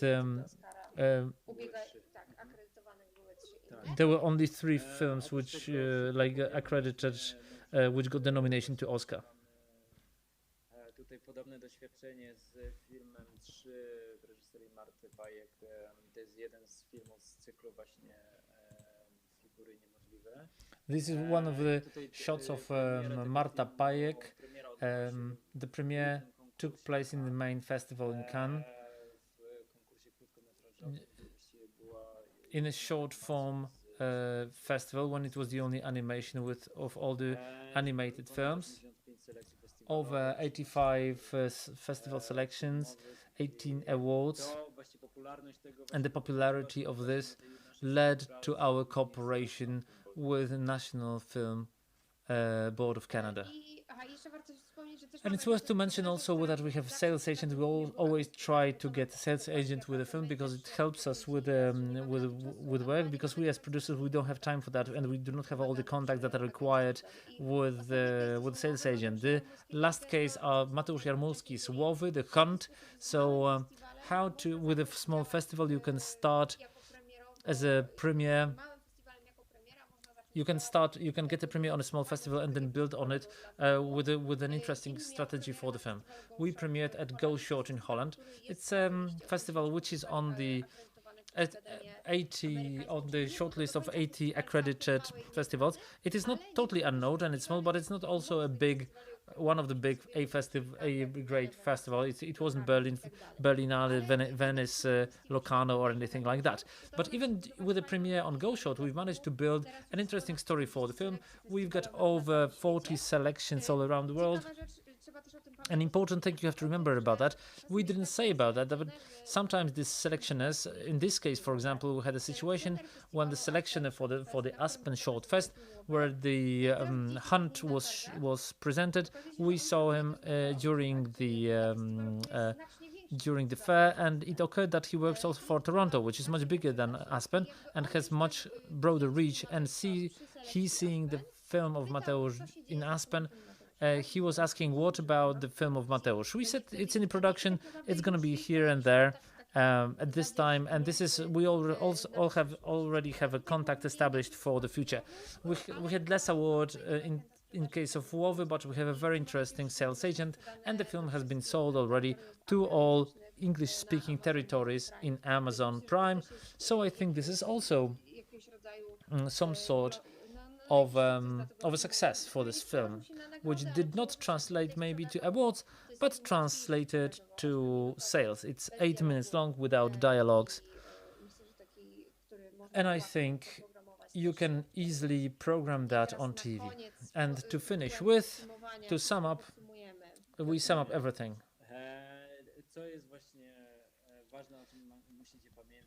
What is important? You have to remember about the strategy. You have to have the festival strategy. Which year you finish your film? Where do you start the strategy? Where do you plan your premiere? You also have to remember that not every festival will work well as a premiere for your film, as a premiere location for your film. In our case, Rotterdam, in case of Acid Rain, was better, was more popular. That would be in Berlin.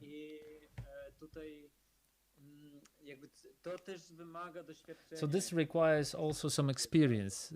This knowledge requires some experience. But I think if you're traveling around festivals, you know more or less what profiles the festivals have. But I think Cannes for animation is pretty difficult festival. And animation, because even though it's very good, it can get lost among feature films. It's great to have a premiere at Cannes, but it is a festival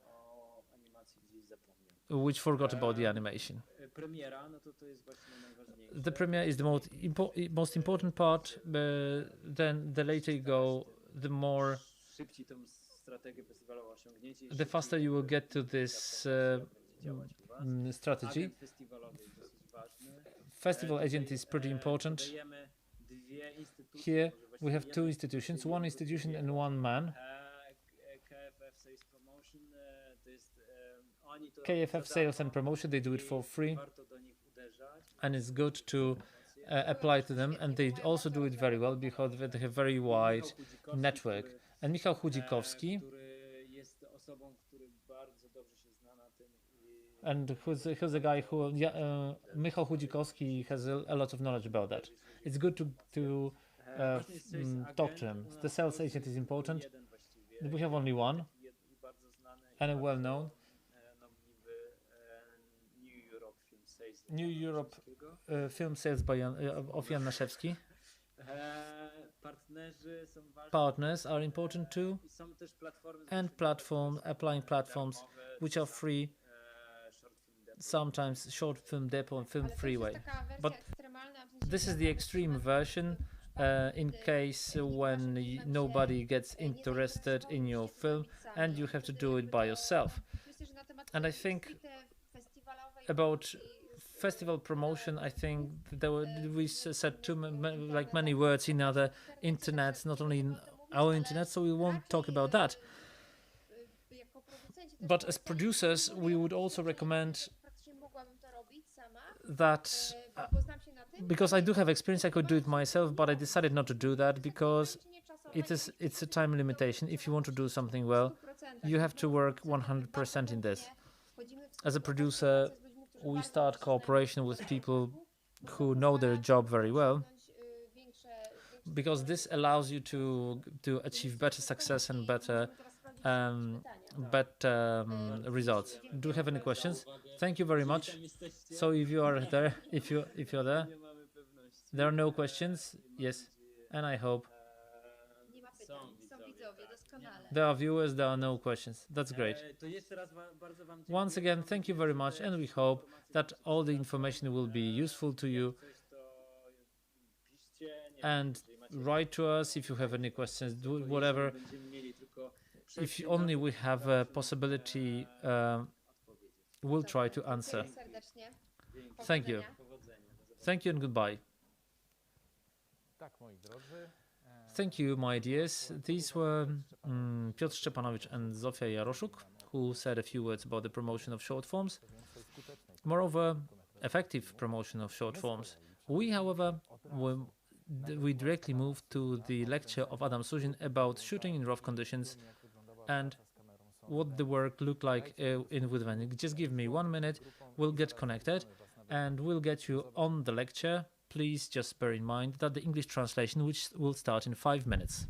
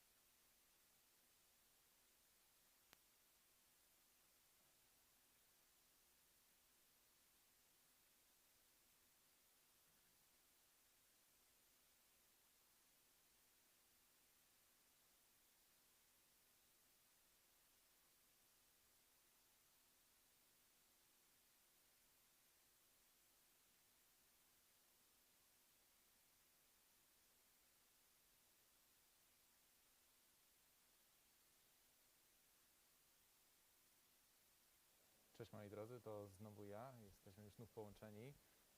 Sprawdziłem już grupę. Jesteśmy już połączeni z Adamem. Hello, it's us again. We're connected with Adam and his group. We can see how they work, what they talk about, and I'm letting you into their lecture. Have a look.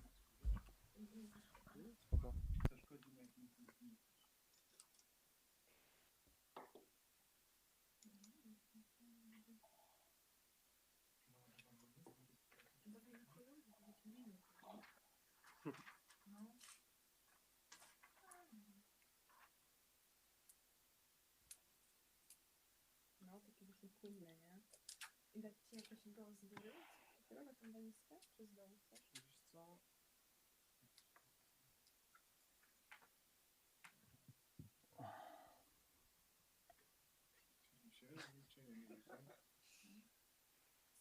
Shooting in rough conditions. Dobra. Efekt ognia.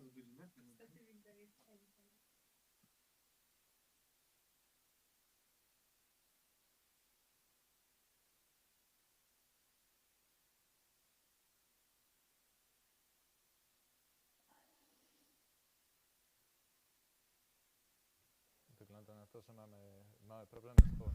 It seems to have some slight problems with the connection. I connected with them without problems, and I saw that there was some discussion. We were talking. I could see that unfortunately we need some more time for them to prepare. From what I see, Adam is putting something in the bag. And maybe, yeah. Okay, let's start. Guys, you don't have to hide, all of you.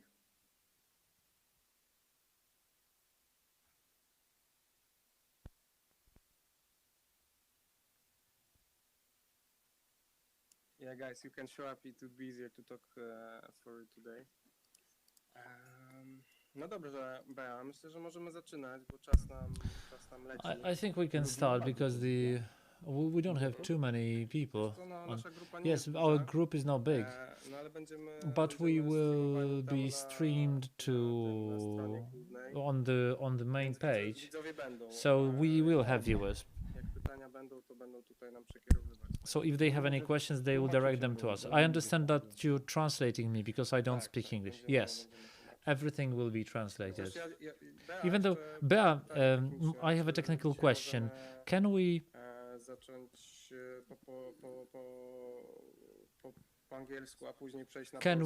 start in English and then move to Polish when we go to color correction, because we're only. And they wrote that there will be a translation. So yeah, that's perfect. That's great. I would like to welcome everybody. My whole group, my and Beata's group. Sony shooting in rough conditions. I would like to also welcome all the viewers. I would like to welcome Film Spring Open family. From the outset, I would like to thank Sławomir Idziak for inviting me and Beata to this workshop and for the occasion of leading the Sony and monitoring the Sony group. In very short words, I wanted to to talk about our program and what we do in our group, because not many people know that. Shooting in rough conditions, in our understanding, rough conditions from the point of view of a Sony Venice camera is shooting in low key, under exposition, in the conditions where we do not have the possibility of lighting the set with the sufficient light in order to get the right exposition. So here the camera which is here behind me, have dual ISO. So a sensor which allows for recording the image in two native ISOs, 500 and 2500. As a group, we got this camera for testing, but as you know perfectly well, the conditions in the recent times are not very good. I will refer to yesterday's lecture by Paweł Dyllus concerning the job of a DOP, in which we said that Paweł was talking about a certain flexibility as one of the most important features or characteristics of a DOP on the set. It is a flexibility. Well, this flexibility is one of the things that very often is required from us on the set or during the preparation of the film.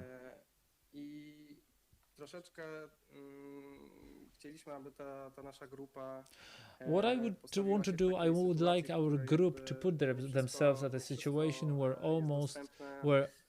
not everything is available,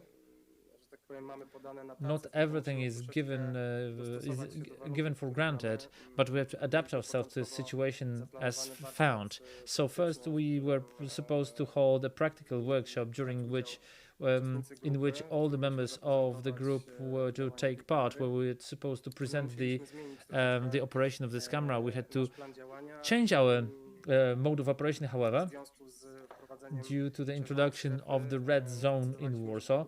We decided that the group should create those films in locations which are not subject to COVID-19 related risk. And each of the members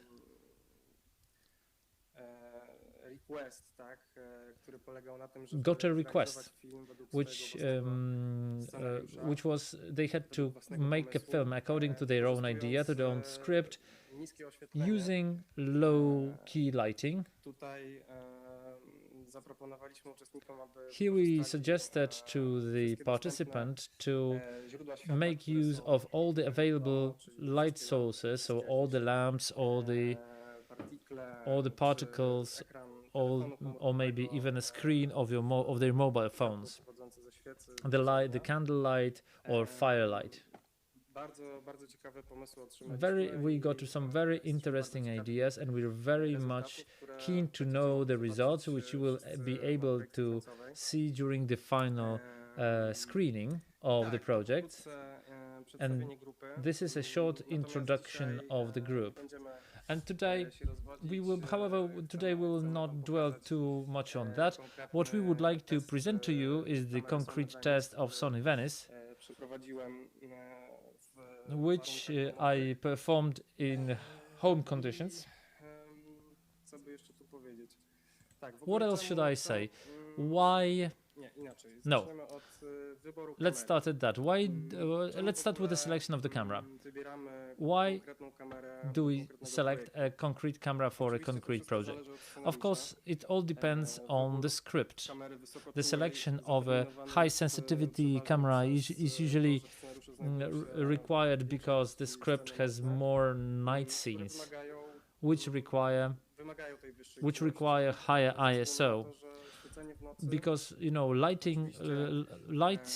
during the night, of course, and in general, lighting during the night, of course, we can increase exposition by getting more light. However, my preference in terms of night scenes are that we should use as much as possible from the location and from the surroundings of the set. What I mean is, it's good. I prefer finding the light sources that I find on the location, and for planning where this light comes from, basing on what we find there. It is, I would say, it is less of a feature film approach, because in the feature film we can create any direction of the light. However, because I hail from more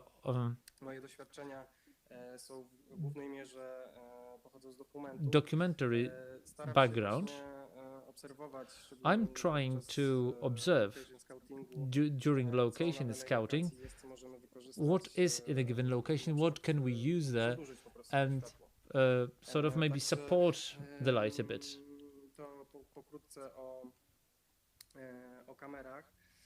So this is more or less about the cameras. So much about the cameras. Today we have Sony Venice with us. It's a special camera for the reason I was telling you about, this dual ISO. But what dual ISO means? We have two sensitivities at our disposal. Which one should we select? If we have a day scene, of course, it makes no sense to get the ISO 2500. It is possible if we want to achieve a certain visual effect. Maybe we want to achieve a certain referring to the texture of or maybe the digital grain, higher digital grain, the camera closer to a physical film. However, during the daytime, where you have more light, getting up to ISO 2500 is not necessary. So these two sensitivities are divided into day shooting and night shooting. Of course, there are exceptions from the rule. For example, Beata recently made a film in which she used the camera at one ISO with a higher ISO 2500, and this worked very well during daytime shooting. So So it all depends on our idea and how we want to the final footage to look like.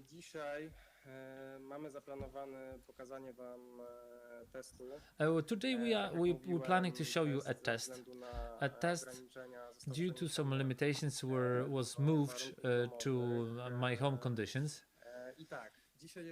So today we have Jarek Sterczewski with us. Who doesn't know Jarek Sterczewski? Let me just introduce him very shortly. He's a colorist and he will be helping us today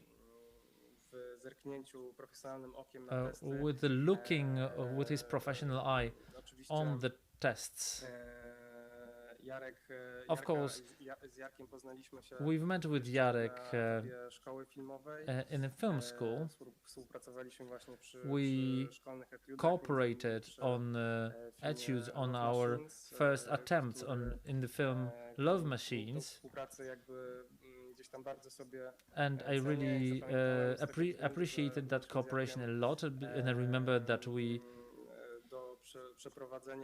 had an experiment to perform with Jarek, consisting in combining a digital camera with a 16mm film. I'm talking about that because color correction consists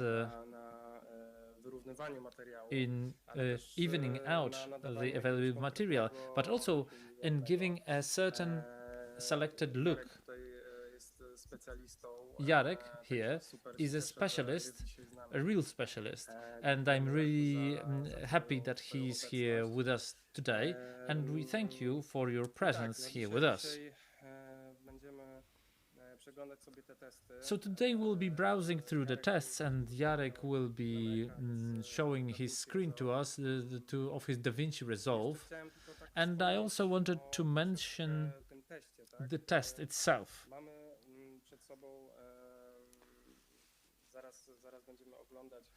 In a moment we will be viewing the test itself, and why would you like to test the camera? If the producers supply us with the newest models of camera, does it always mean that the newest camera is the best for our project? No, I don't think so. Just as it was in my cooperation of the Love Machine project, where we combined two different formats, and our target format was 16mm texture. In reality, the selection of this digital camera was decided in relation to its possible capabilities related to exposure. The biggest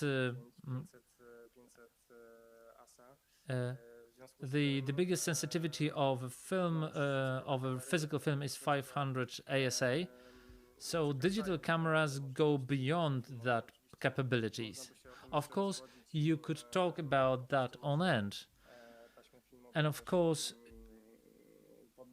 you could always submit the tape to. You should push the basic ISO of the tape, which also brings a certain visual effect. In case of Love Machine, we based on the 500 sensitivity and 700 ISO because the other camera was Alexa Mini. I'm mentioning about this film because of the texture of the film, because today's test will be also concentrating on that a bit. Jarek, I wanted to talk with you about that too. How do you see the texture of the film? Because this camera, Sony Venice, is a 2.4K sensor.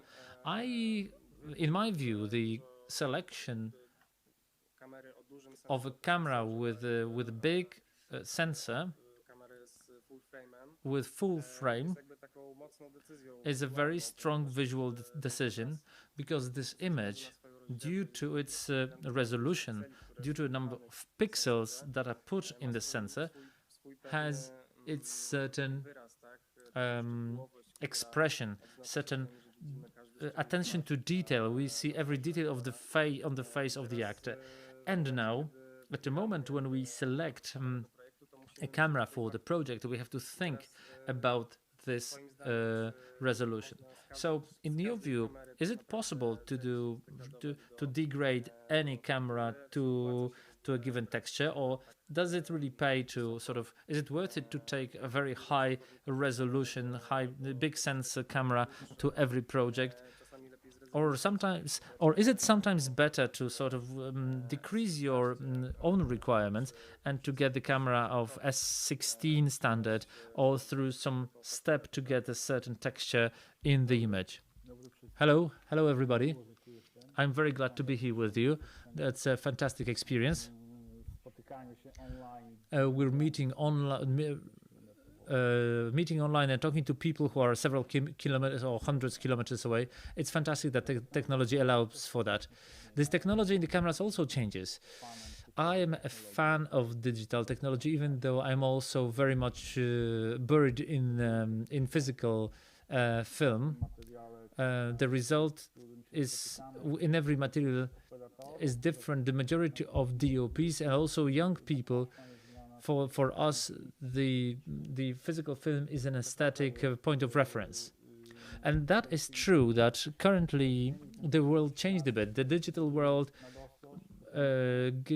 gives us a very acute detail, which you not always need unless it's necessary. Currently, it's not the camera that counts. It's the combination of camera plus lens and pre-production and post-production. So if you start to talk in a sensible way, and you're able to create a certain, you prepare sets for testing before the recording, how they work for our needs, prepared LUTs with the colorist for that, and do a color post-production with the colorist, and the colorist should also supervise all sorts of processes related to grain, adding grain, and technologies which impact that, because this is a guy who should know this trade. Then you can really acquire incredible effects. We can create really the image which is not random, which happens sometimes. For example, with Love Machine, this work was very interesting because, as Adam said, we were combining two different cameras, and the biggest problem in this whole process was not adapting the color, was not correcting the color or even contrast, which are totally different on the 16mm and on Alexa. The biggest problem was to find the grain which works in such a way with Alexa that it would look as is this 16mm. So that's the basic problem we have right now. In such places we have a problem, because the character, it was a big difference because 16mm in comparison to Alexa has a totally different light sensitive element, because the 16mm does not have a light sensitive element. The selection of lenses and all that was a very important thing. On the screens that Adam is showing you, you can see, you won't see them, but the problem is how you record a movement. There's a different motion blur caused by the digitalness of the camera, or lack of digitalness of the camera. But it was a very good film. It was a very successful experiment in my view, and it's good that Adam did that, because the combination of those two worlds, digital and 16 and analog, is not a simple thing, and for a young man whom he was at that time, it was very complicated, but he managed that perfectly. Here we are talking about Venice. I have the tests that I got several minutes ago. I looked at them. I like to work with Venice because it's a very neutral camera. In other words, the cameras as sort of pieces of equipment are not made equal. Every company does their own. Alexa does her toys. It has its upsides and downsides. Sony have for a long time made cameras which could be only used for journalism. and there were a selection of the cheap camera that you could just take and shoot anything because all their toys were of dubious quality. However, Venice, and even I must say the FS9, I think the name is FS9, I must say, from the point of view of technology that I'm watching as a color corrector of the colorist, it's a step in a great direction. They've built a tool which has a beautiful sensitivity, very high range, and very clear and neutral recording of colors. It practically has no any sort of tint. It's totally pure. If you made if you put on the range what gets into the camera and goes out, you could see that we would be very close to the input signal with the output signal. There's not much difference at all. Of course, two sensitivities which are dubious in my view, but well, I mean, there's some fashion for two sensitivity cameras. There's also 5K Gemini, for example, which has 800 and 3200 something. So I don't remember very well. Yes, 3200, and in both cases you have similar problems. The problems are that with higher, we can sort of transfer the sensitivity from lower to higher and from higher to lower, and that gives you different results. But increasing the sensitivity, in my view, when I watch that, I don't know how the producers do that, but for me it's slightly artificial. But we'll see what it looks like. Yeah, I think that's why the tests are for, so that you can take this camera to see what it really means. Because the catalogs of manufacturers are quite often very colorful, but how it really works in practice. Can you see my screen? Yes, I can. Yes. Yeah, we can see your screen. Yes, that's fantastic.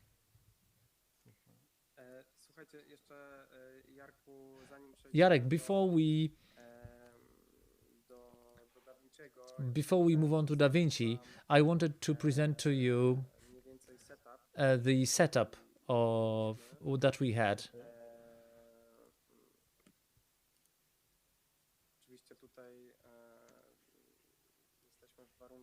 Of course, here we're in the conditions of an apartment. Can you see the whole screen? Yes, we can see the whole screen. That's fantastic. Yes. So our setup was that we used just the light sources that were available at your houses. There were no film lamps. Our main source of light is a small lamp which is hidden behind the curtain, which lights our board, and Julia, who's modeling for us here, the dog Imbir. You can see the dog in here. He managed to get into the frame. 100% white and 100% black in one. And we also have a character sitting in the background, which is lit by the computer screen, by the laptop screen. It's probably a MacBook with 100% brightness. So as we can see, we did measurements with a light meter. On the face of Julia, we've got 2.8 f2.8. In the back, we've got f2.82. There's also a marked reflection on the wall on the left-hand side from 5.6, and here we've got the reflection of the curtain. In the point where here is f32, and higher it gets brighter, so it's f64.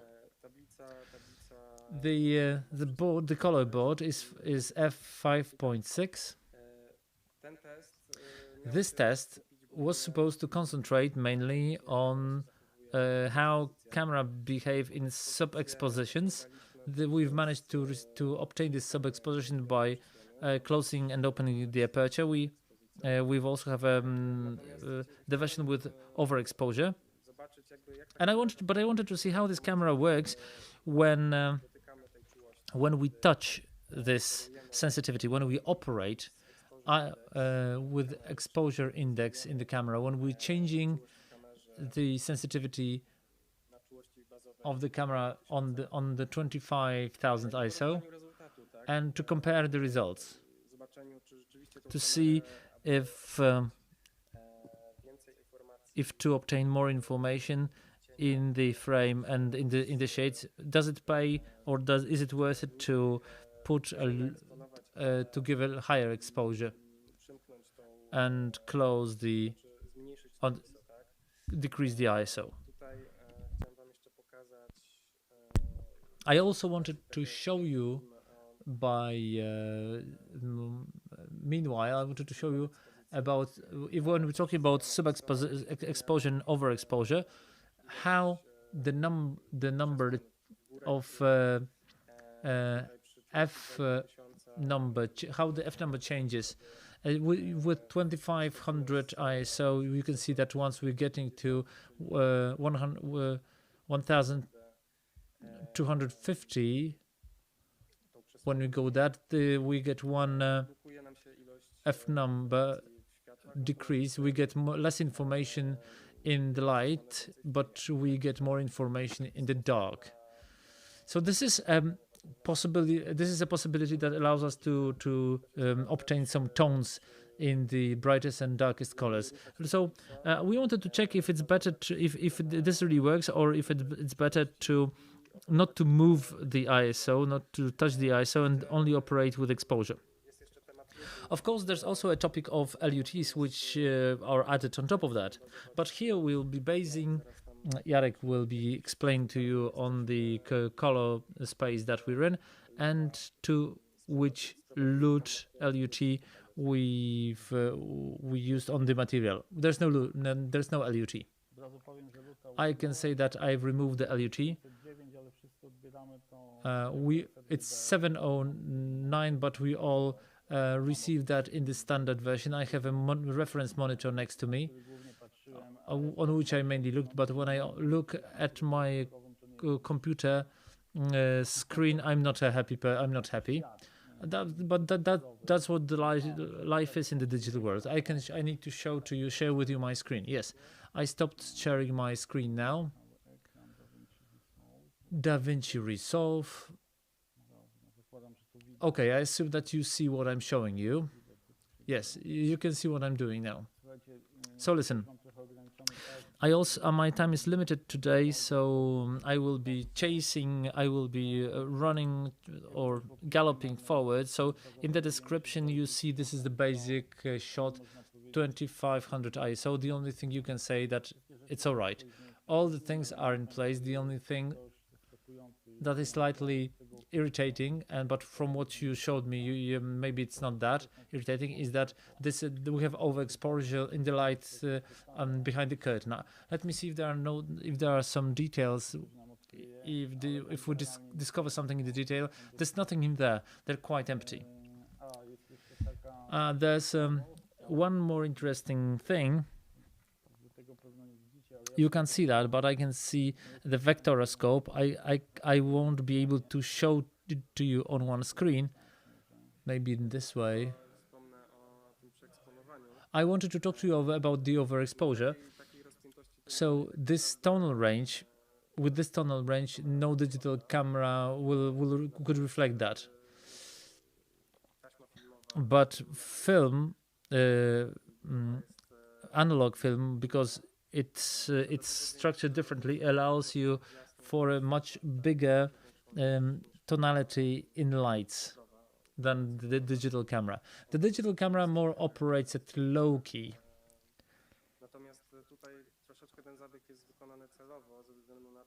And here this is done on purpose because it was the test of exposure, so you would see at which f number or which ISO will be retrieving the details. So at this ISO we're not able to retrieve anything, which you can see on the vectoroscope. I can see if you can see that. I don't know if you can see that.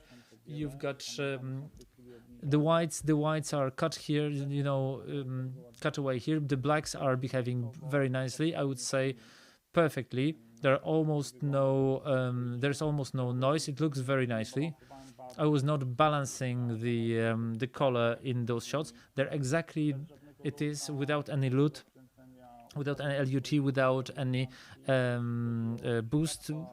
It's within the right luminance when it comes to lights, etc. And I slightly increased the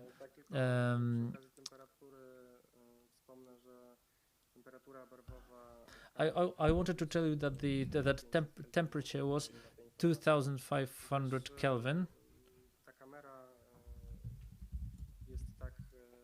And this camera is also done in such a way, and the tests are best made in this temperature to show the right colors. What you can see this when you see this tint that is on the wall, this is all very smooth. There is no jump. For example, the reds had this problem at some point that with such situation with colors, they would give you striping. But there were such problems in all the times. But there's also a very nice color. It's very neutral, very clear, with 5500K. If we dealt with Alexa here, it would become very, very green, which then is pretty difficult to remove or to neutralize. In here it looks very clearly. Let's see the next situation. Here we are one F number lower. This is the same corrector. We use the same one in order to see where's the change. The change is mainly in contrast.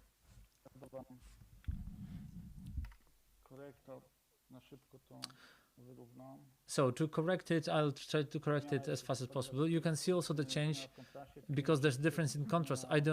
You can also see the difference in saturation. The saturation grows immediately, the contrast changes. Additional stories appear related to, and those also the building of ISO. You see, there's a change of one F number, and we have a problem with contrast immediately. This is but this is typical for all digital cameras. With -1, it's okay. Let's look at -2. With -2, very clearly you get noise in the camera and the image.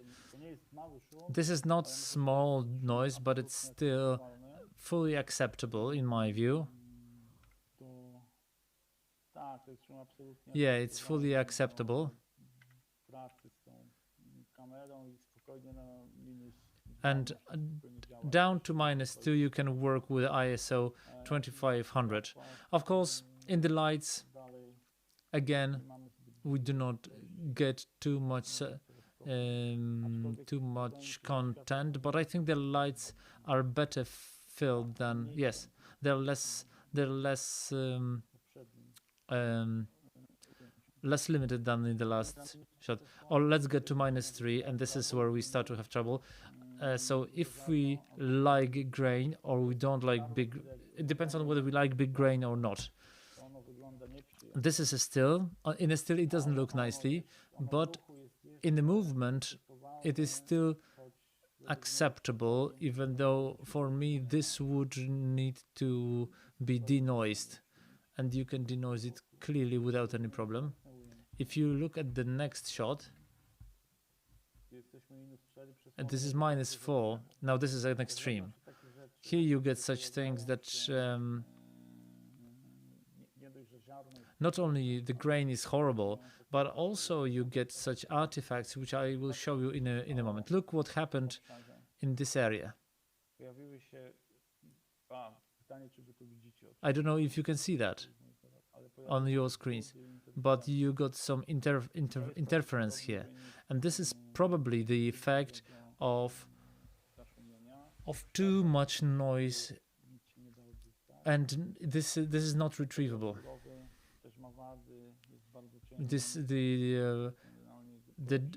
The material, the raw materials is also very dark. We have plenty of noise.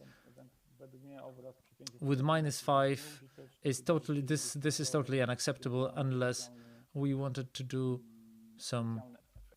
to get some special effect. And -6, the same problem. I would not recommend that. Looking at vectoroscope, it will show us some interesting thing. Look what happened. Look what here. I'm just working on the blacks. Everything that you can see down here is the grain. You can see which colors give us the most noise. And yes, let's get it more. This is the noise that appears. If you can see, it is mainly in the red and the blue channel. Similarly here, and the same here. The blue channel starts to give noise as the first one. This is quite normal.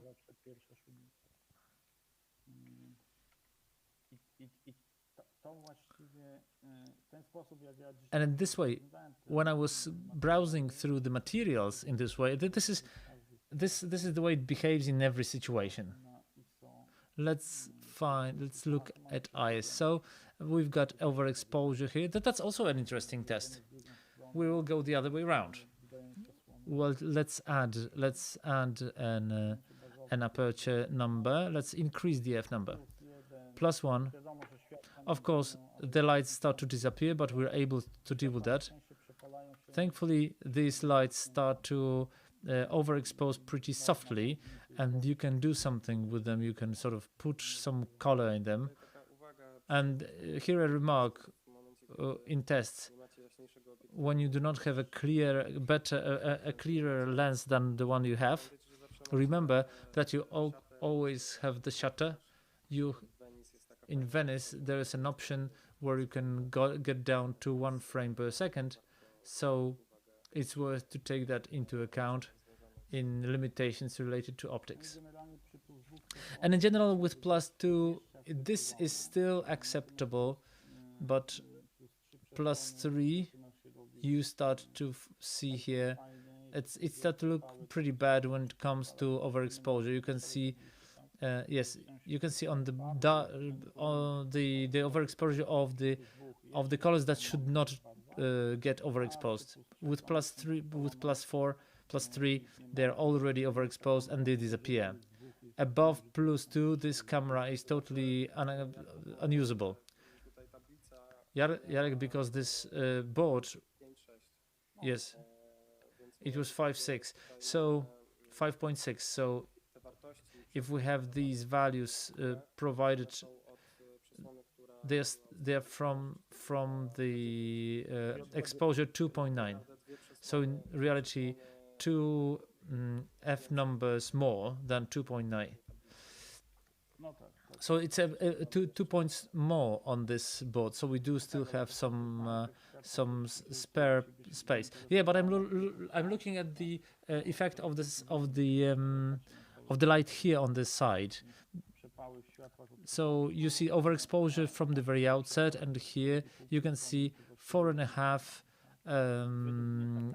plus doesn't give us anyway, and that doesn't give us anything. So this camera really works with -2. That's grain, which is that's the noise which is acceptable for me, up to +2. +2 if in terms of missing the exposure. So that's not bad. That's what springs to my mind. This is not bad if you have four f numbers to miss the mark. Unfortunately, I would need to leave very soon.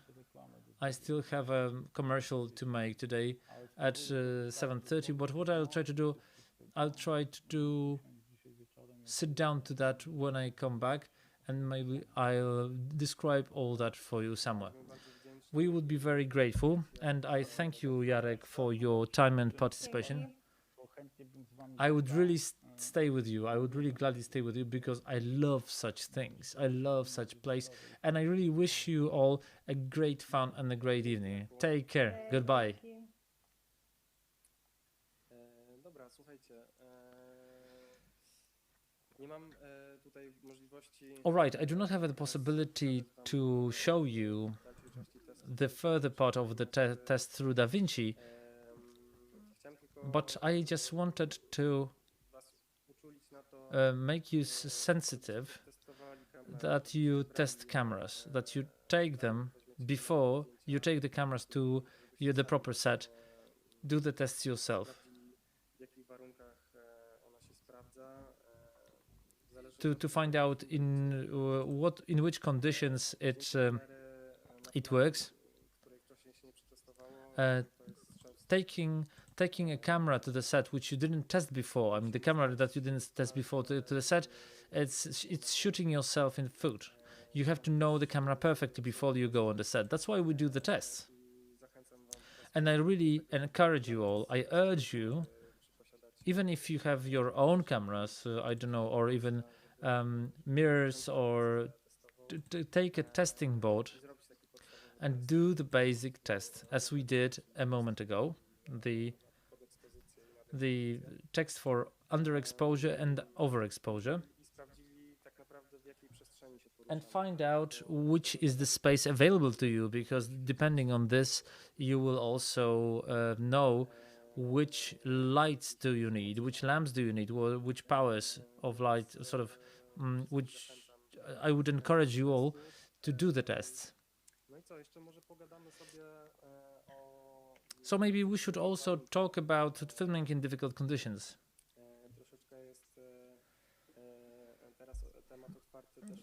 This is quite open to your questions too, because so if you have any questions to what we discussed with Jarek, just write it in the comments. We'll try to answer them. Filip Zubowski wrote, "It would be great if you showed the waveform in your original material." The question: did you do the test at temperature for 3200 K? Did you do also the test? No. Would it be good to make a, yes, it would be good to make a test at this temperature to see how how colors behave. Unfortunately, Jarek is not here with us, so we will not show you the waveform. But listen, if you want, we can make those tests available to you so that everybody could look into it, and we can talk about it in the Film Spring Cafe. We have also a question concerning FX9, which has ISO 4000. We were a bit sorry that that we didn't have this camera at our disposal, because such test, the comparison between Sony Venice and FX9 would be very interesting.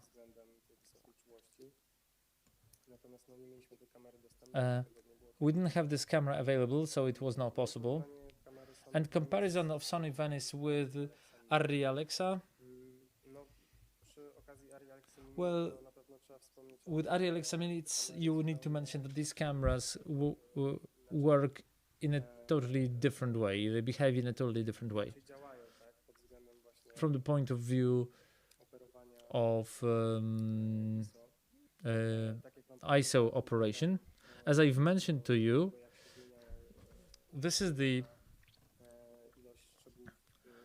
shows how the number of details change in whites and blacks with Sony Venice. In Arri Alexa Mini, we do not have that, because the camera records in logarithmically the ISO 800 in ISO 800, and regardless of how we change the ISO in the raw file, this ISO is constant. the only thing that changes is what we see in preview.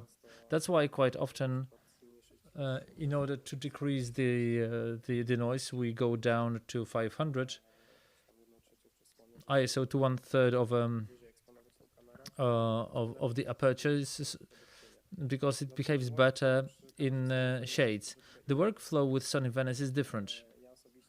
I personally, from my experience, I'd rather hold to the base sensitivity ISO 2500 in those sort of universal shots, and I would use a LUT, which is depending on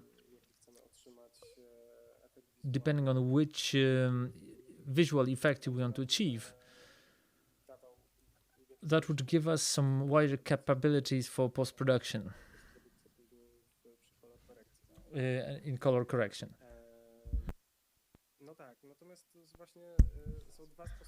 Okay, but there are two ways to achieve one effect. One is to use LUT, the other one is to go down with sensitivity. But with Sony Venice, you have to remember that decreasing your sensitivity means we will be losing information in the light.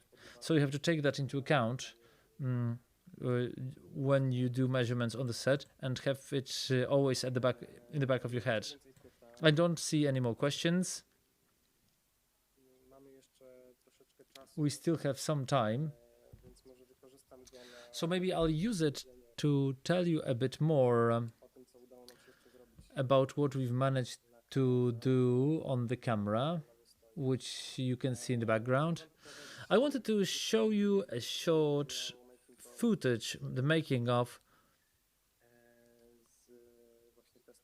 from the tests of the camera.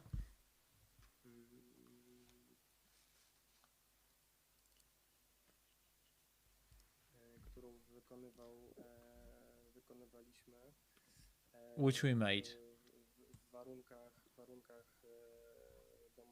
in house conditions with my flatmates.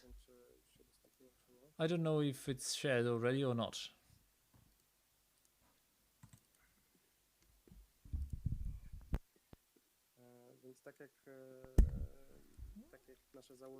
So, as we assumed, the use of the camera with at low light, we assumed certain limitations, that we will not use the professional light, but we will be basing on some small LED units, very popular right now. We have at our disposal so small LED panels, as you can see here, for example.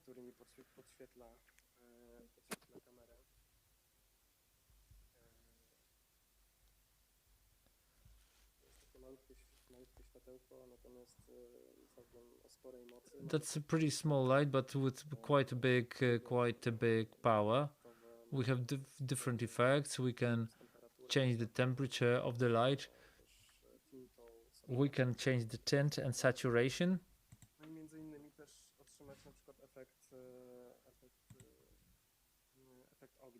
So we can also add the fire effect, which we used in our tests. These tests were aimed at making a night scene with the use of moonlight. And I think, approach to shooting night scenes is quite interesting. We were talking with our group, within our group, how to prepare yourself with a gaffer to night shots, how to approach the lighting, how do we use the lighting, and do we create our own lighting. Of course, it all depends on the visual concept of the film. Just as you probably might have seen in the forest, these shots are very expressive. In the preparation of this film, where we were working as a camera operators with Beata, we've managed to see the work of Paweł Flis during night scenes. These scenes are very attractive visually, especially because of the film lamps were used, a very big units placed on the rig. It was 18 kilowatts, the biggest one, I think, and the smoke, which allows us to get to sort of to paint with this light, to sort of give it some framing, for it to appear at a certain race. And the shooting in the forest consisted in hiding the sources of the light so that they are not within the frame, so that there is no betrayal of uncovering of those sources, which during the night when you drive the car and the only light you have is the moonlight. We wanted it to look natural, and so that you do not feel this film lie, and that the material is correct from the point of view of the exposure.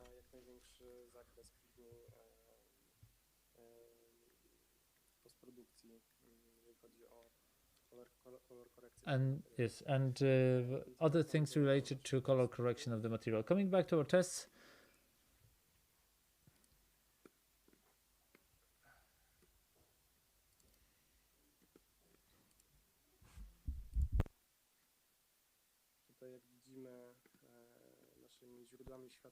as you can see here, our light sources were mainly the candle. When you concerning this moonlight effect, we assumed here rather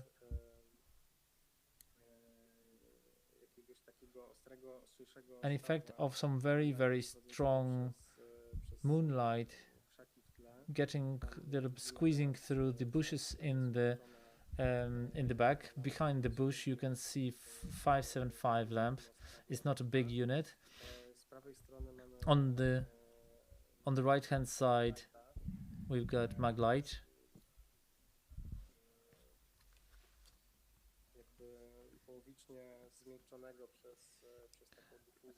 Half softened by a certain diffuser.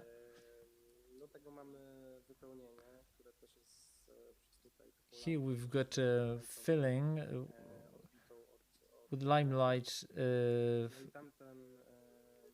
reflected by a plant, and what you see there is a Chinese lamp. The Chinese lamps are very good for strengthening the light effect, because they do have the lantern gives you a very nice soft kind of light, and inside we had this sort of the light bar which I showed you. And we made this test assuming that we have these things available, so both with having them or not having them.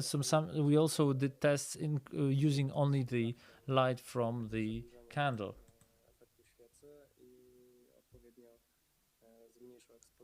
And we also tried to get this light effect from the candle and lowered the exposure to compare these effects. Next to it we had a Blackmagic camera 4K, which also has the possibility to record dual ISO, and we will be comparing to those cameras. So in short, that was our workshop in the conditions that we had.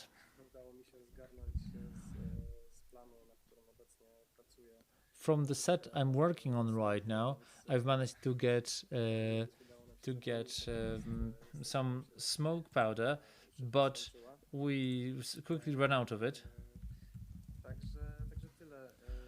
And that's it in this topic. As we've mentioned, coming back to the selection of the camera, remember about the tests and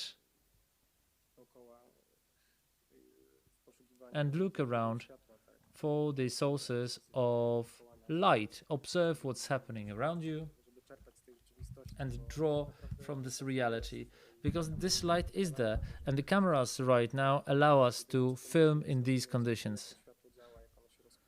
The only thing you need to know is how this light works, how it disperses, how it works in the camera, and the technology that is responsible for recording it. I would like to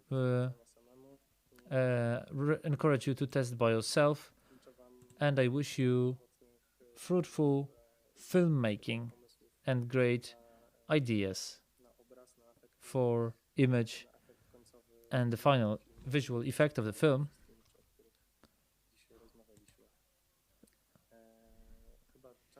I think we run out of time, so we'll be closing our meeting, and I would like to thank everybody in my group.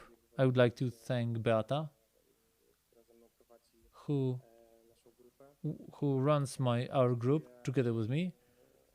I would like to thank ATM for allowing us to rent the equipment. I would like to thank Sony for letting us use the camera. I would like to thank you I would like to thank Film Spring Open. Thank you, Bea, for being here with us and helping us with all technical problems. And I think that's all for today. Thanks. Thank you.